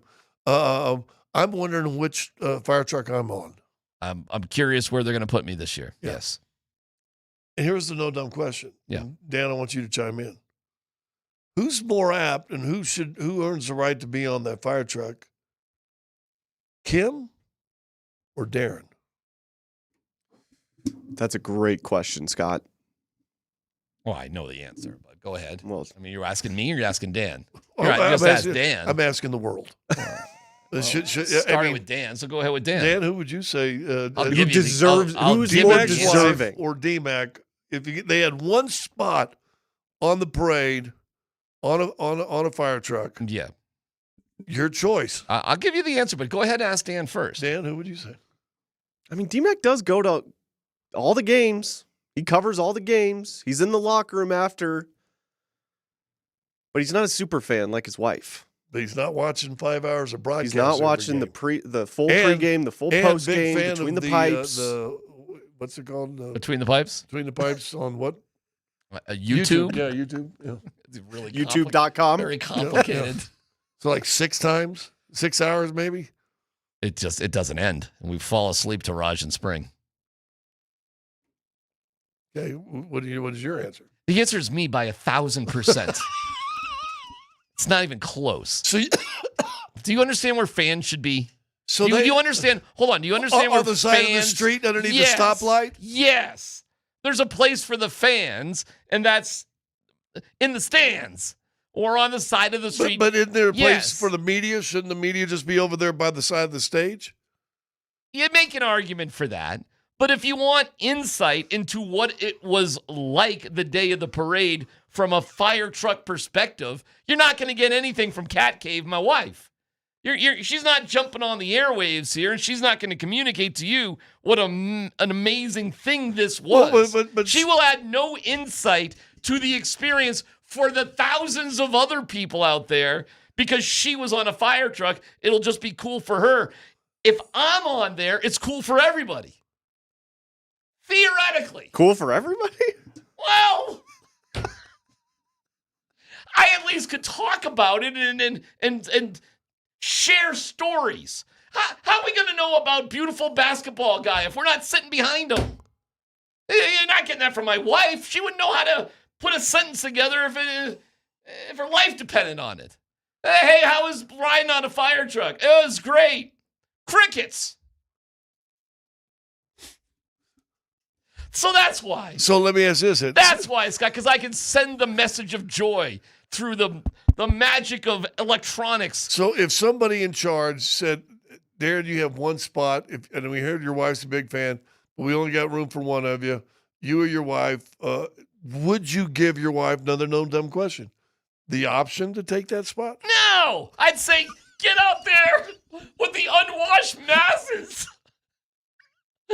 Shame. Get out there. Shame. And enjoy your 6-hour waits to get on the light rail to go home like everybody else. That's right. That's what I would tell her.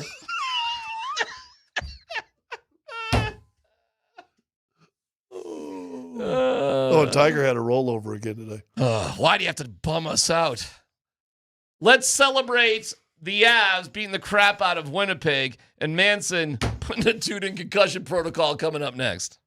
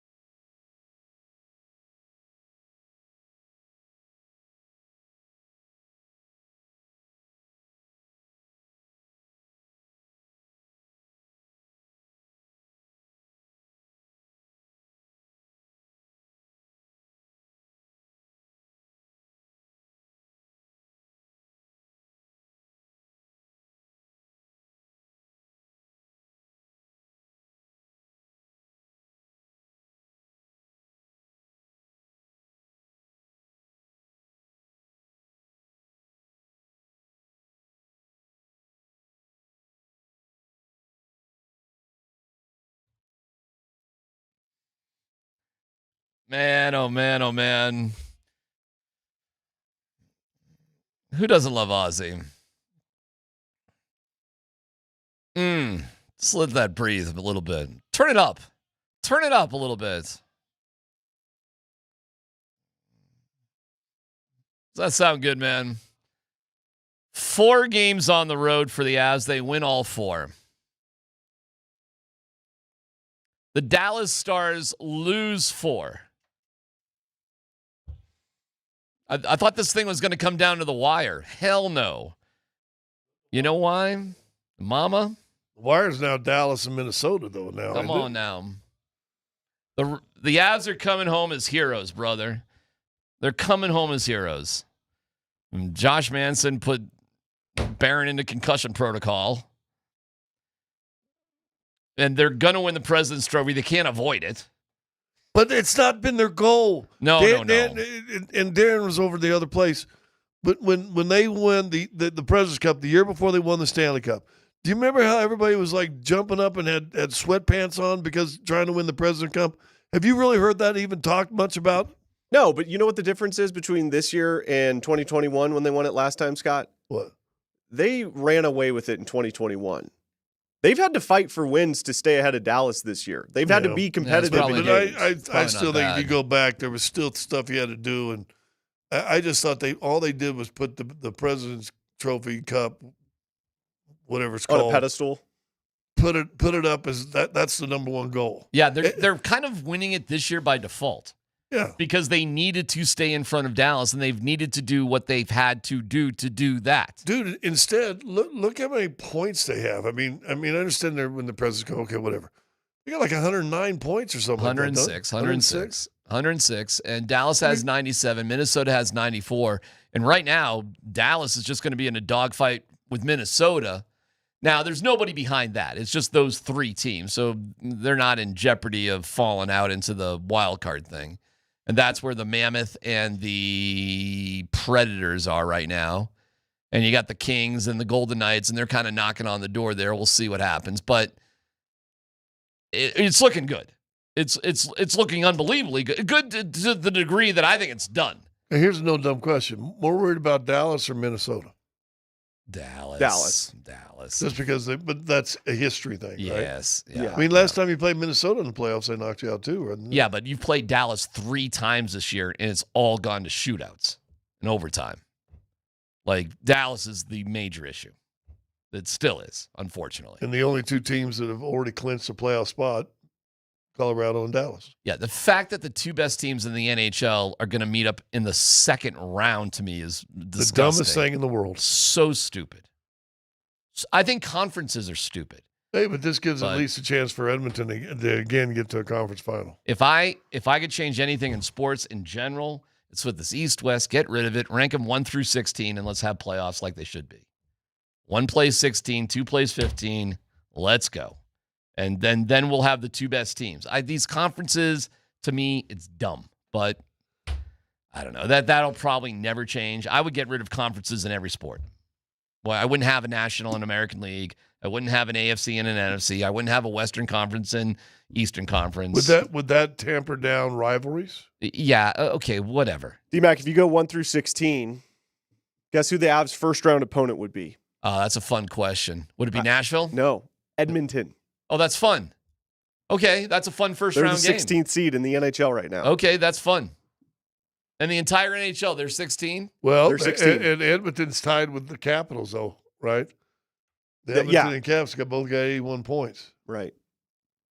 Whatever. It's never going to happen. I've had this argument forever, but it would be more interesting. How about do this? Do 1 through 16, but 14, 15, 16, 17, and 18 do like the play-in. Sounds good. For the sure. the NBA stuff. You wrap up 1 through 12 is what it is, and 13, 14, 15, 16 got to battle it out. And you can do that. Sure. Sounds good. I love it. Let's do it. Listen, the point is these sports, in my opinion, have got to figure out a way where the 2 best teams in the sport could meet in the final. Who would be in the NBA? See, put up the NBA record like that, and let's see who. One is Oklahoma City. Who would 16 be on that? Well, I don't know. That's a good question. Would 2 still be the Spurs? I don't know where the Eastern Conference sits. Hold on here. Detroit, I guess, 53-20. Yeah. So this is actually how about that for some irony? The 2 best teams in the NBA are both in the Western Conference. So the 2 best teams in hockey are both in the Western Conference, and the 2 best teams in the NBA are both in the Western Conference. How about right now your first round game might be in Orlando, Charlotte, and Miami are tied. It'd be Oklahoma City versus Orlando, Charlotte, or Miami. Sounds fun. It'd be fun, wouldn't it? Would be way more fun than Oklahoma City right now against the Clippers, which is like, all right, we're doing this again. In all honesty, watching the Western Conference playoffs, period, to me is boring because it's been the same teams. The games aren't boring. It's exciting once you get to the games. But it's been 5 years of the Nuggets being awesome, and we're playing the same teams every year. And you know who Denver, as it stands right now, schedule would be? Houston. Is that fun? Is that right? Yeah. Which would be great, by the way. But but who would the Nuggets be playing in the second round then, theoretically? The Lakers, well, I'd have to map it all out. The Lakers would play Atlanta in the first round. Sounds cool. Sounds more fun and more. All right, I should stop talking about stuff that's never going to happen. Why wouldn't it happen? I don't know. Why would it happen? Why wouldn't it happen? Because people are too worried about dumb things like rivalries.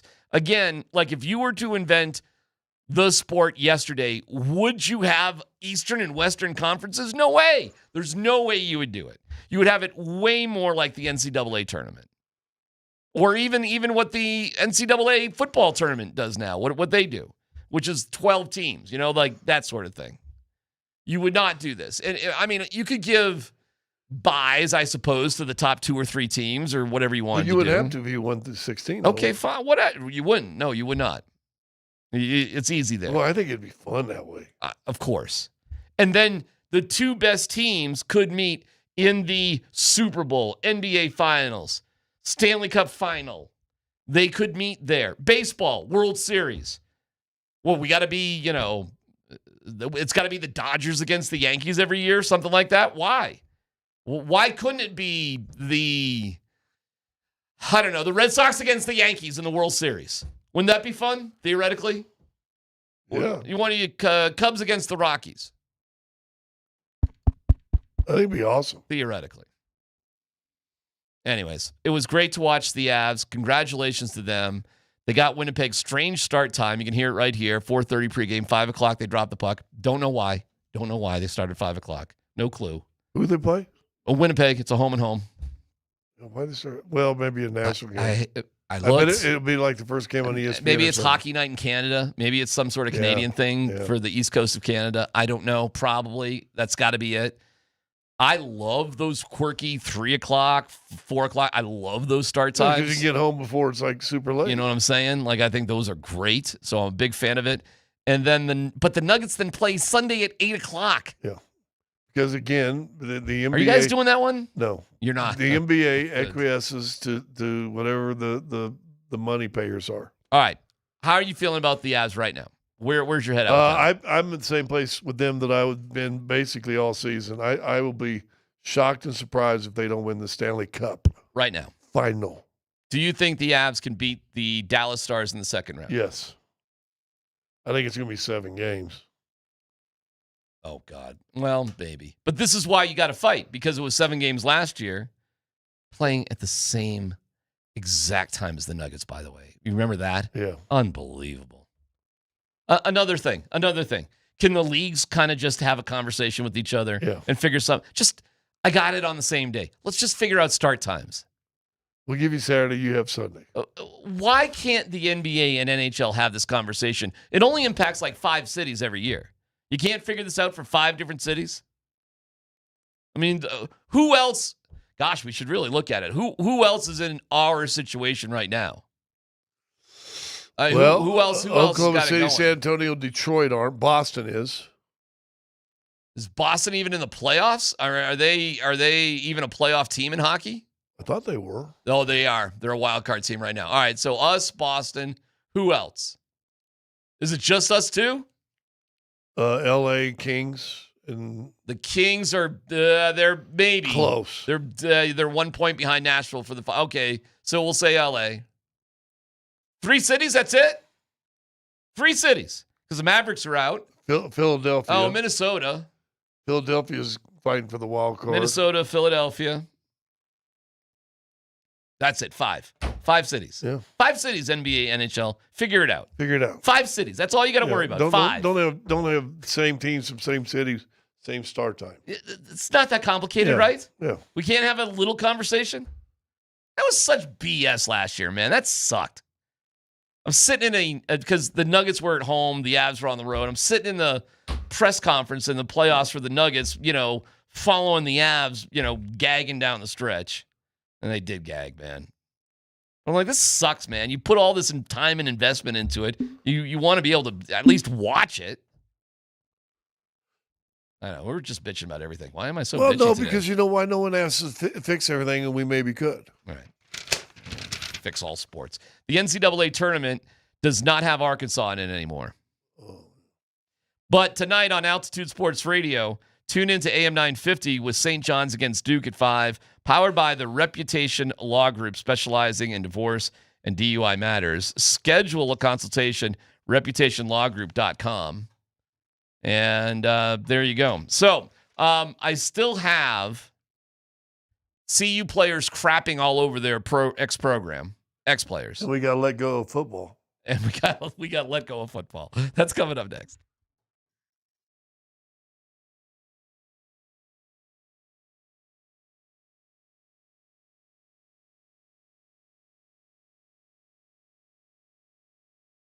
What's going on? It's DMac for the Rocky Mountain Men's Clinic.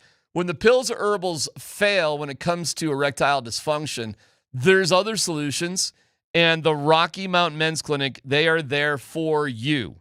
All you have to do is give them a holler at 720-440-7900, RockyMountainMen'sClinic.com. They have success rates well over 90%, and some can have you last an hour or more. How about that?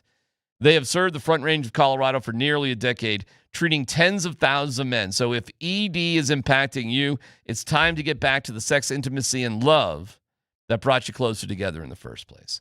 So schedule a consult today. That initial visit's only $99. You get the consult, the T and a PSA test. If advised, a test dose. If it doesn't work in the office, the visit is free, but that would be stunning. The results have been spectacular over the years. 5 locations up and down I-25, Fort Collins, North Denver, Central Denver, Castle Rock, and Colorado Springs. This is not a difficult decision. 720-440-7900, RockyMountainMen'sClinic.com.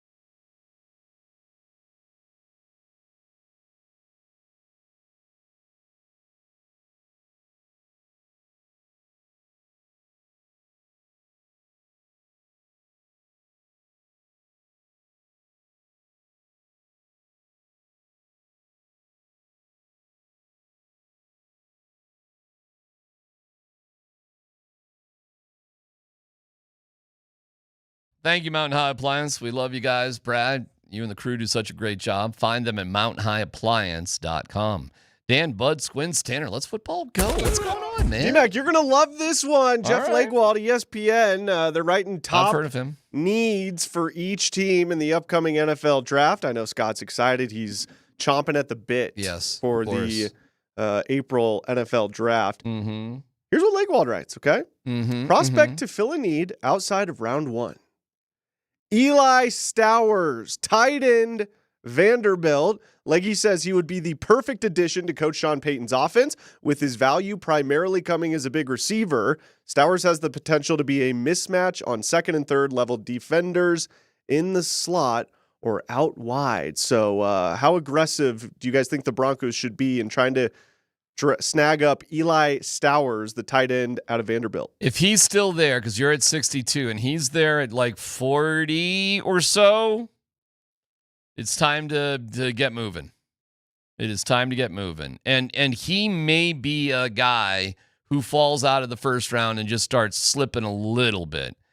But I don't know if you can hang around till 62. But there you go. That is your impact tight end sort of dude. All you'd have to do is let go of Lucas Krull to make sense of this. No big deal. It's a sensible solution after, obviously, Evan Engram. This is going to be his last year. So, yeah, I mean, what can I say about it? I think Leggy's nailing this one. We've talked to Leggy about this. He actually is a fan of Stowers and Mike Washington, who we've talked about. So Leggy's not poo-pooing any of this. Leggy's not hammering away like it's got to be an inside linebacker. So, no, that's cool. I'm glad that Jeff has put that out there, Scott. Sounds good to me. Well, and I think Coach did a breakdown on the sprint. He likes Stowers. So he's not a great blocker, but he's longer, he's bigger than Ingram, and good guy, good catch. I think he had 70 catches this year or something like that, so why not? Yeah. Would you say that's the biggest need position-wise for the Broncos, tight end? Yeah, it's the biggest gap that other teams have that you don't. Because Engram is just not a long-term prospect, nor is he going to be who he once was. I like that they went for it with him.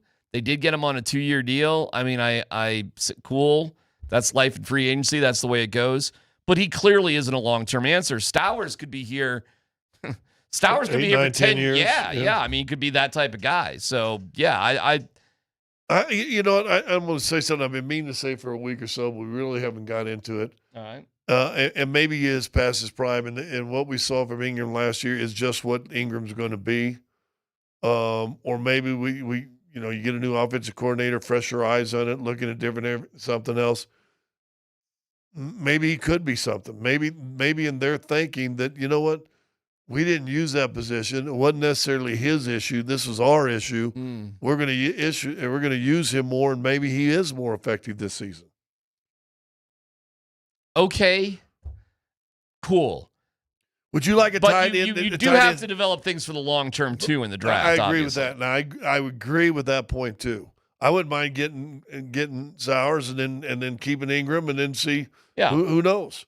But would you not like to get a tight end that catches 60-some balls this year? Yes. By the way, with Stowers, he's a really interesting guy because he's played quarterback as well. You can hand the ball off to him if Coach he said he was a 4-star recruit at quarterback. He's a uber athlete. I think you got to move up in the second round to get him. He's got to fall to the second round in the first place. But sure, I mean, what Leggy's writing, it's a no-brainer if he's there. I mean, a no-brainer. How far do you go up to get him? Say he's dropped past 50. Oh, I said at 40 you got to start greasing the wheels. So at 50 you got to let's go. Let's go at 50. 40, let's think about it. 50, let's go. I'll put it this way. On the second day of the draft, if he's at 50 still and the Broncos don't try to make some sort of move, I'll be very disappointed. But, hey, man, the Broncos know their team, and it's a lot easier to say move up in the draft. It's easy to talk about. It's hard to do because you'd have to be giving up something and probably next year's draft. And what Leggy said is everybody's trying to hold on to next year's draft. Correct. Next story, Dan.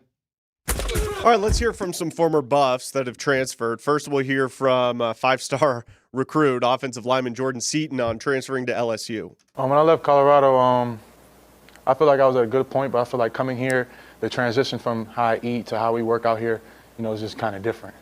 My decision to come here was just based off, it just means more, Coach uses that quote, it's just different here, and I really believe that. Being here is really just different from how we train to how we work, and the word extra around here. Everybody, we're big on extra, because just doing what's required is not enough. When it comes to work, that's what this place is about. Like, you don't come here to do nothing else but work. Okay, there's Jordan Seaton. Let's hear from London Merritt, who transferred out of CU to go to Clemson. John coming here. I just felt like it was just a sign. I'm back here twice, and definitely it was just a lot better than where I was, and facility-wise, coaching-wise, I feel like it was just a better option for me and for me to, get into that step to the next level, especially with Coach Romp. They just have a history of putting guys into the league, so that's my main objective. So, guys, why do you think these guys are kind of dogging Prime after they transfer out of CU? What's going on up there? Because they're going some places and getting real football coaching and not peer group, status coaching. Yeah, it's what they wanted to get out of Prime and what they thought they were get. He was he was like a carnival barker. He was full of crap. Which is fine if he can be the face and let him do Prime stuff. Then everybody else below him don't have to be coaches. Yeah, I think probably what was getting in the way is, first of all, Prime's not a good coach, and I think it was the emperor, wears no clothes, whatever that expression is, meaning who exactly is telling Prime he doesn't know what he's doing up there? Who's being critical of Prime inside of that circle? Well, you might want to look who he's run out. Well, right. And my guess is as soon as you start sporting some opposition towards him, it's your first step out the door. And I would guess if Sean Lewis was being honest, yes. I mean, how about our guy Livingston taking a pay cut to go from a defensive coordinator in college to, what is he, the cornerbacks coach or something with the Broncos? Something like that, It's definitely a demotion. Definitely a cut in pay. Be interesting in an honest moment what Marshall Faulk would say. Well, look who's not there either. Falk isn't there anymore. Warren Sapp isn't there anymore. Like, all these guys. You know who was visiting today was Shadur Sanders. Sanders, I've seen some video of him going up there to see his dad, which I have no problems with whatsoever. It's cool to go see your dad. The problem is Prime, I don't think, has anything in his life that gives him the same juice. And I do feel bad for him because of all the health issues that he's had. I mean, I wouldn't wish that on my, well, maybe I would wish it on, I wouldn't wish that on my worst enemy. And I do have empathy that he's going through that. I do. Yeah. But he's not a good coach. And his ability to recruit now is not that. People are not going to stay at CU or come to CU because of him anymore. And those that will are just not the top level guys anymore. And you can see that now based on who is left and what they have to say about him. And you don't think that filters down? And it's not as exciting with Prime here in year 4 as it was in the first year. It's just not. Why? Because there's, like, Lane Kiffin is a big celebrity coach. But for a different reason. Signetti is a big celebrity coach right now. I mean, these guys are big celebrity coaches. They're famous. Yes, and what are they famous for? They're famous for being successful college football coaches, not for just being famous. And Prime right now is just famous for being famous. And that is the truth. And it's got nothing to do with being a dog or a cat or that other foolishness that he was spitting out there. It's about really coaching football. Coaching. And clearly, that has not been adequate up at CU. And that's the truth, man. And we're not haters. We're not out to get anybody. Nor do we live in some sort of ridiculously small circle that a lot of these Prime defenders exist in. We live in the Denver sports circle, which is large. And contains pro teams. So guess what, CU? If you want to continue on your ways of being insular and losing, we don't care. We'll call it out as we see it, and we're not kissing anybody's ass because we don't need to. So you get the truth from us. Why would I be rooting, or any of us root against CU? We're not. You had kids that went there. Tyler went there. I have a kid that goes there. We're not like anti-CU. Dan smoked weed in Boulder. My dad went there too. And his dad went there. Intramural badminton champion, wasn't he? No, that was me. Columbine High School 2009 gym class badminton champion. Do you think London Merritt or Jordan Seaton or Staub, like, you think they're lying?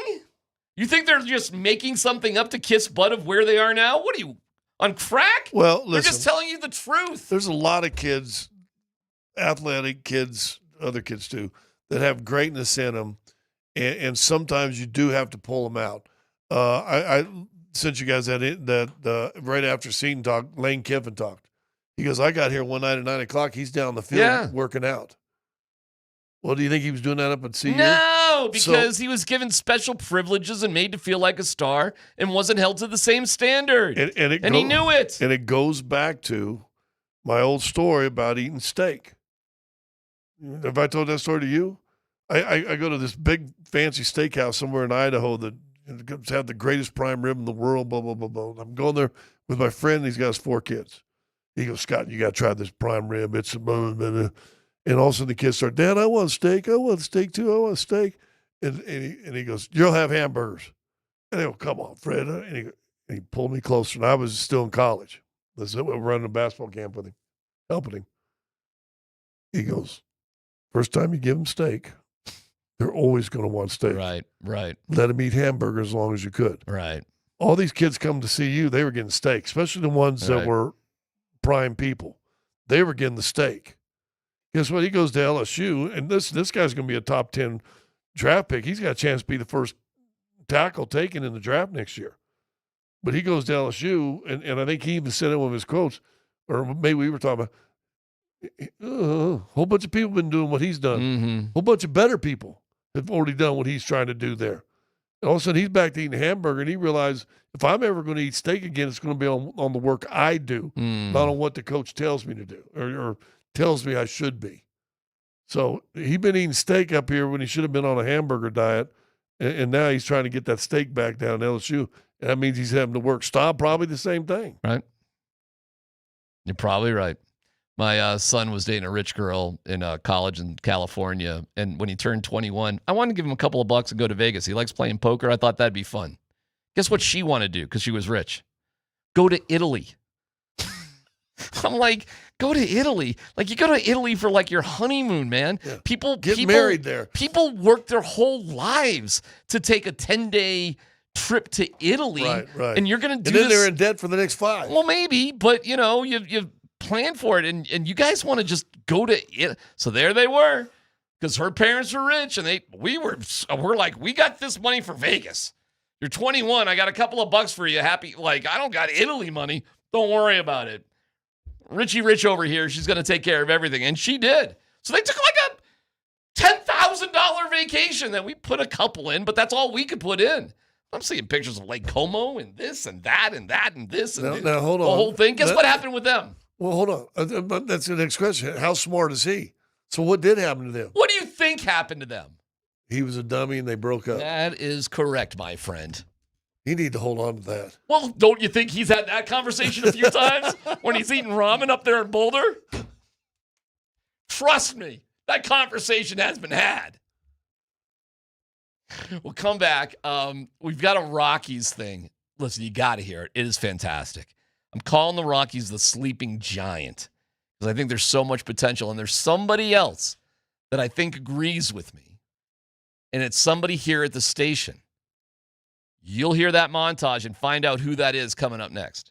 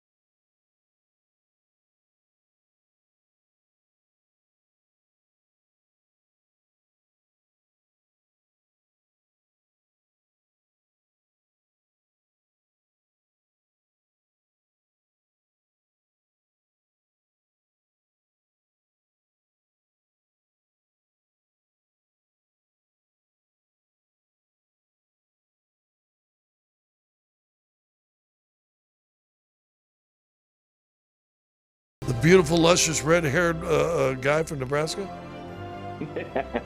Yeah, I'm good, boys. What's going on? I want to say something positive about the Rockies. And I know you're surrounded by haters.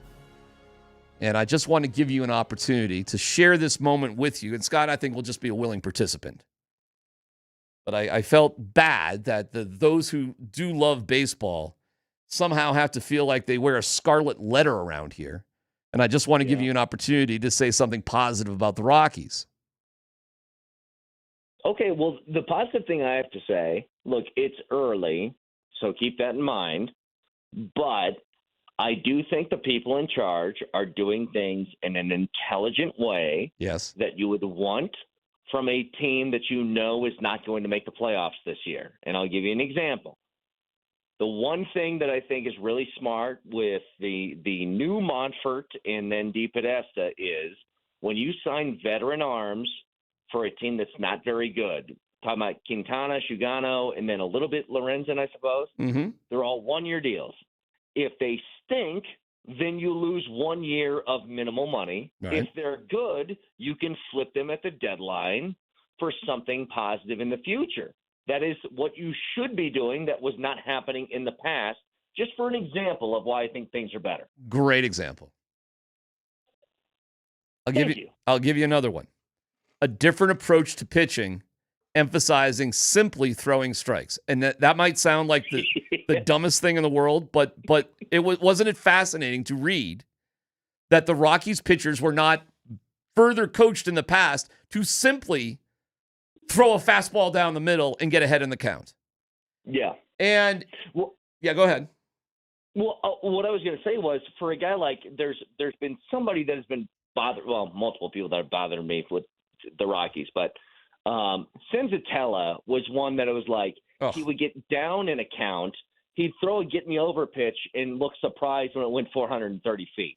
Like, that's the kind of thing that drove me nuts. Right. It's like, get ahead in the count early, and then you don't have to worry about that kind of stuff, because nobody, at least last year, had the velocity where you're talking about, if I am down an account and I need to throw a fastball, it's not going 99, it's going 92 over the middle of the plate.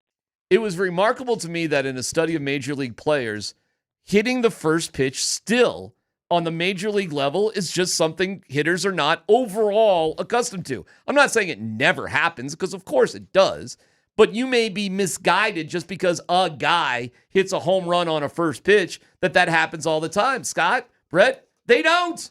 In fact, most guys, even if they do put the ball in play at all, it's either a foul ball or it's an out. But if you want to give a major league hitter, because throwing 100 miles an hour isn't enough, the time to sit on a pitch when you're 1-0, 2-0, 3-1, and that's what the Rockies were doing all the time. All the time. All the time. And sorry, Chase Dolander, you were one of the chief guys on this. And DMac should remember this. Brett may not, but when Gebhardt was here, I remember the whole interview, and I was at KOA at the time, so we had him on all the time. But he talked about that. At Coors Field, walks kill you. It's not the solo home run that you give up in the third. It's the three run shots you give up in the fourth because you walk two guys. Yeah, it'll be the walk, and then it'll be the single that turns into a double, and then it's the 3-run home run. You know, it kind of goes like that, Brett. Right. No, I totally agree. Like, there's things, when I was talking about this morning, and I understand, because I did this for a large portion of my life, and I can get into the really booger-eating, statistical, analytical part of this. But, like, when I talk about the things that I'm excited for, and I get that the Rockies aren't going to be good and they aren't going to make the playoffs or anything, but I just want the arrow tipping up at the end of the year. Yes. And some examples that I'd point to is, like, in spring training, take that for what it's worth. This guy hasn't had a major league at bat yet. But TJ Rumfield is going to be your first baseman. Yes. He had a strikeout rate that was less than 3% in spring training, which is unheard of now in the league. It would have led the league in the majors last year. And simply putting the bat on the ball in a place like Coors Field, good things can happen if you do that. And that's the opposite of what they had last year, Michael Tolia, who struck out like half the time when he was at the plate. Like, I see things that are moving in a positive direction that aren't going to lead to 98 wins this year, but perhaps you could have a 70-plus win season, and then you could build off that moving forward. I'm with you, dude. Where are they defensively? That's going to be a key too, right? They're fine. Because guess what? Major leaguers can play defense, Brett. I mean, in general, right? Yeah, unless you're O'Neal Cruz on opening day, yeah, they can do that. Typically, the guys that I'm looking at, you have especially in the infield. Like, I'm really excited about what the infield can be with Tovar and Kyle Karros, who I think is going to be really, really good. He's going to need some seasoning, but he's a young guy that has a ton of potential. Yeah, we played against his team, my 12-year-old team, down in one of them tournament games in Arizona, and it was coached by Eric, his dad. We played against Kyle Karros when he was 12 years old. Wow. It was crazy how they did it. So it was the best youth team, Brett, I've ever seen in my life. And let me ask you something real quick. Yeah. Because I've done these things before, and I was playing my youth days, and we'd play against, like, Team Puerto Rico in some tournament, and they had mustaches, and they felt like they were 4 years older than you. Is that Kyle Karros? Kind of, but not really. They looked physically like our kids. But here was they. I can't believe we scored a run against them. In youth baseball, the easiest way to do it is just play 11 kids, period, because you bat the entire lineup. And they were batting 13. And you were like, oh, there's got to be a drop off. No, it was unbelievable. So I talked to Eric the next day because they killed us and they won the tournament, which is a real high level tournament. And I go, well, how do you do it? He goes, oh, well, we just do this year round, meaning their team, because it's travel. It's not Little League. It's travel ball. So you can get these kids wherever you want. So they had a rotating roster of kids who would be able to travel, and they just traveled the country the entire year. Brett, that's what they did. And you want to know why guys in America can play baseball? It's because their parents are freaking rich, and they have this kind of training. I don't know what to say. Never mind the stupidity of people that say, oh, why can't pitchers hit? Another incredible insult to human beings everywhere that people don't know. It was better in the National League when pitchers could hit. Actually, no. That being said, Brett, I just want to say this year where it's going to be so difficult for you and I to talk about baseball, there is a moment right here, right now, where I'm going to say you should not be ashamed to be a Rockies fan and hope for them to win. That is not a bad thing. And the biggest loser thing you can say is sell the team. Anybody who says sell the team, you should just stop talking to immediately, Brett. Well, dude, I've been on this for a couple of years. Like, the sell the team crowd, and I'm so with you. Like, look, there's plenty of time. There's 162 games to a baseball season. I'm not going to be pessimistic and, like, overly doom and gloom the first 2 weeks the season starts because I'm excited about it. And if you're talking about selling the team, you're doing something that will never happen, or at least not happen in the near future. It's a waste of breath. It's stupid to even talk about. So try and find another solution, first of all. You're absolutely right. Before you go on, I stopped DMac. We said the same thing, too. Here's what the one thing you have to consider, because I agree with you guys. They have done everything this year that people have been clamoring for forever. The front office has completely changed around. The coaching's changed around. The philosophy on the field has changed around. All positives. Problem is, the guy that still owns all the strings has been the same guy that's owned it for the last 25 years. Can he stick to his guns and stay out of the way? He's still got to prove, though, now as an owner, too. I totally agree. I'll tell you this, Scott. I know a couple of people that are inside the Rockies. I talked to them last year when this move was happening, when they were moving to, the next generation of the Montforts. And they said they were incredibly optimistic because they felt like the new regime would do things differently and see things differently from what the previous however many years have been. And I'll tell you this, from the offseason alone, and again, small sample size, I think I've seen some of that. I think I've seen the way that they handled business differently. They didn't sign free agents for like 5 years outside of Chris Bryant, and they did that, although like small one-year deals, but deals that made sense, which I'm happy about. All right, I'll let you go, but I just want to say it's opening day, and we should not be ashamed to be excited for opening day. So that's that. I totally agree. All right, my man. By the way, can I say one thing on the way out? Of course. When you were talking about Kyle Karros playing around, year-round and those types of teams, yeah, they might be a better baseball player than I ever was. but they never had to shovel snow off a tarp to play a game in February, and that's building character. That's Nebraska. There you go. And Nebraska that baseball. is Nebraska. Thank you, brother. That's right. We'll talk to you And you later. do have luscious hair now. All right, by the way, we will, thank you, Brett. We will be live opening day at the Chop House next Friday, starting at 10 a.m., powered by the Wilhite Law Firm, who reminds you don't drink and drive. Learn more about the ride share reimbursement program at wilhitewins.com. That's wilhitewins.com. The Wilhite Law Firm, helping you celebrate safely. See you next week. Oh! It's KKSE FM HD1, Broomfield, Denver, Boulder. What? I'll be flying to San Antonio. Where are you going? The Chop House? Yes. I got to be honest with you. Good for them. We've been at the Chop House for like 4 years in a row. Or at least 3 years in a row.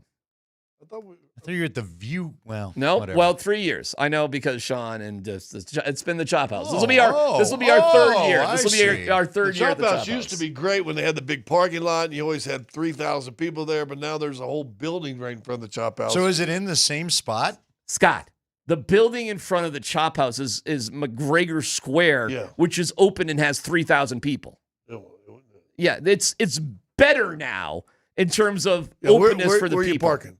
I'm taking my bike in the light rail. Okay. Because that's how I roll. I'm not worried about parking. Seriously, is the Chop House still in the same spot? Yes. Yes. Wow. They still got the piano bar there? I do not think so.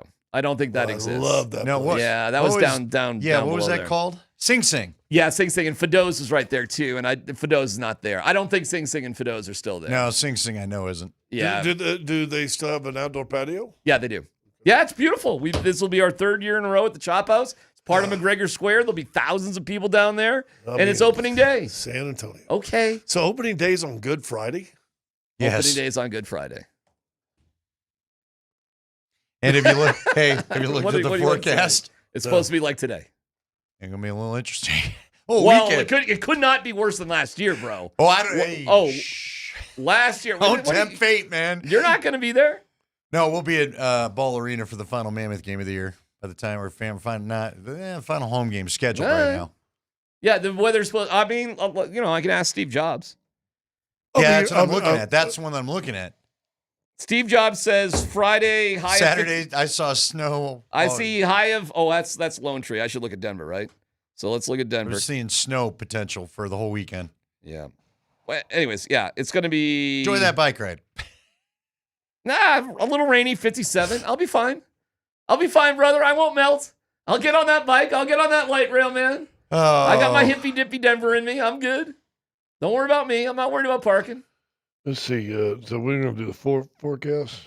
And we just did it like 3 times. Isn't that just like God telling you he hates the Rockies? Yeah. It's been Wow. 100 degrees Wow. all winter long. Wow. I'm just saying it's been 100 degrees all winter long. And then the one time the Rockies have to play their home opener, they're going to get dumped on. Just like the Broncos AFC Championship game. San Antonio, by the way, is partly sunny and 90 degrees next Friday. Well, enjoy your plane ride to your 4,000th trip to San Antonio. Wait, is that it? Is that the last game of the season? No. No.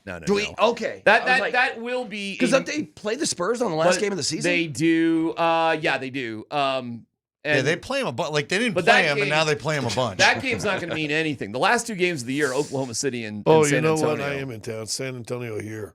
Oh. I don't want to go. Yeah.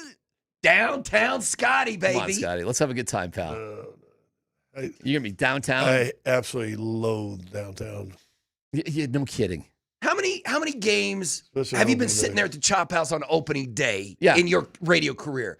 30? Oh my gosh, yeah. 20 years? Yeah, Wow. many we've Yeah, been to. by the way, There. downtown really sucks on opening day. Everybody's in a good mood. Yeah, Everybody's everybody's- down there. Well, there's a good mood happening. Hey, The other Everybody's half of the day can always- be. The other everybody's half in a of the day good can be mood. interesting. you know how many games I've done?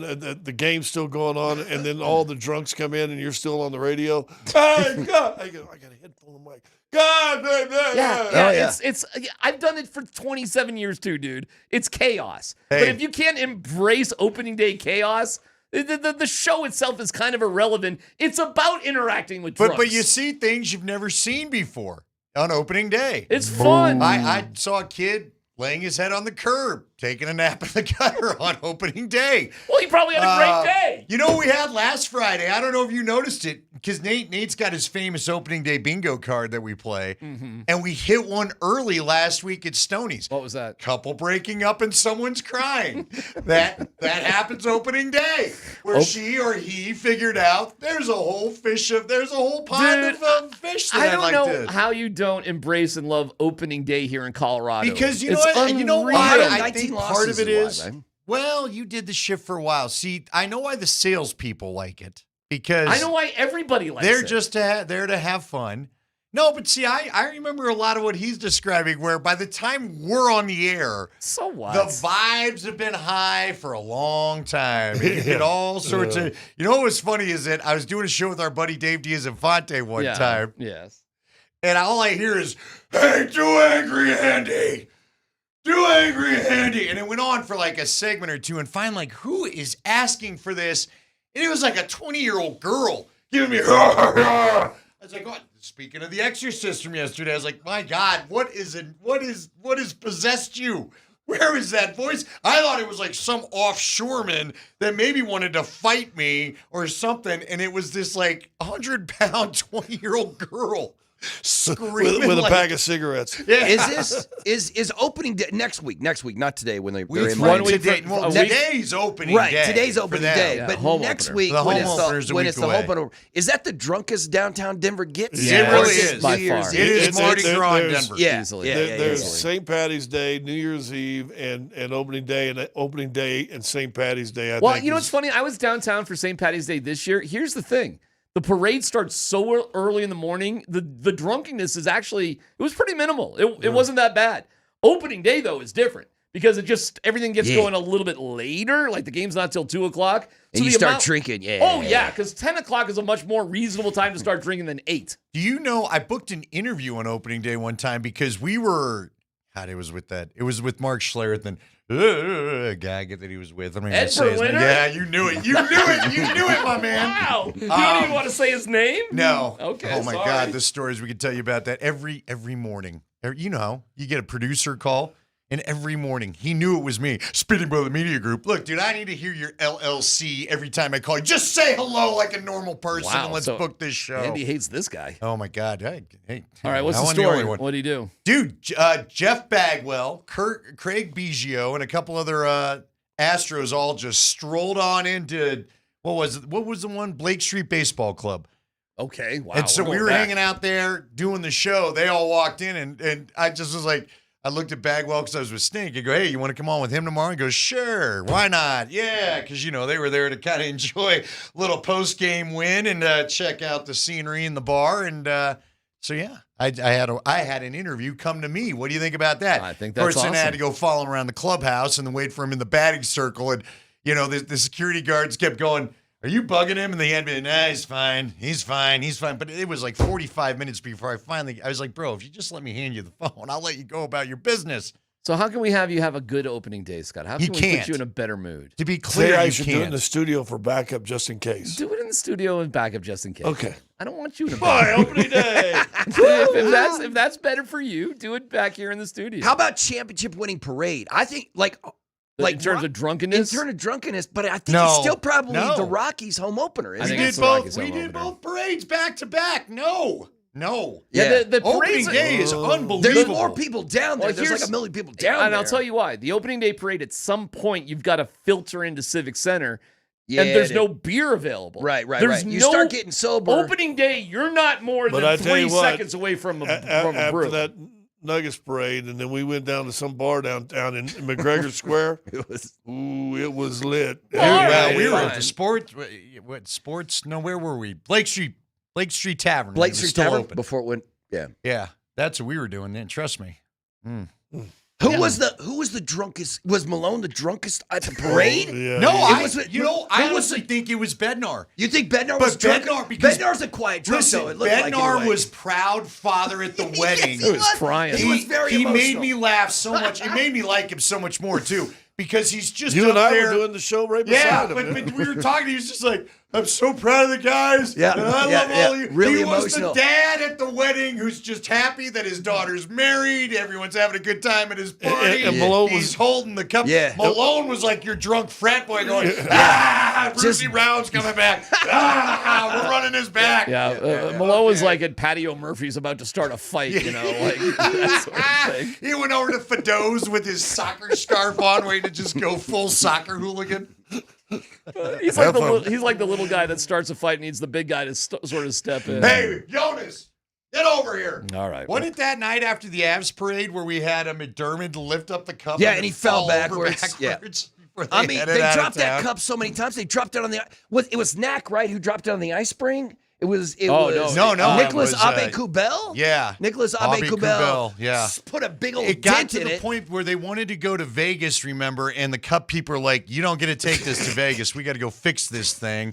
And I heard they went to, it was just called Resort World. Apparently, they had to go there without the cup because the cup had to get repaired before everyone got their turn with it. Yeah.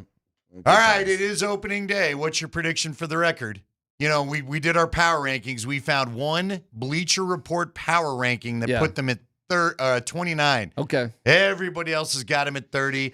I guess Vegas has got the win total around 53, 54, wherever you're looking. What do you got? What do you got, DMac? I will stay optimistic. Now, I made a bet on the year that they'll be in the playoffs in 3 years. At the end of the 28th season, they'll be in the playoffs. Don't forget, you only have to win about 88 games to get in the playoffs. Why do you do this? Because that's what I think is about to happen. I think they're a sleeping giant. I think there's a lot more talent than you give them credit for.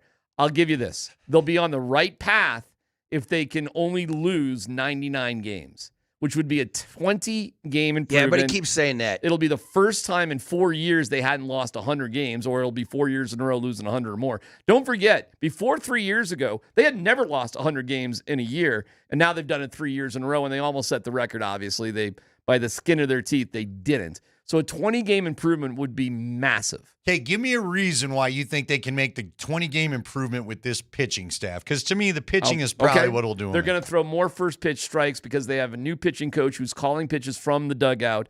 And that is going to make a massive difference because they're not going to be walking or getting in behind counts as much. So they'll be quicker to get outs, which will benefit them in the long run. It's been a big point of emphasis all spring, just throwing first pitch strikes. All right.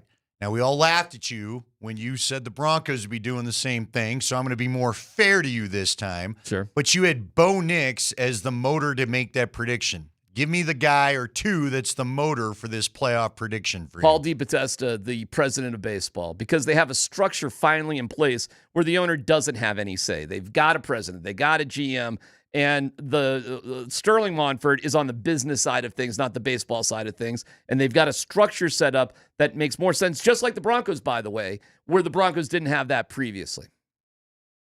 All right. You had like whiplash when you said that. He you said back the Rockies are a sleeping giant. Sleeping giant in He the said playoffs. the Rockies are a sleeping giant. In the playoffs in 2028. Because, again, you don't have to win the NL West. I don't know if they'll ever beat the Dodgers and win the NL West, ever, seriously. Hey, did you see? But you only had, like the Guardians did and like the Diamondbacks did. You only got to get in that play-in game, guys, and then it just comes down to a couple of games. Honestly, in your heart of hearts, you be completely honest when you speak into this microphone right here. Yes. If you were running the Rockies last year, yes, would they have lost 119 games? No. What are we talking about, man? Well, I would never have had Bud Black as the manager. I would have never had Bill Schmidt as my GM. I would have made the changes they have made. So I'm not going to be upset about an organization that literally has made every single change except for sell the team that we advocated for them to make. If you have a disagreement with a girl and you say, I want you to change these 4 things, and she changes those 4 things, are you still breaking up with her? Well, You're right. There's a lot of factors in that right there. Or let me reverse it. If a girl asks you to change 4 things in your life, and you did, and then she broke up, I get what you're saying. I get what would you think of her? I believe that last year's Colorado Rockies is the worst professional organization I've ever seen in my life. Fine, they changed the entire, but they changed the entire organization. Look at the starting lineup. I think it's going to take more than 3 years to get Well, it right. so DMac, I like what you're saying. Because you got to see what's coming up. Like Charlie Condon is not even on this roster. Right. He's going to start in Albuquerque, but he'll be up soon enough. He will be. They're going to have Ethan Holiday. He'll be up soon enough. You think so? They'll bring Holiday all the way up here? Holiday had a great spring in spring training. He'll be up soon enough. Soon enough. But don't forget, you did go to the playoffs with Nolan Arenado. You did go to a World Series with Troy Tulowitzki. It's not like it hasn't happened here with great young players. You've done it before. You know what? Sorry, I didn't mean to jump in there. But you're not you're not going to get what you want in 3 years because you know what we're not going to have next season? What? Baseball. Yeah. We're not going to have baseball next season. That's a great point, and that's part of it. So I'll say 3 playing seasons. That's a great point. Yeah, because God knows when this is going to come back. So, right, if they don't play baseball in 27, then my prediction will be 29, not 28. Did you see this? But give me 3 baseball playing seasons. Yeah. Did you realize this is why we're going to have a lockout for anybody who thinks that we're being a little dauber down on opening day for the Rockies anyway? Did you see that the Dodgers, you could combine the revenues of the Brewers, Cardinals, Diamondbacks, Guardians, Mariners, Marlins, Nationals, Padres, Rays, Reds, Rockies, Royals, Tigers, and Twins. Their TV rights do not equal the rights of the Dodgers. That's right. And that is the reason why baseball will Do you lock guys out. want a cap? Do you guys want a cap? Would Yes, you be okay if we just took a cap off of every single sport and just be like, I'm sick of covering for stupid owners. If you want to make a dumb financial decision, make a dumb financial decision. Go ahead, let's go. Make it free and clear. No cap on anything. I think having a cap is a basis of parity, and I think parity instills competition and makes the sport better. By the way, guess who's advocating for the cap? And that's Monfort, who everybody hates. But, of course he is. But the Rockies are not a cheap organization. You guys know that, right? I don't think they're cheap. They're not. They're just bad at their job, at least lately. They have been, and they changed everything.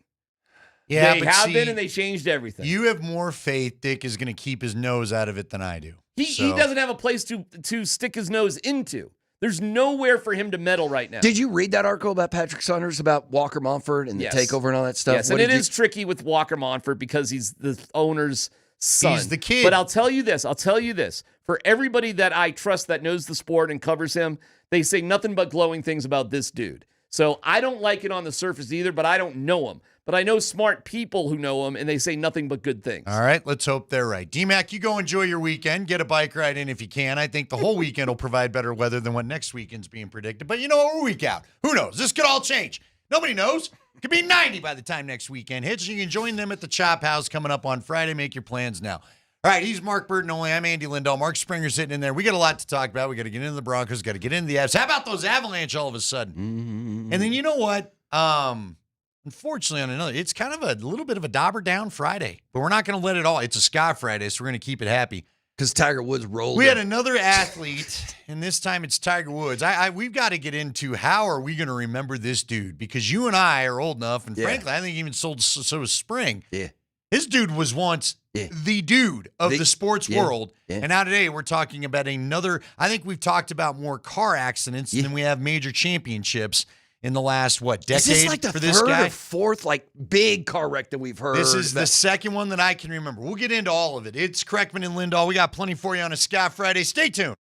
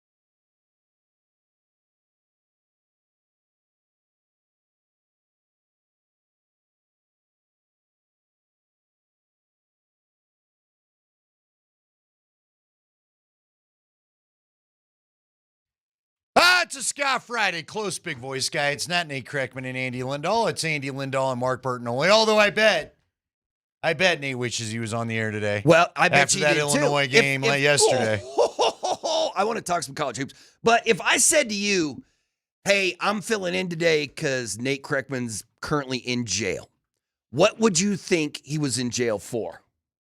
That's a great question. Hey, Springer, because if I said, hey, Andy's in jail, what do you think Andy's in jail? Oh, my gosh, man. I mean, why? I don't want to do these dudes like this. It's because Andy snapped, right? What for Nate, though, for Nate, though, I don't know what it would be. Like, if you're like, what would be your knee-jerk reaction? Like, yo, man, Nate's in jail. What? Yeah, what? I mean, he like punched someone in the face No, because it'd be like international espionage. No, he wouldn't have done that. I'd be the punch to the face or the snap guy, whatever. You know what it would be? What? He got pulled over for something small, and he couldn't quit being Nate to the cop to where he's now in jail for being a wise ass. I thought he's gonna get arrested in a grocery store one time. Yeah, because that dude just eats fruits off the. He just grabbing fruits. Yeah, like someone got in his personal space while he was feeling grapes. You think Nate would throw hands if somebody's like, "What are you doing? What are you touching that cantaloupe for, brother?" I only bring it up because our good friend Tiger Woods is currently in jail. Yeah, so for those that don't know it, and this thing just keeps, I saw it developing as I was leaving for work, and at the time he was in a rollover crash, and I'm like, all right, is this dude speeding again? And then all of a sudden, I didn't realize it, so we looked down in the break, and it's suspicion of DUI. He refused to submit to a breathalyzer test or whatever, a roadside test or whatever, and so now he's in jail. Yeah, he is sitting in jail in Florida. So crazy. And what did you say? We're 2 weeks from the Masters? We're 2 weeks away from the Masters, and he just came back to the TGL I thought it was, just a couple of days ago. He played his first event at the TGL. So, I mean, I don't think you're going to see Tiger at the Well, are you sure? Well, I guess you're right, unless he's injured. But you don't get taken to jail if you're in. They take you to the hospital, then they take you to jail, right? Yeah. So if he's in jail right now, he should be. He shouldn't be too injured. I can't fathom. And again, I'm not making light of the situation. It's an extremely serious situation, but I cannot get my head around the fact that this guy, who is, for me, the very first iconic, popular athlete that everybody knew about as a young sports fan for me. And again, I was born 70s, so really my recollection of sports kicks in the 80s, right? We always try to remind people of that. But it was Michael Jordan. And so since I got in the sports media, the next version of that is Tiger Woods. The iconic, everybody in sports knows who you are, right? It doesn't matter what sport we're talking about. They know who you are. At one time, you were the athlete of the 2000s, like the guy. And I never thought I'd see a golfer be that, to be quite honest with you. Right. And now here we are, and this guy, like I said, he's now rolled his car twice, and he's got more of those things as far as the big story about him than championships. This guy was going to break all the records in golf and win the most majors and all that stuff. But even though he didn't, he still wouldn't the two of you think Tiger Woods right now is he is still the biggest star in golf. He might not be, he's not the best by any means, but he's still the biggest star. Do you think he's a top 5 athlete of the last 100 years? Like, if we start talking about Michael Jordan, Muhammad Ali, is Tiger Woods in that category? Conversation. See? So, he's probably knocking around number 5 because of all this, right? Well, he was on his way. If you're just going like performance. If we're just going like him and his the peak greatest was athlete, right? There you go, Springer. When he was the best, he was the best. I'd take Tiger over prime Jack and prime Arnie and prime Phil and all those kind of chuckleheads. Yeah, so you can just start going sport to sport, and it's like he's top 5. Athletes. He's there with Wayne Gretzky, right? He's there with Michael Jordan. We're talking about the worldwide figures that everybody recognizes, like Messi, Ronaldo. Yeah, like Tiger we got to Woods. throw some soccer players in there, But see, I think it's tough because I think he was on his way to that. I don't know that he is that. Frankly, now I think he's maybe ruined that. I don't know. Well, he's only he's only 50. He's old. He's 50, but it's golf. He can play till he's 70. Now he can play on the senior tour. Yeah. He can play. Should he choose to do that? He's not going to, but he's not going to. But yes, he could if he wanted to. Here's my question to golf fans out there: 303-504-0925.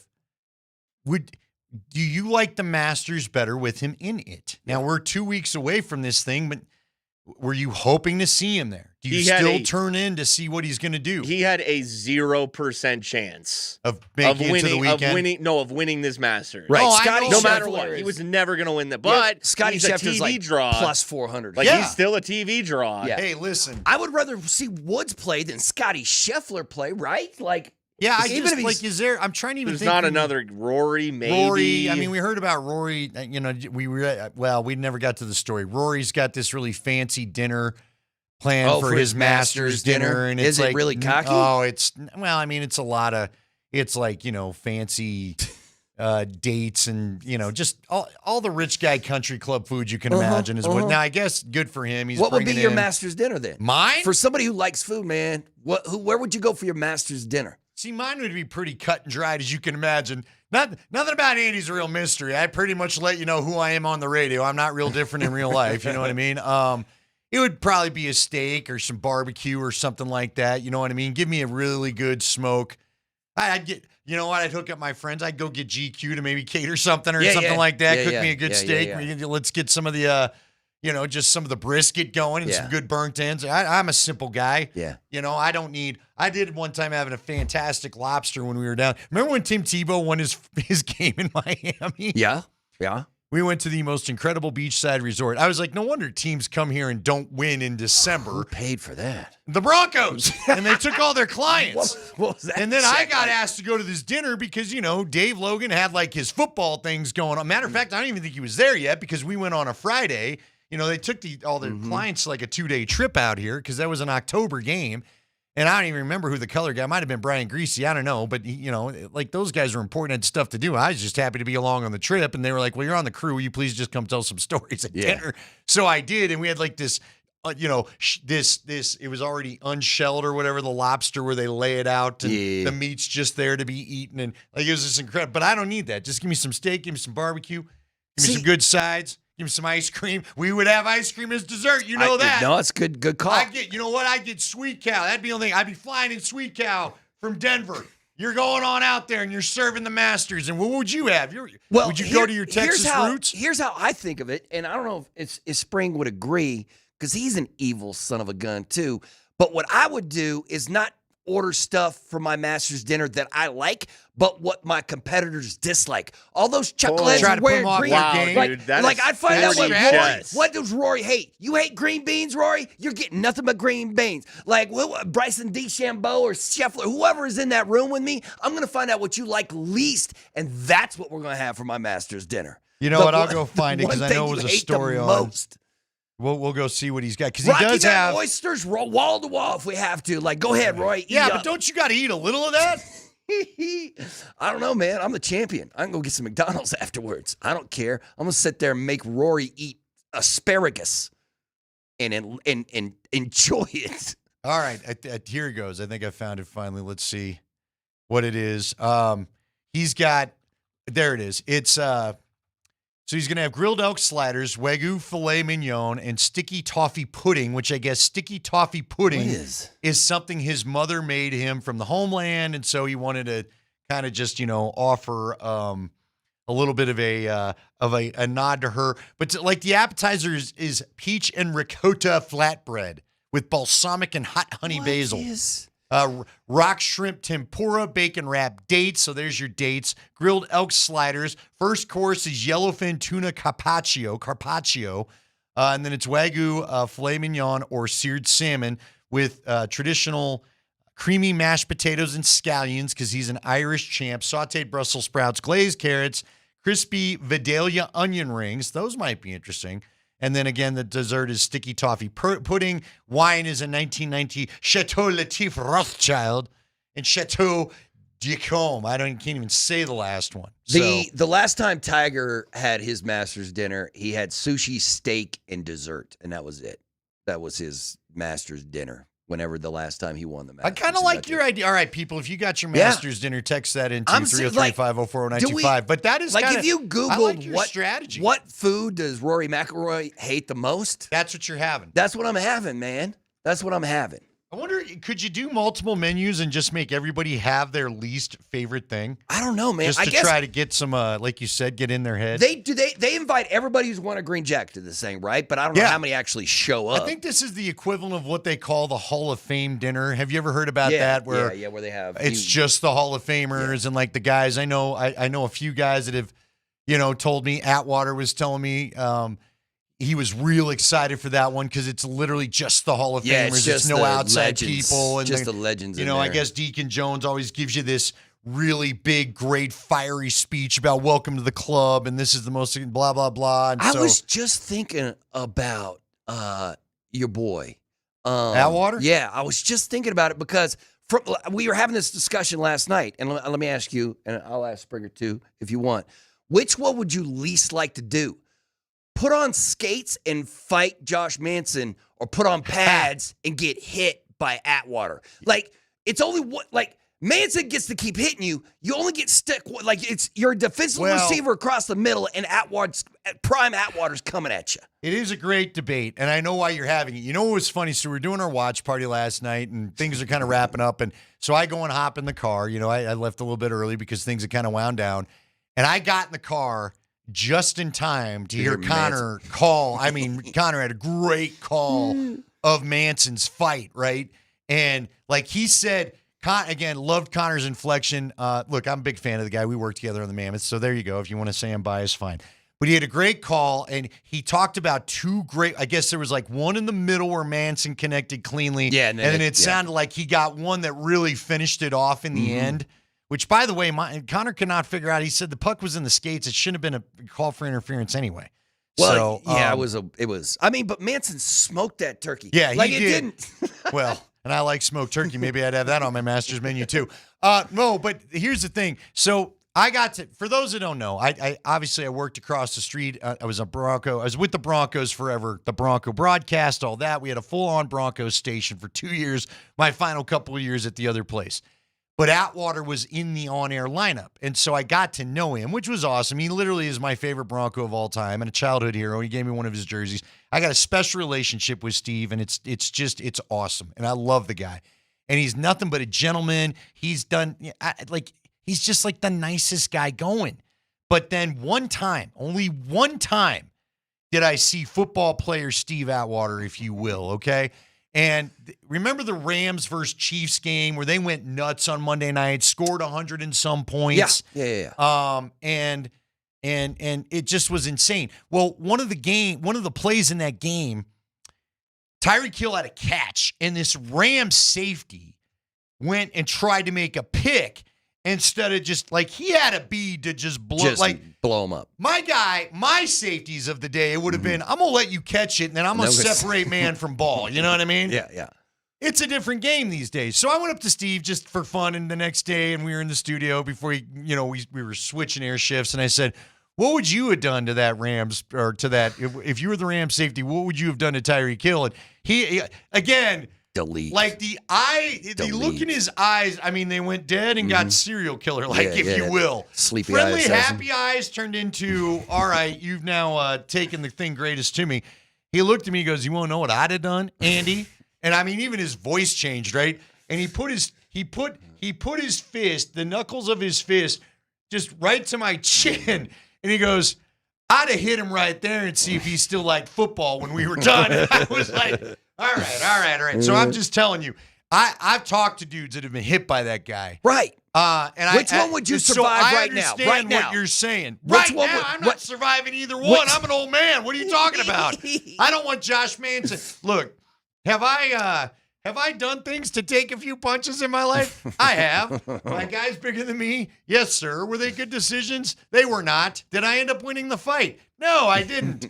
But at least I've experienced that. I've had a guy tell me, it might have even been Ed. One guy told me, Ed McCaffrey, someone told me that when Atwater hits you square, every bone in your body rattled. In the middle, dude. Yeah. I mean, rattled. Now, the funny thing about it is I think Manson and Atwater might be about the same size. Probably. How big is Josh Manson? I don't know. Is it 6'2"? Yeah, something like see, that? I'm telling you, he and Atwater are like the same size, near the same weight. So you're talking about the same size man doing damage to you. You know what I mean? It really is a hell of a comparison. How many punches do I have to eat for Manson? Well, see, you got to stay on your feet as long as possible. Felt like he took about 4. He took 2 good ones, and he should have gone down before that last one. Yeah, he should have just called it a day. Because that last one almost just caught him square. Yeah, the last one it sent him to the tunnel, right? That was the end of the game for him. I still would choose Manson just because at least it's just my face that's hurting when it's done. But I'm just telling you, I'm not tough enough right now at 52 to handle, or 51 to handle either one of them. What would you take? Neither, man. I'm not a. I'm a lover, not a fighter. I ain't doing that. Let me give you another reason why I would not pick Atwater. You do remember, I was just talking about this when we were hanging out at Stoney's last week, and one of the listeners came over. We were talking about it. You remember when Atwater rocked all 3 guys himself? I asked him about it. He knocked out himself, Randy Hilliard, and Robert Brooks from the Packers at the end of that Super Bowl, and all 3 of them were out cold. And I think Steve's the one that woke up first. So no, I don't want to take a hit from Atwater there. No, I'm sure it would. No, you got to pick one. You made me do the old Sophie's Choice. What you got? Can I? Man. No. 4 punches from man. We'll call it 4 punches. But you got to be on skates, so you got to be in the ice, man. We're not going to let you just. What does it matter if you're on skates or not? Because when you go down, you're going to the ice, man. You're going to the ice. It's going to hurt, brother. It's going to hurt if you catch one up top. You got to bob and weave. I would say I'd least likely. I would. It's Steve Atwater. I'd probably least like to be hit by Steve. How about you, Spring? Well, when's the last time you got in a fight, bro? When's the last time you threw hands? This Spring? morning. You threw hands? No, your mom was talking trash. I woke up feeling some kind of way. I'm looking for it. I'm fighting Josh. Like I have a chance. You get right? a swing so on I'm Josh. choosing because with the Steve Atwater situation, I'm a defenseless receiver over the middle of the field. I have no chance. I'm getting blown up. No, you could be Christian Okoye, where you got your legs underneath you and you're running through the hole, and that didn't matter either. Here's the thing about Manson. Look like Christian Okoye's. I'm going to tell you this. Manson, like again, as I listened to that fight, what was the name of the guy he fought last night? Morgan Barron, right? Listen, Barron's punches just seemed to upset Manson more. He was like, what are you doing? So I would suggest you punch him, Spring, because I think you might just, you think that hurt? Let me give you another one. Could you get a shot in? Do you think you could catch Josh with something with a hand? weak, like that glances the You'd have shoulder? to really hope to catch the chin. And I don't think he's got a glass jaw. So I don't I think all you're doing is just making him more mad, dude. All right, 303-504-0925. We got serious stuff to get to. Sad news in my mind about Tiger Woods. Just really a shame that you can't keep your act together. I don't know. It's it is what it is. We'll see what this means for the Masters. We got Nuggets. We got Avs. We got Nuggets coming up tonight. We got Avs coming up. When do they play again? Tomorrow against Winnipeg again. Yeah. Got to get Berto's thoughts on both those teams. Plus, we got a little Broncos that we got to stir it on up. And at some point for the end of the show, we ought to do a poll about how annoying is Nate going to be Monday if we end up with Illinois in the Final Four. The dude's already talked. I've already heard more about Illinois basketball than ever. Well, that's a good call. Will he be out you of think jail he goes by back Monday? to Wakanda and just gets nutty? Listen, are we setting up for him to go back to his old college bar if this keeps up? All right, we'll be back. It's Kreckman and Lindahl, Altitude Sports Radio 92.5.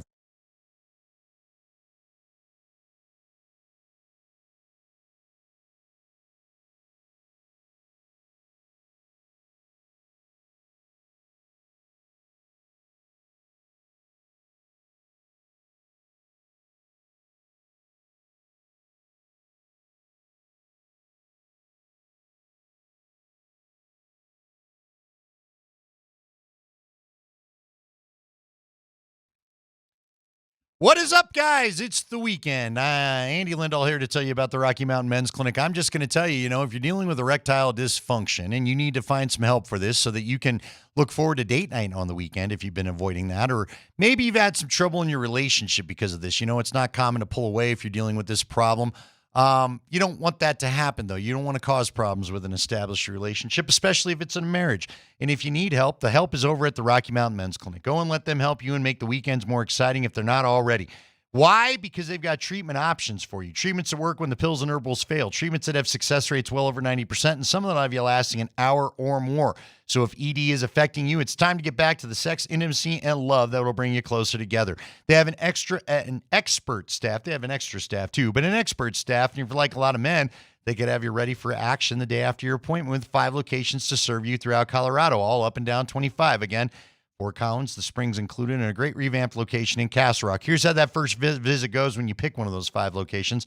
It's you head on in. It's $99. It includes a medical consult with a Colorado licensed medical provider. You have a T and a PSA test.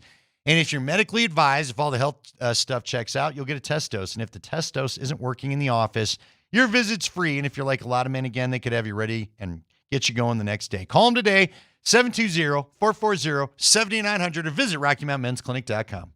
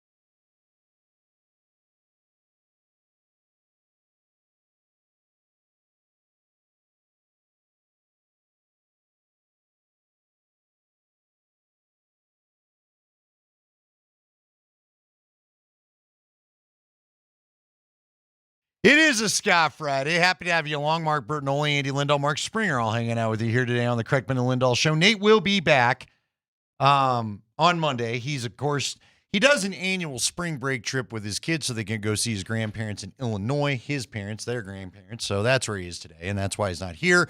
He'll be back on Monday, and if Illinois is in the Final Four, just get ready for a lot of little Illinois side items. Actually, he told us last week before he got, or he told us, I guess, Wednesday before he left for the week, take a couple days off here, that he was really nervous about this Houston game. So the fact that they got that done last night, although for 1 minute, I got to tell you, I only watched the game because of him once I got home from the Avs watch party. Oh, you were like, I got to see what happens in Illinois. Yeah, of course, I'm going to rib our guy. I was going to start sending texts. You're like, I hope the Fighting Illini Yeah, I go was down. kind of a little bit. I've heard a lot about the Illini. Between him and Leggy, who's coming up a little bit later on the program, that's all I ever hear about. So, as a person who appreciates good head coaching, there was 2 insane coaching decisions last night in the Texas-Purdue game and in the Iowa-Nebraska. It was the Nebraska game where the coach only put 4 players out on the court. They only had 4 players, and then Iowa was just like, what? And they went down and scored, and they got the hoop in the arm. And then in Purdue, Texas, first off, they don't stop ball. Homie gets all the way in the lane with a game tied at 77. Texas lets that guy get all the way into the lane. And then they don't have a big in their lineup, like on the court for the rebound. So Purdue just gets the rebound and puts it in at the last second and wins the game and moves on. You don't have a center in the game. Your bigs are on the bench at the end of that thing. that'll live with you a minute, won't it? Well, having only 4 players on the court is probably That's a bold decision. Deciding you don't need to cover everybody that's out there is a new coaching. What do you think? He's just going to freak everybody out? Yeah, I don't know. Do you get fired for that immediately? No, I mean, I heard his post-game comments, and he was like, because he didn't, I don't know the rule either. He didn't know the rule. Because they asked him, they're like, if you only have 4 players on the floor, is the ref supposed to give the ball to the opposing team, or is he supposed to mention the fact that you're missing a guy? And he's like, I don't know. It's never happened to me. It's never happened to me. So I don't know if he's like, I guess they did exactly what they were supposed to do. Like, inbound the ball, let's play basketball. If you don't have 5 guys on the court, you don't have 5 guys on the court. All right, I got a lot I want to talk about. I want to get into with you because it's, you know what? Look, we've got the pre- and post-game host here of both Avs and Nuggets. But there's a new era of pro sports, and the new era of pro sports is here. Denver Summit FC, Colorado's first major professional women's team, is here. They kick off tomorrow at Empower Field at Mile High. Get tickets now at denversummitfc.com. That's denversummitfc.com. If you want to win a 4-pack right now, text Summit to 303-504-0925 right now. Denver Summit FC, be a part of history. So we're giving away a 4-pack. Mark Springer is going to spin the old wheel around that he's got going on there, and we're going to get a winner out of it. But you got to text right now. We'll give you to the end of the segment there, Spring? Yeah, that sounds good. Got till 4 o'clock. 303-504-0925. 303-504-0925. Summit. S-U-M-M-I-T. Summit. Text it in. We're going to pick a winner, give you a 4-pack. They're expecting a huge crowd out there tomorrow at Empower. Mm-hmm. It's going to be a gorgeous day for some soccer. And I know downtown was a buzz last night. Again, Spring and I were out there at one of our favorite places, the Rhine House, hanging off of 14th and Market. And I guess the Summit FC had an open house, and they had a bunch of fans walking around. Everybody had the Summit scarves on and got some gear and went and had some fun. So they're doing it all up, Brett. I believe I also saw at Spring. Did you see? I believe they acquired land today for their new stadium, so they're getting ready to build that. And from what I heard Coach and Raj saying, they're expecting this to be the largest crowd in women's soccer history. Yeah. Coming up here. Yeah, so at Empower Fit, against the Washington Spirit. And is again the other thing they didn't really confirm. Do we have the women's national team coming to play? Oh, that's a good question. I don't think know. in the near future here. I'm sure they will be. Yes, they're kind of the rock stars of our soccer program, aren't they? Yeah, the women's national team because have always good. been. Right, they're good. They've all, right. yeah. Men's national team. We're trying. They're trying to catch up. It's bad. They can't seem to do it. It's not good. But we do have the women's team. Yeah, they are good when it comes to international play. Yeah, so and once hang again, your hat I don't on that. understand how we're not better as a nation in soccer. Well, because you want to know why my theory is, and I didn't plan on going here, but we'll have a little fun and then we'll get to the business at hand. But look, I see a lot of similarities quite often between soccer and lacrosse, where a lot of people love it, especially when it comes to trying to get a league together and support a professional league and all that kind of stuff. A lot of us play it growing up. Yeah, we all did, right? Right, but then we don't seem to want to tune in and watch it at times, or you lose it somewhere along the way, right? I guess we love sports. We love sports in this country. And we do. And so I have heard from other soccer people saying that America is just saturated in other sports. Like, I mean, your grandfather's grandfather was playing baseball. You know what I mean? But you don't know. None of us in here, everybody out there listening, you know at least 3 people that played soccer at some point in their life. Don't tell me you don't. Yeah.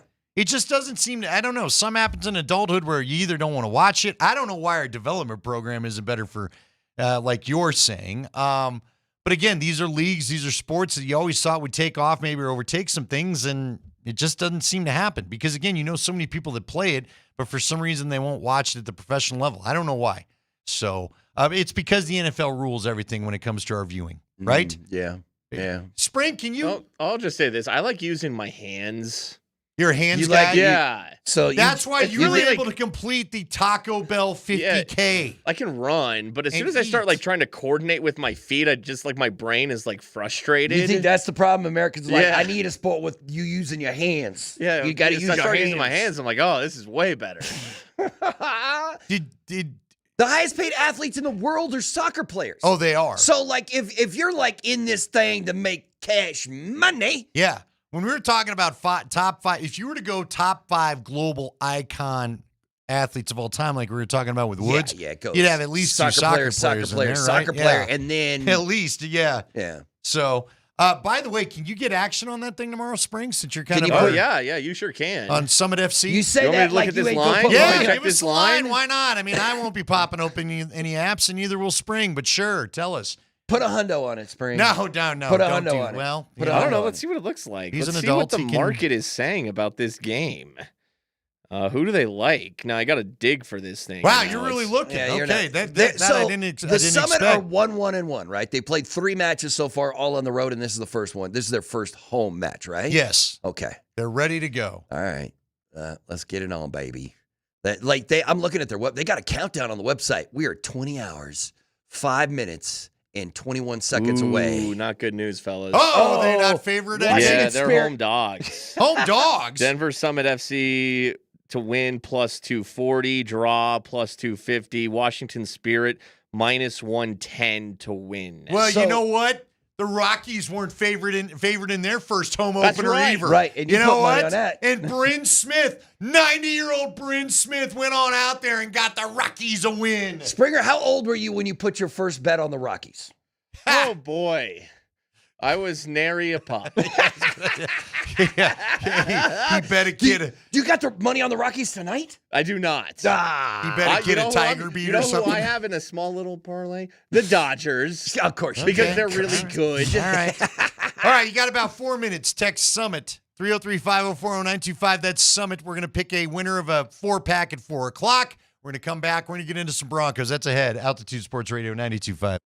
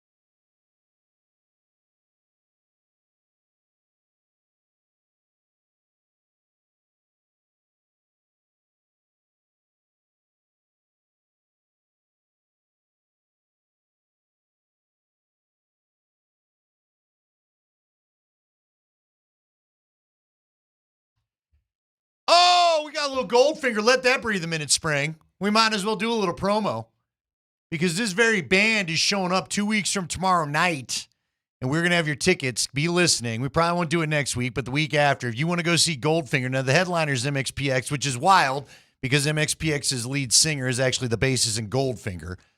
But it's going to be a great, great show. We had a great time when they were at Ska Fest, and we are bringing you tickets. So if you want to get tickets, by the way, they're running low according to the Goldfinger site. So you may want to get on it and buy those tickets unless you win them. We'll have a couple pairs we're going to give to you. And Spring and me and Nate are going to be there. Lady friends in tow. What do you think of that? Yeah, I found out my wife wants to go there, Spring. I don't. So the mandate in the Mustang is out. Oh, Nate's stag. Nate's rolling stag. We need to make Nate drive in the back of the Mustang? Wait, I'm not Nate's dragging the wife's truck not gonna downtown. go? I don't know. She may have to go now. I don't know if Abby's into it or not. I don't know anything about Abby's taste in music now that I think about it. Can you just fill Nate with drinks and kick him to just be like, enjoy the rest of the night, brother? If you know what I mean, like what? How hard does Nate go? I guess the question is. I think when he's in the mood. Because especially at concerts, I know for a fact. No, he had a couple last time, I was right? going to say, Nate just drags Abby to Fish shows. Yeah, that's exactly what true. he does. Yeah, look, I would say this. I don't recommend. I know Nate is Nate. I say this lovingly because he's been one of my favorite partners of all time. He's been a really good partner. Not the favorite though, huh? You say well, one it's of, tough. not the favorite. You become family with all of these people. You're well, waffling. because again, I enjoyed my time with Ed. Tyler and I are like brothers. Nate, Tyler literally is like my little brother who's bigger than me because I'm constantly picking on him. And for some reason, he just lets me, even though he could whoop me if he wanted to. But I had a good time with Tyler. We didn't want that show to split up, and but it's radio. What are you going to do?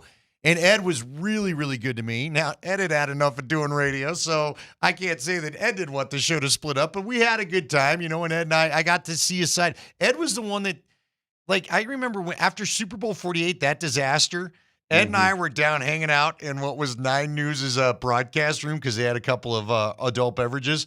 And we could hear the thumping from the music of what was supposed to be the Broncos party at the hotel in New Jersey. And I'm like, how sad does that room have to be? So we didn't go in there. And Ed didn't want to go in there because Ed was like, I never lost a Super Bowl. I got no idea what that thing's going to be like. Supposed to do? So we hung out all night and he just told us stories. And they all become like family, right? But Nate, look, man, Nate and I have been on a long, you don't get this far like we have. 7-year run, hopefully it continues on. Without creating some bonds. So yeah, I love the guy, but he's kind of a little bit, for lack of a better term, he's got a little of your nerdy friend to him, right? Because of his stats and all that, and because he loves math and so much. But all I'm telling you, all I want everybody to listen is that is not the full Nate Kreckman. He's a very eclectic. He's got a lot of sides to him. And I don't recommend you try going hard with Nate Kreckman if that's what you want to do. Because I think when the guy wants to get after it, he knows how to dig on in and get after it and manage his way through it. You know what I mean? That's all I'm saying. All right, no, I bet I can tell you this. If we were to decide to go hard one evening at say, the concert, Nate would make it longer than I would. I'm confident of that. That's all I'll tell you and leave it there. Anyway, tickets in a couple of weeks. I bring up the Broncos, all right? All right. The Broncos! Thank you. Spring, that's a little, here's what I want you to do. I don't want to tell you how to do your job because I want you to be able to create, paint your picture This is there. artistry back here. It is artistry, and I appreciate that. I'm not kidding. It is artistry back there with those things that you use and you keep and you bring to the table. But I feel like when it's a little bit of a wah-wah moment, that's the Broncos that needs to come out, right? Like when we talk about the free agent class of the Denver Broncos, this is the Broncos we're talking about. The Broncos! Now, when they traded for Jalen Waddle, this is the Broncos we're talking about. You know what I'm saying? Yeah, Jim Nantz. Do they need to bring in David Njoku? I'm grasping at names, and there's really nothing left. Would you? Right, nah. I don't know if hope that's they exciting. draft a tight end. But I'm we sure they will. cannot guarantee that they will. Let's say that it doesn't go their way. I know, is it Eli Stoll is the one? Stowers. Eli I think they had a Stowers. visit with him. He's the one that, Jeff Legwold's kind of put us on. Are we chatting with Leggy today? I guess I kind of spaced next it. segment. 420. We'll talk to Jeff about Eli Stowers next segment. I know that he likes him. But again, how often I don't know that all the years I've covered the draft, and it's going on 20-some. When I want the Broncos to get a guy, I don't know that they ever really get a guy. Now, unfortunately, one of the years they got a guy that I wanted, it was Jerry Jeudy. Look how that worked out. Yeah, didn't work out very well. And now you got another Alabama wide receiver. You want to know another guy of all the ridiculous guys that actually they drafted that I kind of wanted only because Tyler and I interviewed him on that show that we had? Yeah. Troy Fumagalli. Really? Yeah. I kind of liked him. Wanted him. Got good descriptions about him, and then they got him, and that didn't work out at all. So maybe if I want a guy, they shouldn't get him anyway. But bottom line is we don't know if they'll get a tight end. They've got to add to the room, right? Right? They can't just I still can't even really believe that they re-signed the whole room. Right. The whole room, Berto. When they sat down and had that discussion, did you think, like, once again, were they like, we think all these players are going to be better next year than they were this year? Because if you do the math and say, if we have the exact same tight end room with the exact same personnel as last year and they perform like they did last year, that's a losing proposition. That doesn't help you at all, right? Yes, you're right. So, I mean, and you can't tell me Troutman's. I always feel like I'm picking on Troutman. Look, Troutman's he's a good, perfect. I'm going to borrow my Nate Kreckman term, a perfectly cromulent NFL tight end. All right, but the bottom line is, Berto, he's not getting any better. Look, now the good news is he's not getting any worse. He's been the same guy his entire career. I guess that's why Sean probably likes him.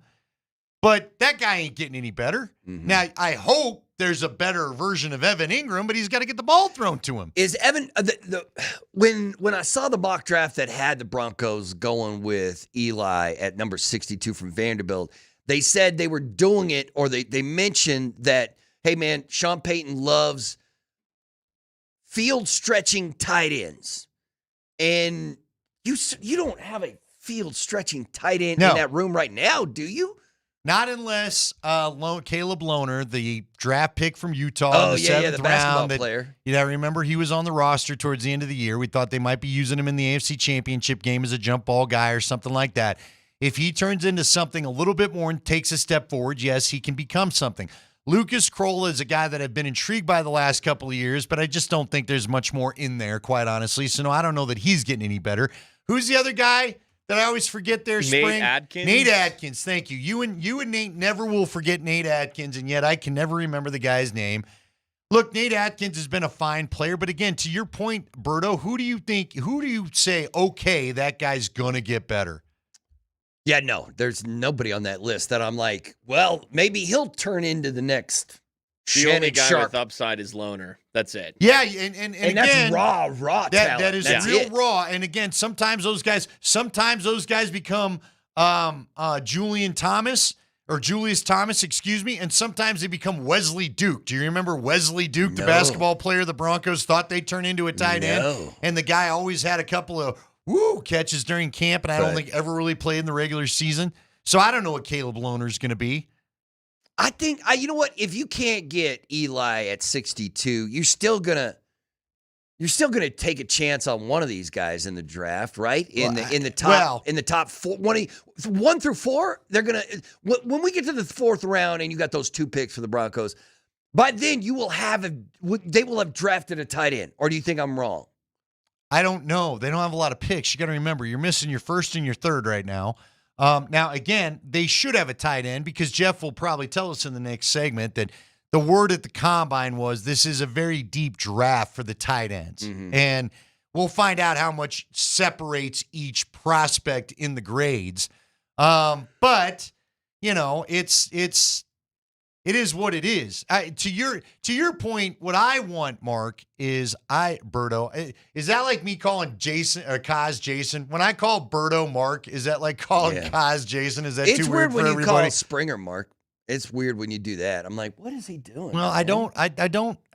You know what? We do have first names, you know. No, but I don't. Tell me the last time Kreckman called you Mark. No, he calls never him does. Spring. He never He does. calls him Spring. He never calls him Springer. He always calls him Spring. Yeah. Right? See, here's well, the we thing. also got like 3 marks here, so. Well, we do, but at the same, you got to remember my thing with the last name is your coach was usually hacked off with you if you got the last name only. You know what I mean? So I don't want to make Spring feel like I'm angry coaching guy him if I go Springer. I don't know. He's Mark. You know what I mean? It's all about the tone. I really think it's all about the tone. It is probably, but look, I want an elite tight end prospect. I do. And I do think, you and I think both would like to see him go get Sadiq. Yeah, but but you don't can't have do the that. firepower to do that. You'd Unless have to you're going go to from trade a 62 really key to player. 14. That ain't happening. That's not gonna happening. happen. Your boy Eli Stowers, if he doesn't make it with the Broncos, he could maybe play for the Nuggets. That dude's got he's got a 45-inch vertical jump. Well, at the combine, he put up 45 inches, man. Well, and I've talked to Jeff. Here's the big key. I don't think Sean. Now look, I respect this for Sean. I don't think he wants a one-tool only type of tight end. I do think it's valuable that you can block some. The only problem with that in the modern NFL is how many of these pure wide receiving threat tight ends are good blockers. My guy a couple years ago was Brock Bowers. Love Brock Bowers. That guy, I don't know if he can block much at all. Yeah, but with him, you don't care. Right. Same with most of the guys last. Ty Warren and the kid that ended up going to the Bears. Colston Loveland. Colston Loveland. Yeah, I know Loveland couldn't block a lick. I think Tyler Warren could block But some. in this draft, I think you're right. There's a bunch of tight ends that are pretty good at doing all that stuff. And then there's Sadiq, who's like good luck covering it. Yeah, I'm going to catch balls. Which I'd like to have that for Bo Nix, quite honestly. But if you can't find Sadiq, I think there are some interchangeable guys in there like big. There's a bunch of big, strong, athletic dudes in this draft at the tight end position that maybe Sean and Davis can work with or work through or work. Well, it's still mainly Sean, let's be honest. Basically, Davis is picking off Sean's menu for the time. But yes, I bet you he would probably get fired up. Sean would get fired up, and they'll pick a guy, I think. But, I mean, are you really going to get fired up about a fourth-round tight end? No. Right. I said this earlier. The most exciting thing that's happened this entire offseason was when Sean Payton's like, okay, Davis is calling the plays. Yeah. I was like, we've made it. We've made it. We're here, baby. Well, that and the night you were on the air when the Raiders the Ravens decided they didn't want to do the trade anymore. That was crazy. All right, we are going to get a little more deep dive into what's going on with this draft class, how much separates each tight end prospect. We talked to our man Jeff Legwald from ESPN next.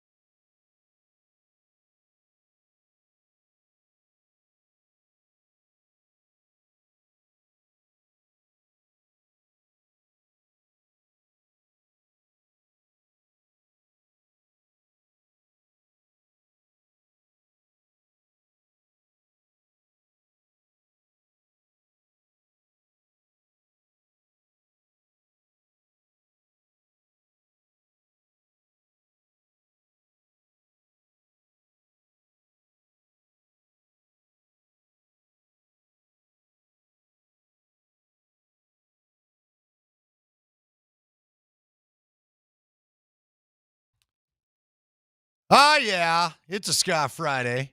We love having Jeff Legwald on a Scott Friday. He's brought to you by the International Brotherhood of Electrical Workers, IBEW Local 68. Start with a job, end with a career. All right, Jeff. You know what? I'm gonna go a little off cuff here because I just saw this, and I've never asked you about this. Of course, I've never really heard it. And I saw this on Instagram, so I don't know. This will make its rounds. Is there any truth, because you've talked to Peyton Manning more than anybody I know, is there any truth that he really preferred Washington, but because of the trade to get RG3, that kind of killed Manning going to Washington instead of coming here? I've never heard that from him, so I don't know where, unless he's said that since, but it's hard for me to believe.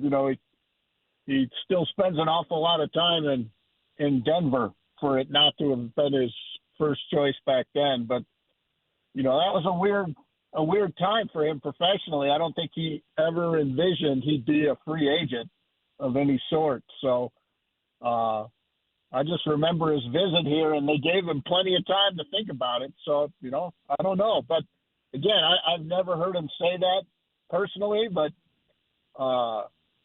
it would be hard for me to if he told me that, I'd probably say I don't believe you. Well, all right, good to know. All right, Jeff, we've been talking a lot about the tight ends and everything. Again, you wrote it. You like the kid from Vanderbilt. We've talked a lot about that as well. How much, though, separates? Because I feel like you also told us right after the combine, the word out there was there's a lot of good tight ends in this combine. How much separates each guy, and who are the guys that fit the profile Sean Payton would like? Because sometimes Sean isn't always into just receiving guy tight end, right? Right, and I think that's part of the issue. Now, I will say, if he thinks a player is particularly good at one thing, he would likely bring that player in and let him do that one thing. But tight end's a really hard position for a rookie in a diverse offense, because it's a receiver doesn't necessarily have to know all the pass protection checks and all the calls and the adjustments and all that, whereas a tight end would have to know that. So you not only have to know your job in the offense as a rookie in a playbook that's one of the biggest in the league, frankly, you suddenly have to add on the fact you have to know all the run fits in the run game and the pass protection calls too. So it can be a hard position for a rookie, and sometimes coaches, like Peyton, like Sean, that's a big deal, is your preparedness on game day to be ready for everything. And sometimes that can limit, are you really going to expend a day one or a day two pick on somebody who you're concerned about the transition? So I think it would have to be a guy who they think is ready to come right in. Obviously, if you've gone to Vanderbilt, you're in good shape intellectually there. So, but some teams see Stowers from Vanderbilt as a fullback, H-back, tight end type. So he does fit the mold here. And, everybody's got the same list, overall in terms of guys they like. Reardon at Notre Dame kind of has the two-way abilities. Marlon Klein at Michigan, another player who sort of fits that mode. I want to ask you about the Max Crosby trade. Now that it's all fallen apart, have you heard from other teams or other front offices or other GMs or from other people about how they feel about how the Baltimore Ravens handled that? Like, do you think that front offices look at that and say, hey, man, the Ravens made a smart business decision? Or do they look at it and think that was shady as hell what Baltimore pulled? Yeah, I think, Berto, a lot of it is, every team executive is going to sort of understand, maybe they had second thoughts. And that's the prevailing, I can't speak for every GM in the league, but just the folks around the league I've spoken to about that kind of believe the Ravens got nervous, cold feet, about what Max Crosby's knee might look like 2 years from now, 3 years from now, 4 years from now. And, the fact that they likely, or their medical staff had likely looked at imaging of Crosby's knee before the trade was completed, I think it even more looks like they got more nervous about the future. And you're talking about a team that had not really dealt number one picks, so that was a sort of a new frontier for that group. So I think the combination of all that is kind of how people in the league feel like it went down. I think it puts everybody, everybody gets nervous that, Vegas makes the trade. They think it's okay, and then they spend all their money in free agency. That could have been a real cap situation had they not had so much room. So I think that's the part of it other GMs would wonder about. You said you made the deal, and then because of the way free agency is structured, you got to basically agree to contracts, and you either got to go back and tell those guys, okay, we don't have a contract because we have to take this player back, or you try to make it work after you've already written, or you're going to write a lot of checks. All right, so do you think it'll affect how people do business in the future? Because you're right, Jeff. I'm still shocked they could afford all the deals that they made. And look, there are rumors kicking around that maybe they wouldn't mind Kirk Cousins. I know with a Kubiak in the building, that would fit the system that he wants to run and all that. So I don't know if that'll kill that plan as well. But ultimately, do you think that next year teams will act a little bit differently because of what happened this year? Maybe a little bit, and they may even bring that up during the discussions, like let's talk about how the schedule of the physical is going to go and all those things. Before it's announced, do you want to get this medical stuff done? All of those things. But it's happened in the past with other players, just nothing this high profile, in the age of social media. I mean, Crosby basically does the farewell video and everything, and then a couple of days later he's going back to the Raiders. Jeff, I got a question for you. With how concerned do you think NFL fans should be with what's going on with the officials? The NFL and the officials union were supposed to be negotiating, I believe, at least until today, and things got called off early. It feels like they're nowhere near where they need to be. There's reports that the NFL's preparing to have the replacement officials again. And, of course, for those that don't remember, there's a famous Monday night game where we now call it the Fail Mary, where it got chucked up in Seattle and the call got all screwed up and the officials were back by the middle of that week again. How serious do you think this situation is with the officials, and what are the main sticking points? It's very – I think it's should be pretty concerning for all involved, given the performance of the replacement officials last time overall, not just that play, but it was overall not considered very well handled. I think the big thing coming is if the players union decides to pick a side and essentially say, hey, this is a competitive safety issue. If to have replacement officials, and we want regular officials, and whatever, can they file a grievance? I don't know any of that, but I think if the players union gets involved, I think it could even turn a little bit sort of uglier. And the players union's already issued a statement basically saying, hey, we got our eye on this, and they are concerned as a union. So I think that's the part we don't know yet, and I think that could really tip the scales in some way. I still got to believe something gets done, because this is how negotiations go.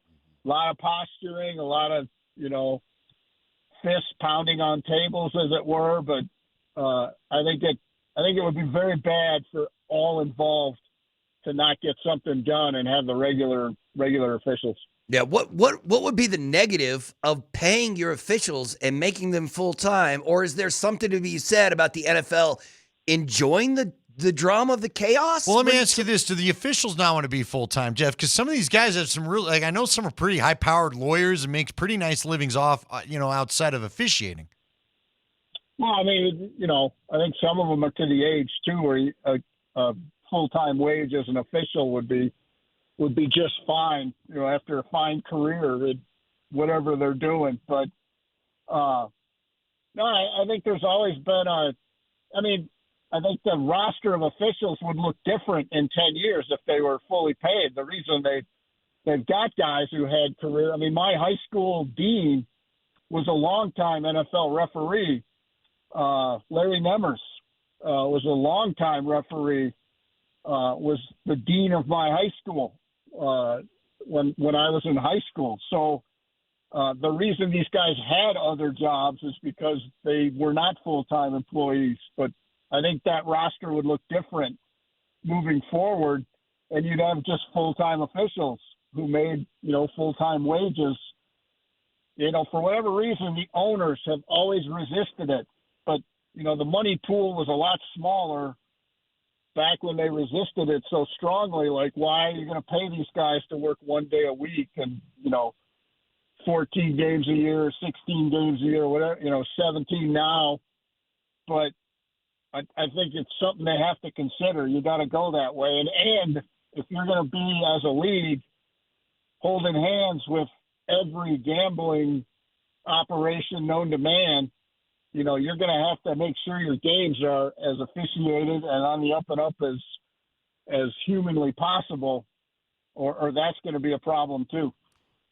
Jeff, Mark Springer brought to my attention yesterday, and I guess one of the reasons why it does hit the radar is because you talked to us about how when the Broncos do a Zoom call with some of these prospects, those are the guys that they usually try to draft. Now, obviously, you get 30 calls, and they've got, they got 9 picks now after trading a couple of them away, but you're not going to draft every guy you do a Zoom call with. But they did talk to the Rutgers quarterback, apparently, in one of their top 30 visits or whatever you want to call it.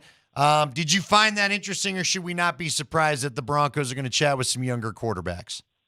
You should not be surprised. Any team worth its salt should be thinking about picking a quarterback in the draft somewhere, even if it's day 3, just because of what you can turn those assets into if you develop players right. Those are players teams covet with draft picks, in the future. So. And I've always said, Ron Wolf, the Hall of Fame general manager, made a living of selecting a quarterback in the draft. I mean, he had Brett Favre, and I think he won an 8-year stretch when he took a quarterback when he had Favre 7 times because he could turn those into other things. And you shouldn't lose a season because you're not deep at quarterback, or you haven't spent as much time on the depth chart at quarterback as you did in other places. All right, I want to ask you one final one, and we're never afraid to step out of the world of football. You're a man that's covered many sports and done many things in his journalistic career. And Berto asked me a question I thought was interesting. And unfortunately, as we hit the air today, the news of the Tiger Woods arrest. And by the way, it's suspicion of DUI after the crash. Berto found a story, more information.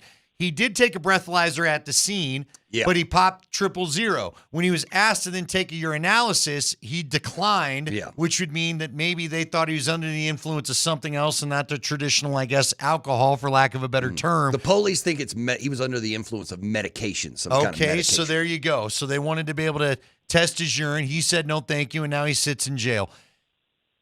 Berto asked me, is Tiger Woods one of the top 5 recognizable athletes of all time? I would ask you, where would you list him as far as just worldwide recognition? And you've covered a lot of things in your life. Have you ever seen a story go from being like the greatest, just feel-good, cover boy story, if you will, to just a sad story now where we've heard about 2 rollover crashes before another major win in his time? Where do you put the story of Tiger Woods in kind of the annals of history here? Well, in a sport that's played worldwide, I mean, you can be a very notable NFL player here, and people are going to wear your jersey in other countries and those things, but they don't play that sport with the fervent way we do here. So I think when you look at global athletes, always are looking at the sports where the world plays, and it's not to the level of soccer, but golf is played worldwide, and I think just the way he was followed and throngs in whatever country he played in shows how big an athlete he was. And culturally, look, you're talking about a black man who won at Augusta, and that alone is a culturally significant event, given the history of that venue and all that, in the South and all of those things. I mean, culturally, that was a hugely immense event. But yeah, I mean, it's, he's 50 and who knows, he's been through so much physical,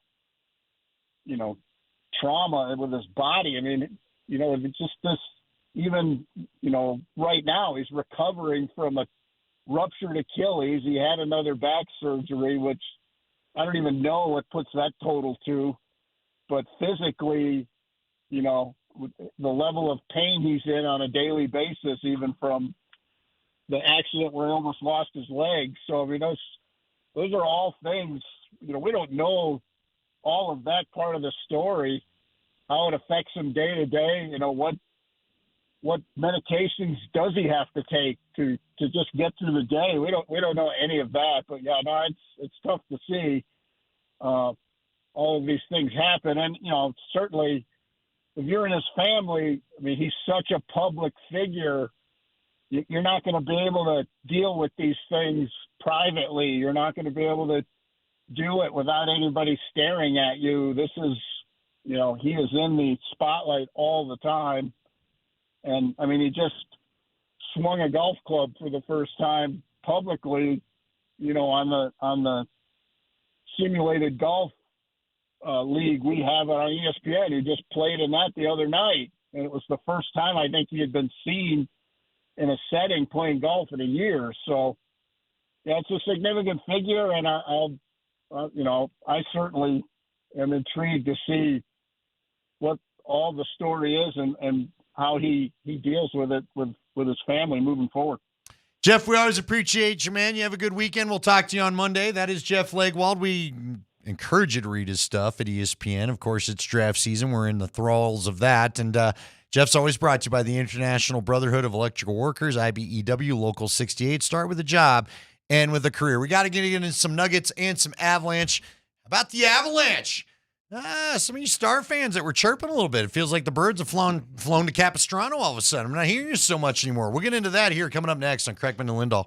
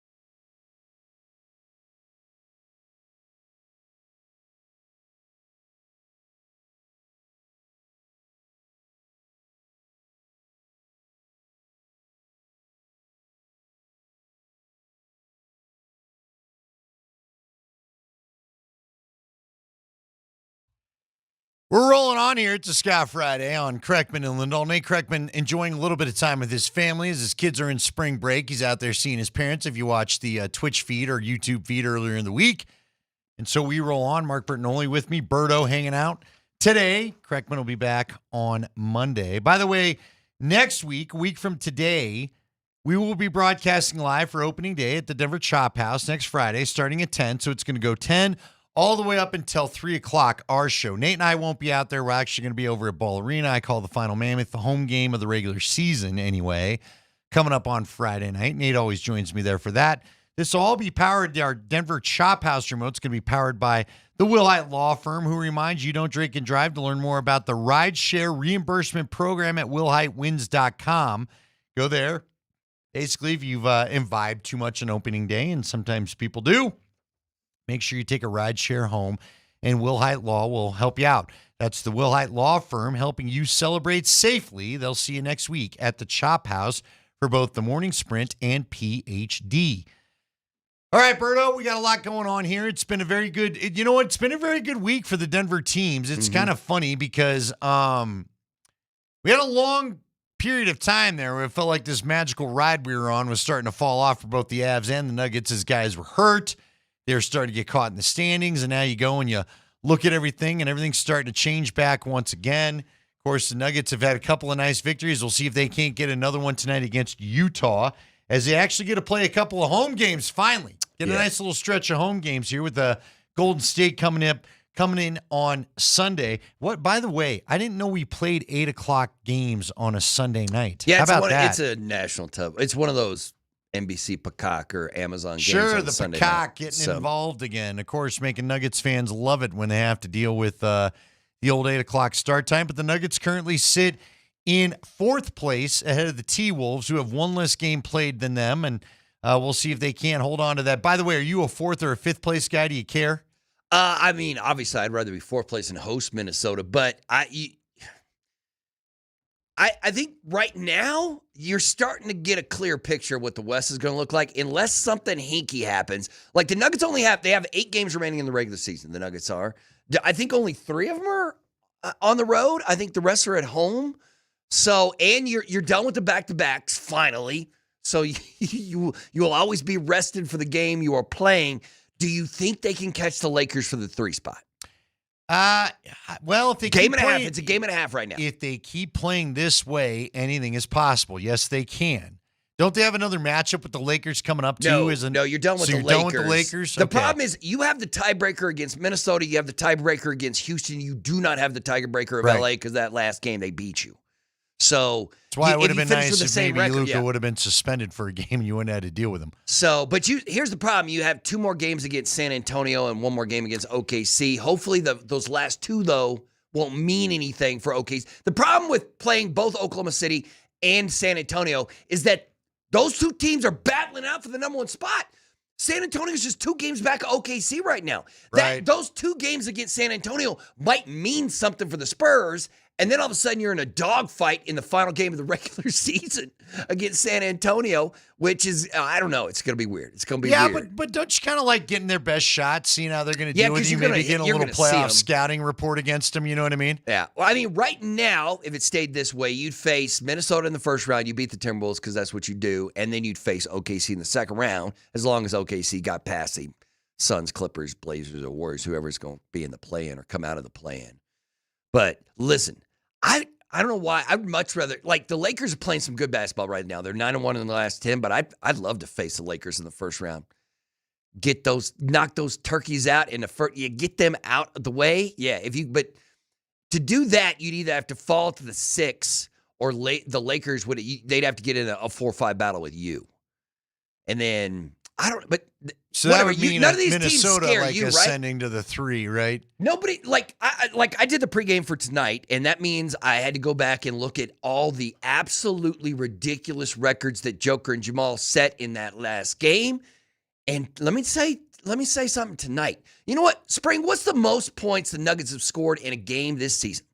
Because you might see at Portland. Was it 156 or 157? 157. 157, is that what it is? Because The Denver Nuggets are the highest scoring team in the NBA. The Utah Jazz allow more points than any other team in the NBA. And during this Jazz's 3-game losing streak, they're giving up like 140 a game. The Nuggets could put 170 on these turkeys tonight, and you might not even have to play Jamal and Joker, more than it'd be 30 awesome. minutes or and something. Then you'd be rested. Golden State's got another injury they're dealing with. One of their guys just got it. I'm forgetting his name. One of the Golden State Warriors guys just got diagnosed with a knee injury. So you mean Moody? When Moody messed up his knee? Yep. So again, Golden State's kind of coming in here, not a full Well, they squad. almost lost to Brooklyn. Right. So, they're going to come in a little angry. Unless it's they on a can be back-to-back. angry, but you got to have the guys. You know what I mean? Are the Warriors playing tonight? Are they one of the games tonight? Well, remember that the game is not till Sunday. Yeah, so. but I mean, are they going to be rested? Do they not have a game in between? Or no, they host the Wizards tonight. All right, so they're going to be coming in off a win. Is what's going on. Well, you would assume, but who knows? Like you said, they nearly lost to Brooklyn. Yeah, that's Wizards true. have jumped up and bit a few people, including the Denver Nuggets. So we'll see. I don't. You know what? You asked, do any of these teams scare me right now? The only teams that bother me are the Thunder and the Spurs. And I'd love it if you could find a way to not deal with both of those teams. Yeah. You know what I mean? Yeah. Because they're just both so long. They're both just, Wemby, I got to be honest with you. I almost feel like I'm a little more concerned about the Spurs than the Thunder. And I know that probably sounds crazy. No. But you took the Thunder to 7 last year, and you weren't as whole, and you weren't as deep as you appear to be right now. Now, again, we got to cross our fingers and knock on wood and do all that crazy stuff that the health holds up till you get to that playoff series. But the bottom line is, I feel like Wemby kind of bothers Joker a bit. You know what I mean?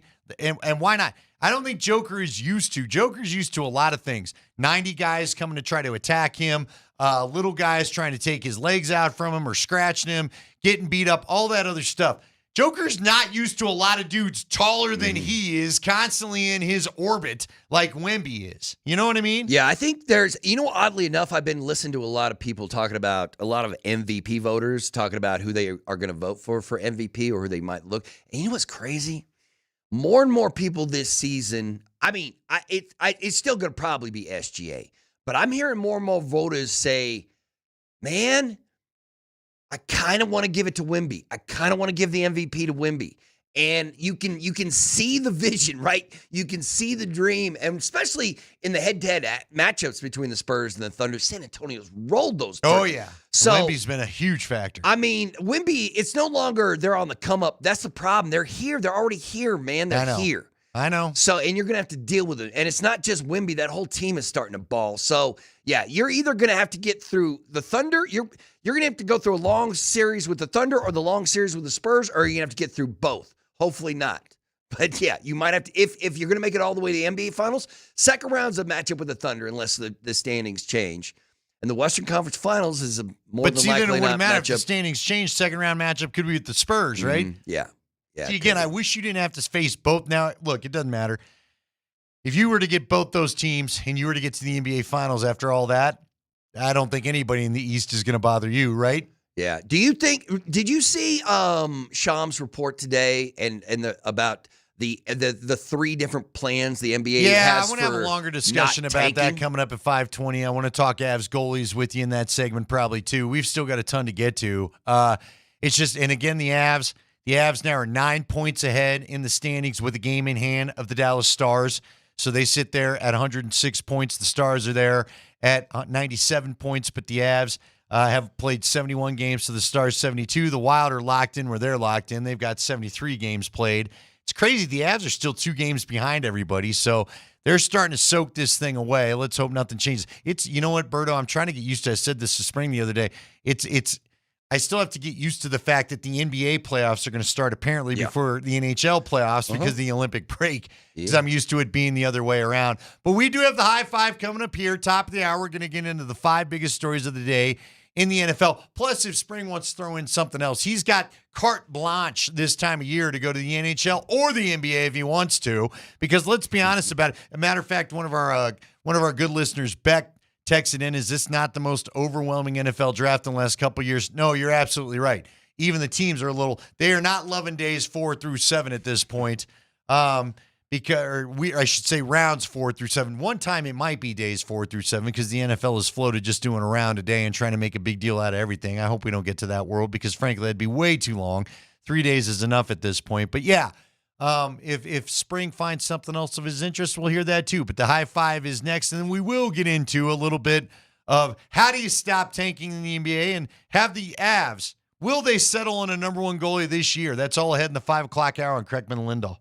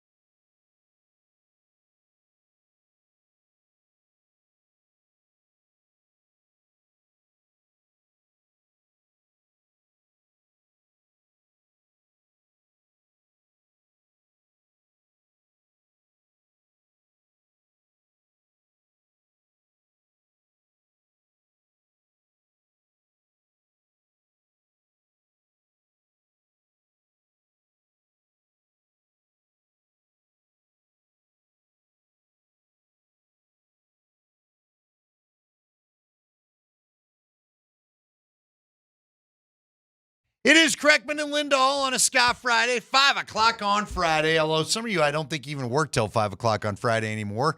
I know a lot of people traditionally go home a lot earlier than 5 o'clock, so hopefully you're at it for the weekend.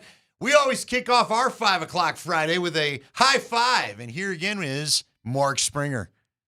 Hey, first, congratulations to Jordan Gasky. Jordan won the Denver Summit FC 4-pack of tickets. Congratulations, Jordan. Go enjoy that game tomorrow. You're going to be with a lot of people. Yeah, it's going to be a big crowd at Empower Field at Mile High. Also, celebrate $5 Fridays at Papa Murphy's on Fridays only.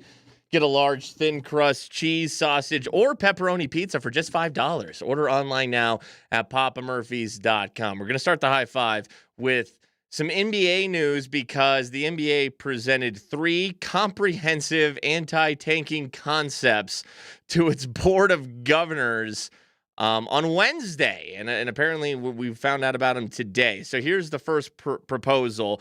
18 teams, the bottom 10 that missed the play-in tournament, and the 8 that qualify for it, all will be part of the draft lottery. The bottom 10 teams would have an equal 8% chance of moving up in the lottery, with the remaining 20% of the odds being split between the 8 play-in teams in descending order from 11th through 18th. All 18 spots would be drawn as part of the lottery in that format. Got that? You understand all that? No. Okay, second proposal, 22 teams. The bottom 10 teams that miss the play-in tournament and the 8 that qualify for it, and the 4 playoff teams that lose in the first round will all be included in the lottery and will be ranked according to their record across 2 seasons. The third proposal is a 5x5 method. In this one, the same 18 teams from the first concept, the bottom 10 that miss the play-in and the 8 that make it, would be entered into the lottery. The teams with the 5 worst records would then all have the same odds, with them descending from there, and there would be a lottery drawing for each of the top 5 picks in the draft. Okay. Yeah, that's again, we're going to talk about this in greater force coming up at 5:20. These are all, again, I don't think the teams are tanking to increase the lottery balls that they have, period. Yes. So how is letting a few more teams into the mix going to really stop that? Right, So, and they're tanking because of their protected picks that they were stupid enough to trade to other teams, and now they want them back and all that kind of stuff. How about this proposal? To hell with all these stupid ideas. Get rid of these dumb ideas. First, no protections on picks. If you trade a pick, it is not protected, not ever. You're going to have to take that into account when you trade it. I'm done with this top 3 protected, top 5 protected, top 10 protected. Nothing's protected that you trade. And 2, to hell with the lottery. Let's do the NFL variety. Because right now, you've got 9 teams tanking. You got the Wizards tanking, you got the Nets tanking, you got the Pacers tanking, you got the Mavs tanking, you got the Jazz tanking, you got the Kings tanking, you got the Grizzlies tanking, you got the Pelicans tanking. That's 9 teams tanking. But if the number 1 pick just went to the team with the worst record in the NBA, it'd probably just be a tank battle between the Nets, Pacers, and you'd at least Kings eliminate a few teams from thinking that their lottery odds might get them there. We could, Or how about this idea?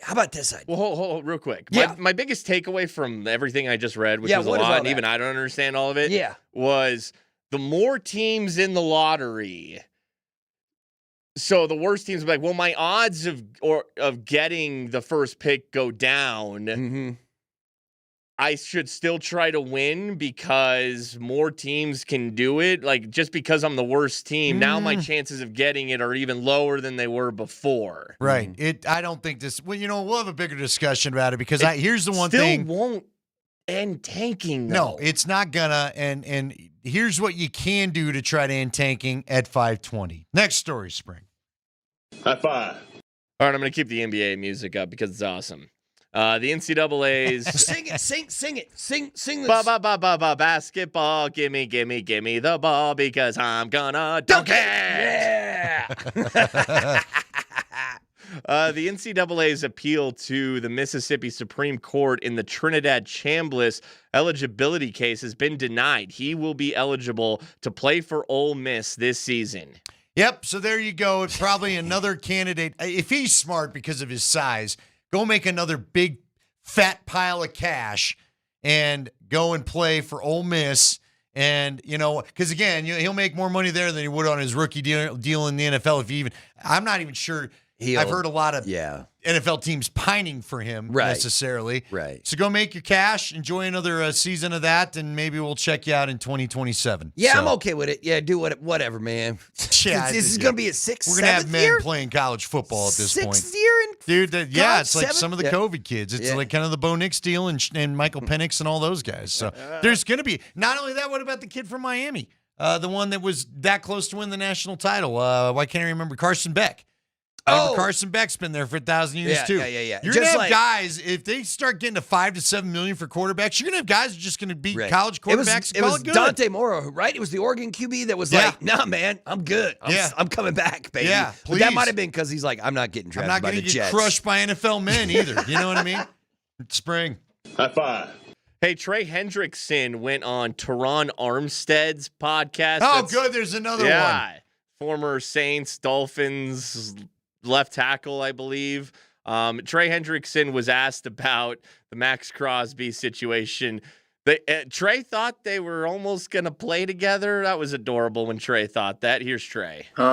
Same thing as I had before. It's control you can control. I played with guys like Sam Hubbard, and in some ways, like, he's gone down before and things like that. And like I hinted to before, Marcus Davenport got banged up in my 2020 season. So it was a little bit for me. I know that everybody has their own opinions, but I just lean into what I can control and how hard I work. And it was a good fit for my family. And like I said, there's an incredible amount of talent on that defense. It was a tremendous opportunity to play for good people and good coaches and a good organization. So I lean into that. I try not to let negativity in and this, that, or that. I just focus on almost putting the blinders on to be the best Trey Hendrickson I can be. And that's another instance that's standard of leaning into radio that. fare. He's going to be the best Trey Hendrickson He's going to be. You know what? He got paid. He's happy he finally got paid. He's out of Cincinnati. He hated Mike Brown, the owner there. It all ends well for him.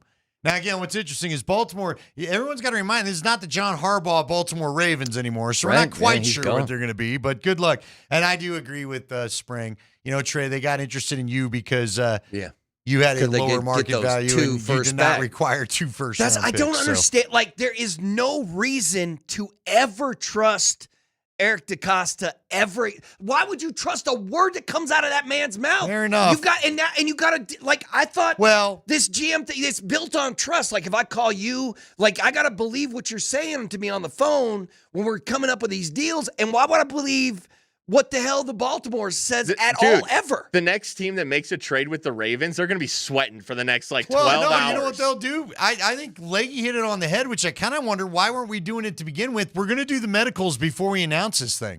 Yeah. You know what? Right. Because both teams can say, fine, check him out, get the physical over with, then we're going to say we've got this. We're not doing that anymore. Mm-hmm. I got to know you're okay with this before we say we got a deal. Because Leggy's right, and the night that you guys were talking about it, the night this news broke, when you were doing it on the Sprint, I really thought they're going to have to undo half their free agent deals. Yeah. But it turns out they got enough. Now, again, Spring said that night they had some interest in Kirk Cousins when has he been released yet? He's a June 1st cut, right? Well, see, but you can just turn this into a signing bonus, that into this, and all of a sudden all the Raiders free agents fit, and Max Crosby fits, and the NFL salary cap isn't But real. is he going to stay there?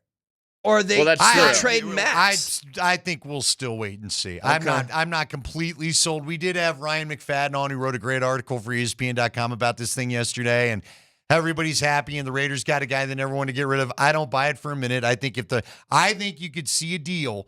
Let's say a team gets down to the bottom of the first round or high in the second round. There's no good pass rusher there. Mm-hmm. Let's think about, maybe it's the Patriots. Maybe it's one of these teams. It's like, we don't really like this young talent. We'll give you a 1 first-round pick for Max. Does that get the deal done now? We'll give you a 1 high second-round pick for Max Crosby. Does that get the deal done now? Probably not. But I bet you a high second and a first for next season would, right? Instead of 2 firsts. I'm not sure the Raiders stick to that price. I mean, again, Well, what about, you're right. But they're all saying the right things, but today's price is not yesterday's price. No, it's a different world. The market has changed. How about this? What would you give for Myles Garrett? Instead of Crosby, if you're going to trade for one of the greatest Who am I? What team are you talking about? Anybody. Like the rumors, there's two teams that suggest that they might have the firsts that could purchase Myles Garrett. The Dallas Cowboys and the San Francisco 49ers. If I'm the Niners, I will give you 2 first-round draft picks for Myles Garrett because I'm picking at the end of the round, and we're probably going back to the Cleveland is asking for 3. Well, you're not getting that from me. But yes, you can negotiate on it. But would you give 2 firsts and a? Well, I don't know, man. I'm done giving 2 firsts. See, that's a funny thing. Cleveland's trying to push through this 5 first-round picks trade proposal because you can only trade 3 right now. Cleveland wants it to be 5 because they think they're going to get 5 first-round picks. That ain't happening. If you trade 5 years of first-round picks, you are a dumb organization. They think if they get the 5-year rule changed so you can trade first that far out, they think they're going to get 3 for Myles. They'll get 3 first for Myles. But once again, it's not going to be 3 high first because the only teams that want Myles are teams that can win a Super Bowl this season, now or next season. Do you realize, let me put this in perspective for some people that don't understand my last statement. Do you realize that if you were to trade 5 first-round picks, you would have covered first-round picks from the entire era of Peyton Manning football in Denver? Can you imagine? That's how many years you would have gone without a first-round pick if you did that. Can you imagine Sean Payton going to George Payton and Greg Penner and saying, I need to trade 4 first-round picks because I need Myles Garrett on this team. Right. They shut that down immediately. The only guy that I would trade 5 first-round picks for the guys that they ain't giving you that for. Is Josh there anybody? Allen, Patrick Mahomes, Joe Burrow. If I say you can for 3 first, what one player would you trade 3 first-round picks for? Joe Burrow, because he's my favorite of the new quarterbacks. Okay, all right. But look, I mean, if you're telling me Patrick Mahomes available for 3 firsts, yeah, I'm doing that. Right now? If you're telling me Josh Allen's available for 3 firsts, yeah, I'm doing it. Yeah. That's it. Yeah. That's it. Yeah. Lamar Jackson, I guess. Shouldn't forget him either. Yeah. But we're talking about the top 5 guys that are in the MVP discussion every year. That's it. Mm-hmm. That's it. Period. I get it, man. So, anyway, let's wrap it up on that, Spring, because I want you to jump into this discussion on the NBA taking stuff. Let's see. NFL may let teams sell their preseason streaming platforms. That's great. And let's see. Well, here's the other one. Give me the Netflix story. Do you mind doing that? Yeah, basically the Christmas Day ratings for the NFL Network's games they were lower than they thought they were going to be. So they had to give their corporate partners free ads in the opening night Giants-Yankees game on Netflix. Oh, really? Yeah. Also, Caleb Williams tried to trademark Iceman. I saw it. And George Gervin was like, what the hell? George Gervin said, I'm the Iceman. Did he say with his big 70s collar on that you could land a plane on? I hope so. All right, we're going to come back. Anti-tanking, and if the Avs, are they going to name a goalie before it's all said and done? Berto weighs in.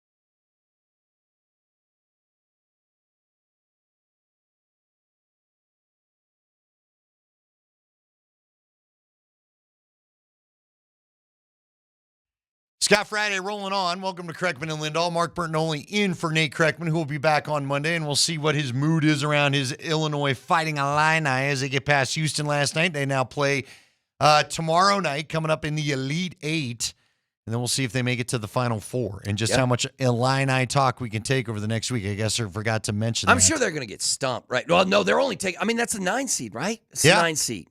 9 seed. You better be able to move on after that. St. John's Duke already underway. You can hear that over on 950, right? There you go. Yeah, matter of fact, let me give you the read here. The NCAA tournament continues tonight on Altitude Sports Radio. Tune in to our partners on AM 950, starting with St. John's and Duke at 5 p.m., as Berto mentioned, underway already. It's all powered by the Reputation Law Group, specializing in divorce and DUI matters. To schedule a consultation with these attorneys, go to reputationlawgroup.com. So there you go. Mm-hmm. There it is. All right. Also, Berta, you know it's underway. Yeah. Listen, let me say this. For everybody's listening to the station right now, it took 2 pitches by Freeland for Springer to decide that this is going to be a really long Rocky season. It was 2 pitches by Freeland, and Springer's like, I don't know, this could be a rough year.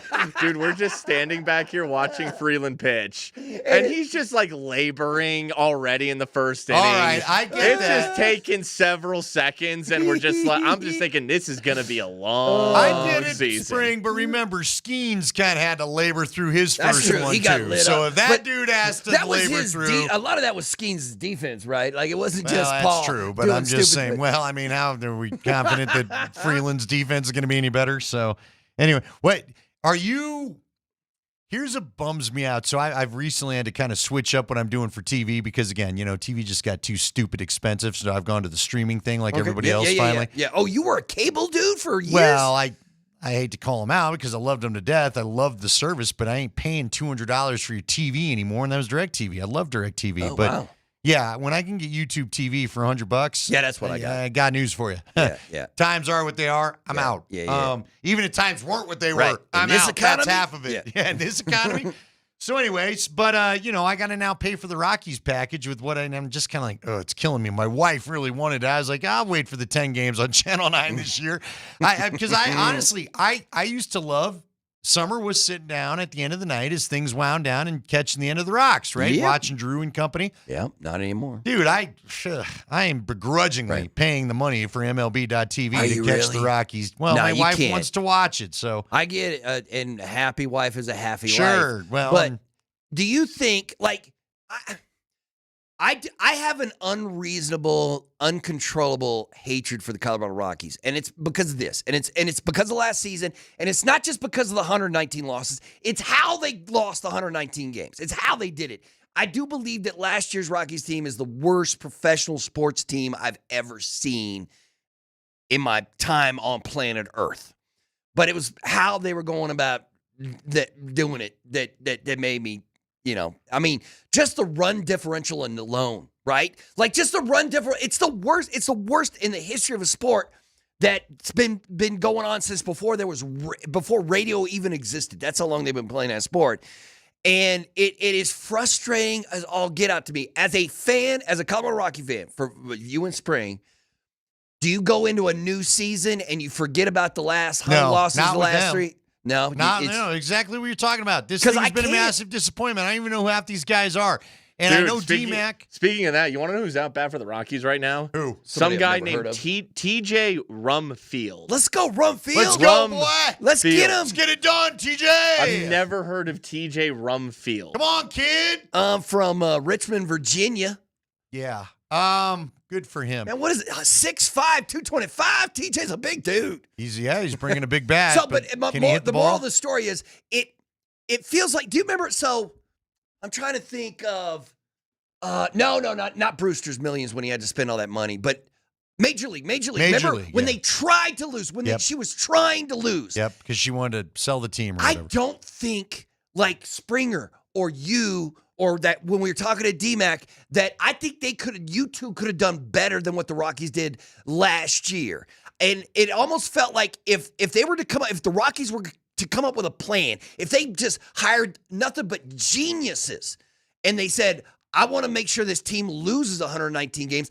I'm not sure they could have done it. You know what I mean? Yeah, it's incredibly disappointing. And in a town where everybody is literally trying, it doesn't feel like they are. And you're stuck with this horrible Yeah, that's a Chris good call. Bryant contract, Yes. which made no sense. Again, to your point, look, I don't often say it. I mean, deep down, I never believe any of us can do it as well as the guys that are professionally paid to do it and have made a lifetime of trying to do it and blah, blah, blah, and all that. But, dude, nobody thought it was a good idea to sign Chris Bryant to the deal that you signed him to. Yeah. Nobody. And you did it anyway. And now he might never play, but And we now, might never see him again. And now you've never seen any return on that dollar. Dick Monford's hell-bent on... See, my problem is not that Dick Monford's trying to fight for a salary cap in baseball. I think when you see some of the... And again, the Rockies do spend money on their roster. Where people are starting to get upset, where Nate Kreckman gets upset about this, is you're trying to also cap the money you put off the field into making your team better. That's what's upsetting. Mumford doesn't just want to put a cap on the players. Right. He wants to put a cap on the dude selling hot dogs and the guy. Right. And you know what I mean? How many those Rhapsody machines that you use? Yeah, and how much and all this AI stuff, you use right, and virtual stuff to train your guys. He Come wants on, to dude, do just none stop. of Just that. be better. Just try harder, guy. And look, where I get offended by this is, again, I grew up here. I know about how hard this town fought to get baseball here. How many times you voted all this through, you handed them the stadium, you approved the tax, you put on the Ritz a couple of times for MLB before they finally figured it out and brought a team here. There are good baseball fans here that want to enjoy good baseball. My baby brother's one of them. And he stopped going to Rockies games because he said, I'm sick of going to try to root for my team, which is the Rockies, and be surrounded by every other team's other fans. That's and why, it just upsets him he's not doing it anymore. So, yeah, it to the point I do forget it, and I always then have hope for a new year because you and I have covered some crazy stories. You and I both in this town when 2007 happened. Nobody saw that coming, right? So things can surprise you and fun things can happen. And maybe DMac's right. Maybe they're a sleeping giant waiting to be awakened. But yeah, I'm with you. I don't see DMac's sleeping giant statement is drunk and crazy, and you both know it, and it was insane. Yeah. That was like Dan Orlovsky talking about Ty Simpson. Right. The Rockies are a sleeping giant, man. What kind of drugs he doing? That's what I want to know. Now, but Brett Kane's right when he talks about they're going about it more the right way because you got Deep Podesta in there. And look, I'll give Deep Podesta a chance, but it is what it is this year. By the way, shout out to DU.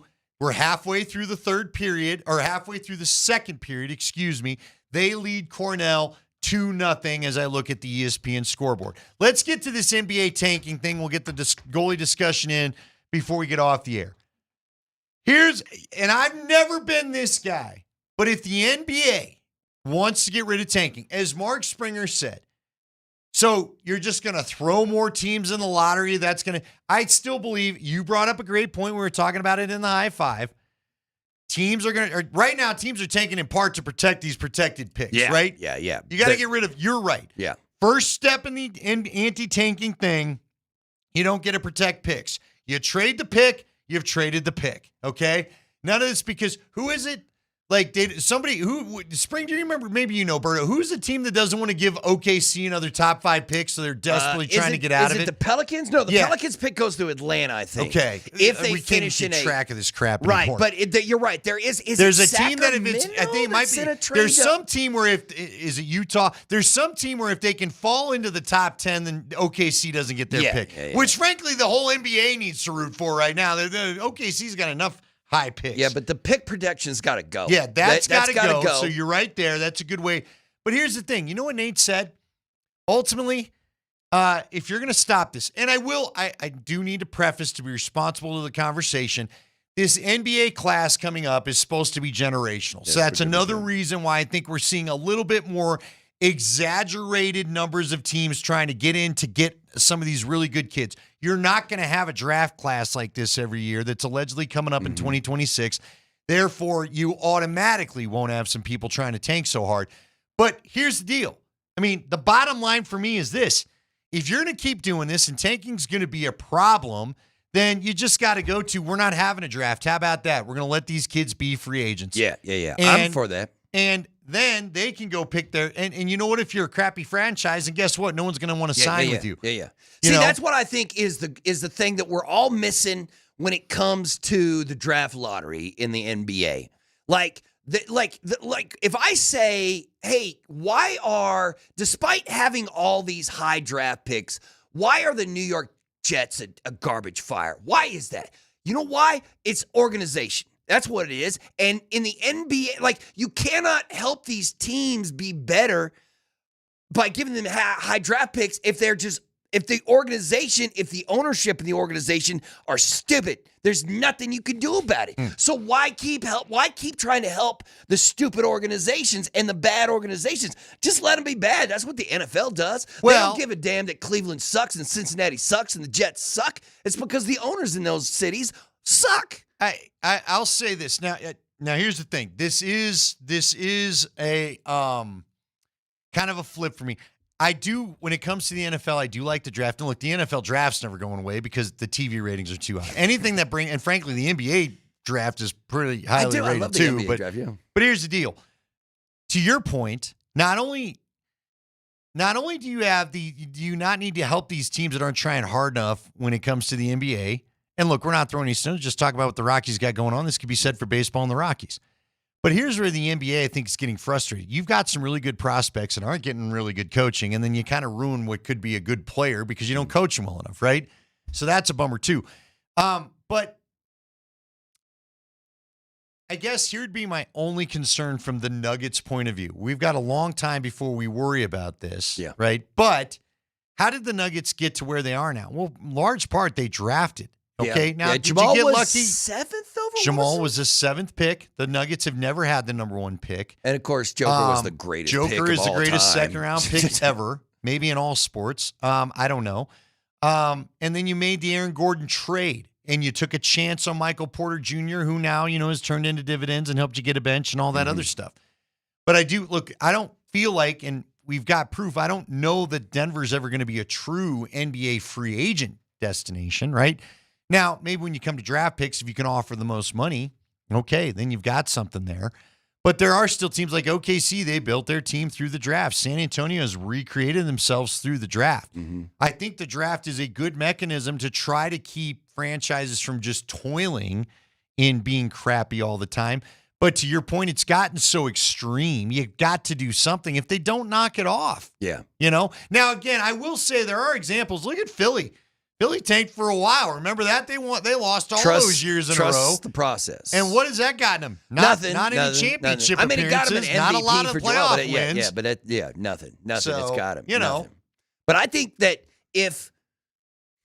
listen, I've been saying for years, Springer knows this, that the hell with the draft. Yeah, free agency for everybody. Everybody's free agent. Let's go.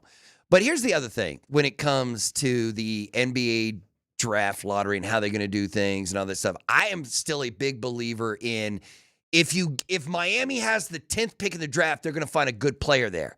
If the Sacramento Kings have the first pick in the draft, they might get lucky and pick fall into the best player. Oh, like draft Ty Halliburton and trade him to the Pacers? Yes. This is exactly. So it's not I feel like the reason that these teams are bad isn't because they're getting unlucky in the draft lottery. It's because they're run poorly. Now, one of the worst teams in the East right now is the Indiana Pacers, but they're in a different situation because of, the injury to Ty and everything's going. So the Pacers are going to get up a top draft pick, and then they're going to get all their talent back, and they're going to be great again next season.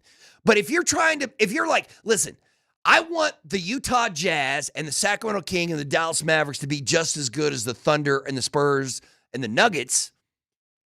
There is no scheme for that, right? There is no plan. No, you got to shoot themselves in the foot.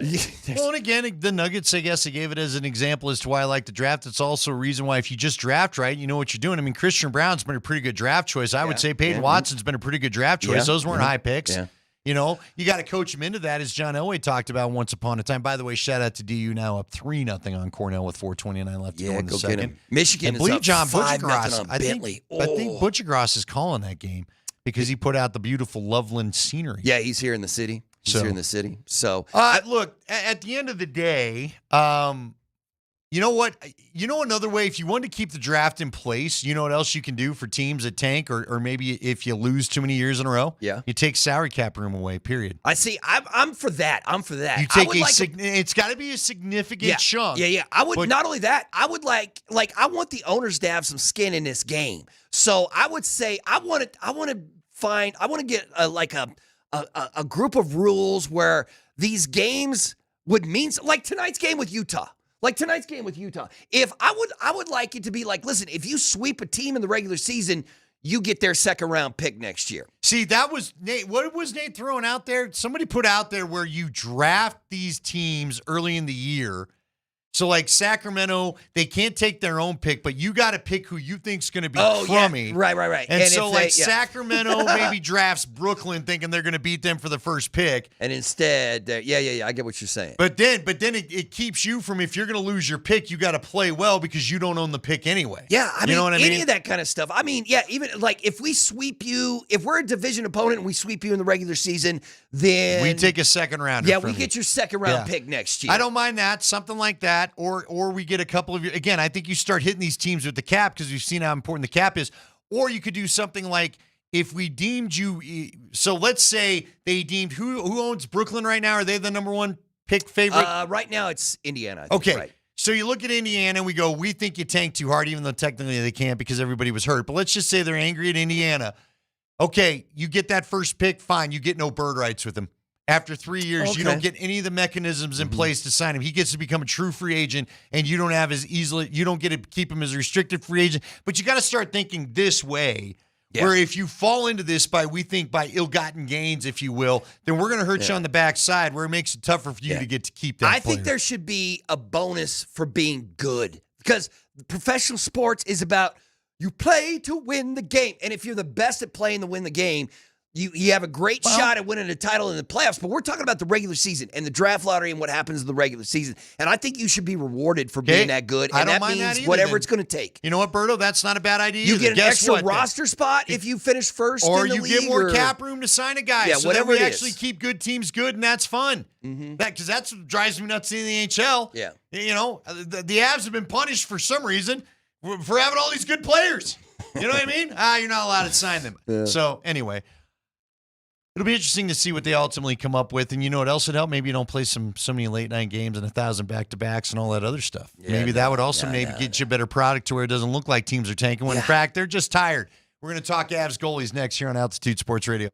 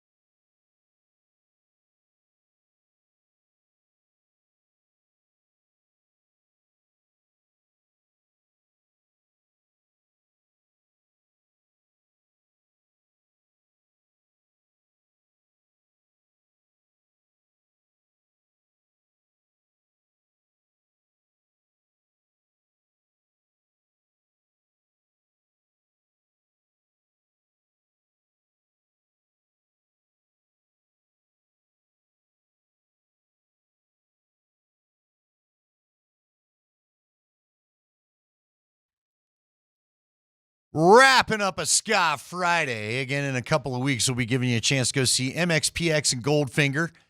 They're going to be playing on the 11th. Very excited for that show, and half this show's going. Anyway, by the way, shout out to Mike Doherty. He texted in, it's OKC owns the Clippers pick. Clippers, if it's not protected. So that's why the Clippers are trying to make sure they get into that zone as well. And a lot of great texts. A lot of people don't love the idea of abolishing the NBA draft. I get that. I don't really either. I still think it's the most fair way for bad teams to try to get good again. But if these teams don't knock this stuff off, you're going to have to get extreme like that. Although the more we talk about the salary cap punishments, I think that might be the way to go. Mm-hmm. You know what I mean? Just because, like, hey, there goes your mid-level exception. It's gone. Exactly. Or whatever. You're going to lose money on putting your team together. And, you may not care about it in the short term, but you're going to care about it in the long term. Or like I said, if we think that you found a way to get to this pick by not trying hard enough, then we're going to make sure you don't get to re-sign the pick. We'll make it easier for the pick to leave your team. So, or you know what? If you think it's so egregious and you've got the proof, then you're only allowed to sign him to a one-year deal. I understand that tanking is a problem, but I still don't understand how Adam Silver got up there and was talking about the tanking. Never once mentioned the Kawhi Leonard situation with the Clippers and the cap circumvention. I'm much more worried about all that shady stuff than Sacramento or Utah winning the number 1 overall pick in the draft because they decided to not play their players. Yeah. Well, but here's the other problem that I have. Here's where Adam Silver has an issue if the teams really want to get, uppity about it. And maybe they won't because too much money's coming in.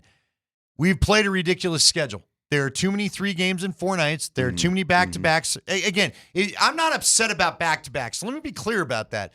But keep the back-to-backs. Like, again, you're going to play a back-to-back in the same city. So the Nuggets, instead of flying, because how many times in the last 3 weeks, and by the way, it's been a lot, the Nuggets have had 3 games in 4 nights, and all 3 games have been in different cities. In a lot of cases, different time zones.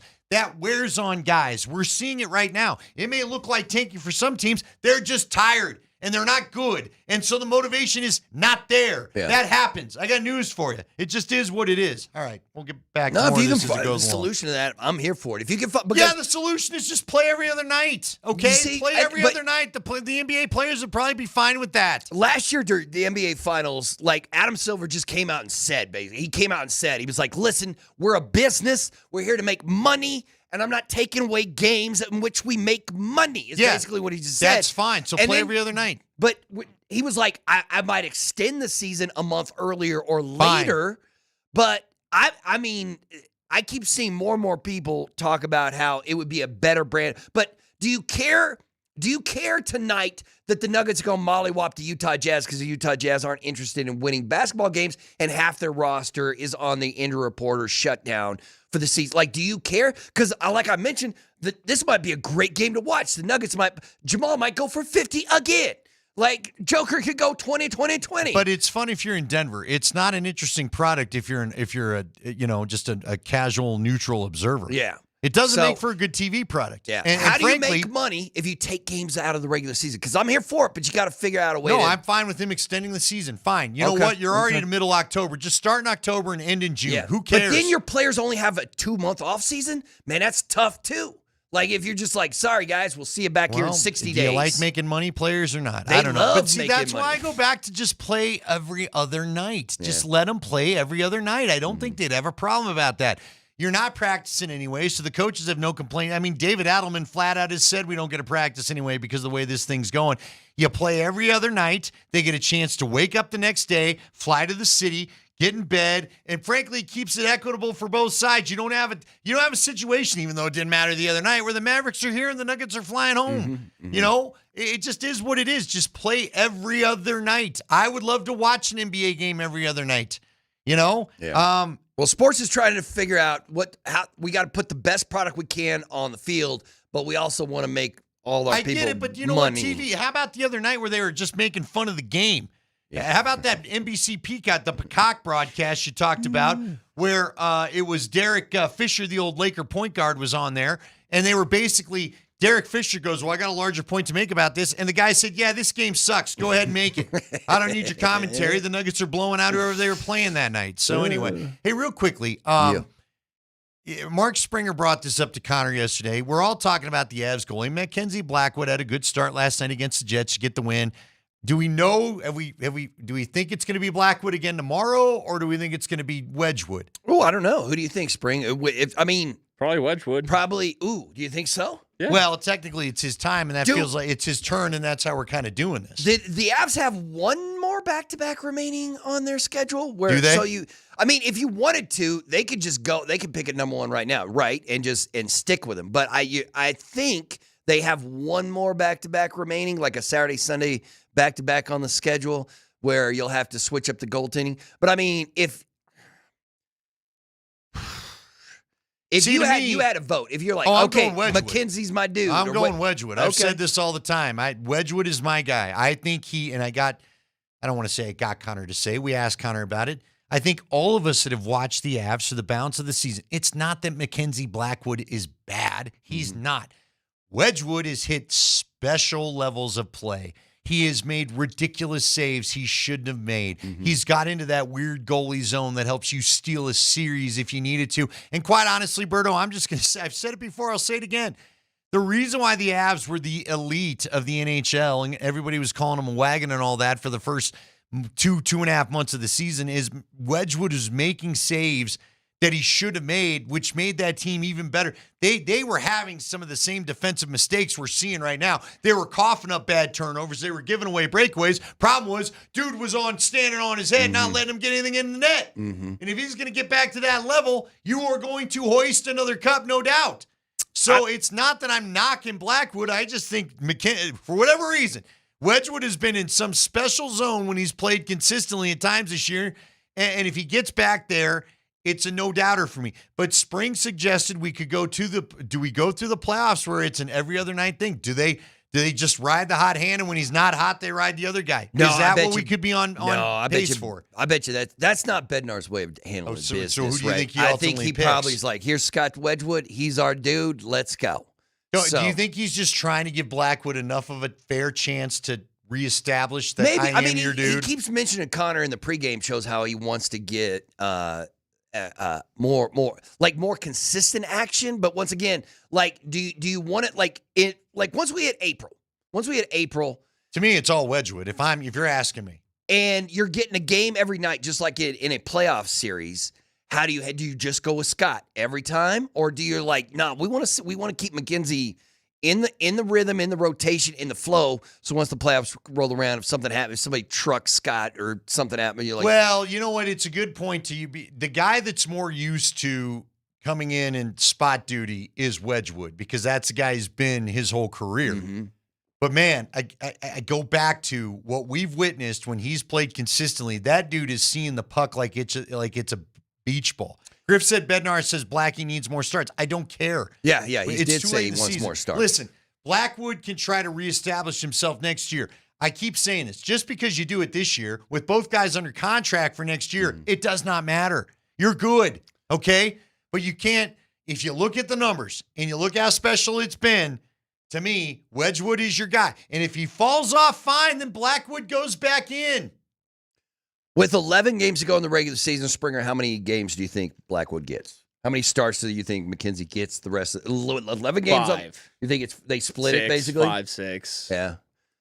You're right. I don't think you're right. It's probably not until the playoffs, until they decide okay, here, this is going to be our matter of fact, why would you tell anybody? And not that whoever rolls Seattle or Nashville or whoever rolls in here is going to have much of a chance, but yeah, don't give them a heads up. You don't tell anybody until game 1 when you hit that ice, right? But it's probably going to be Wedgwood.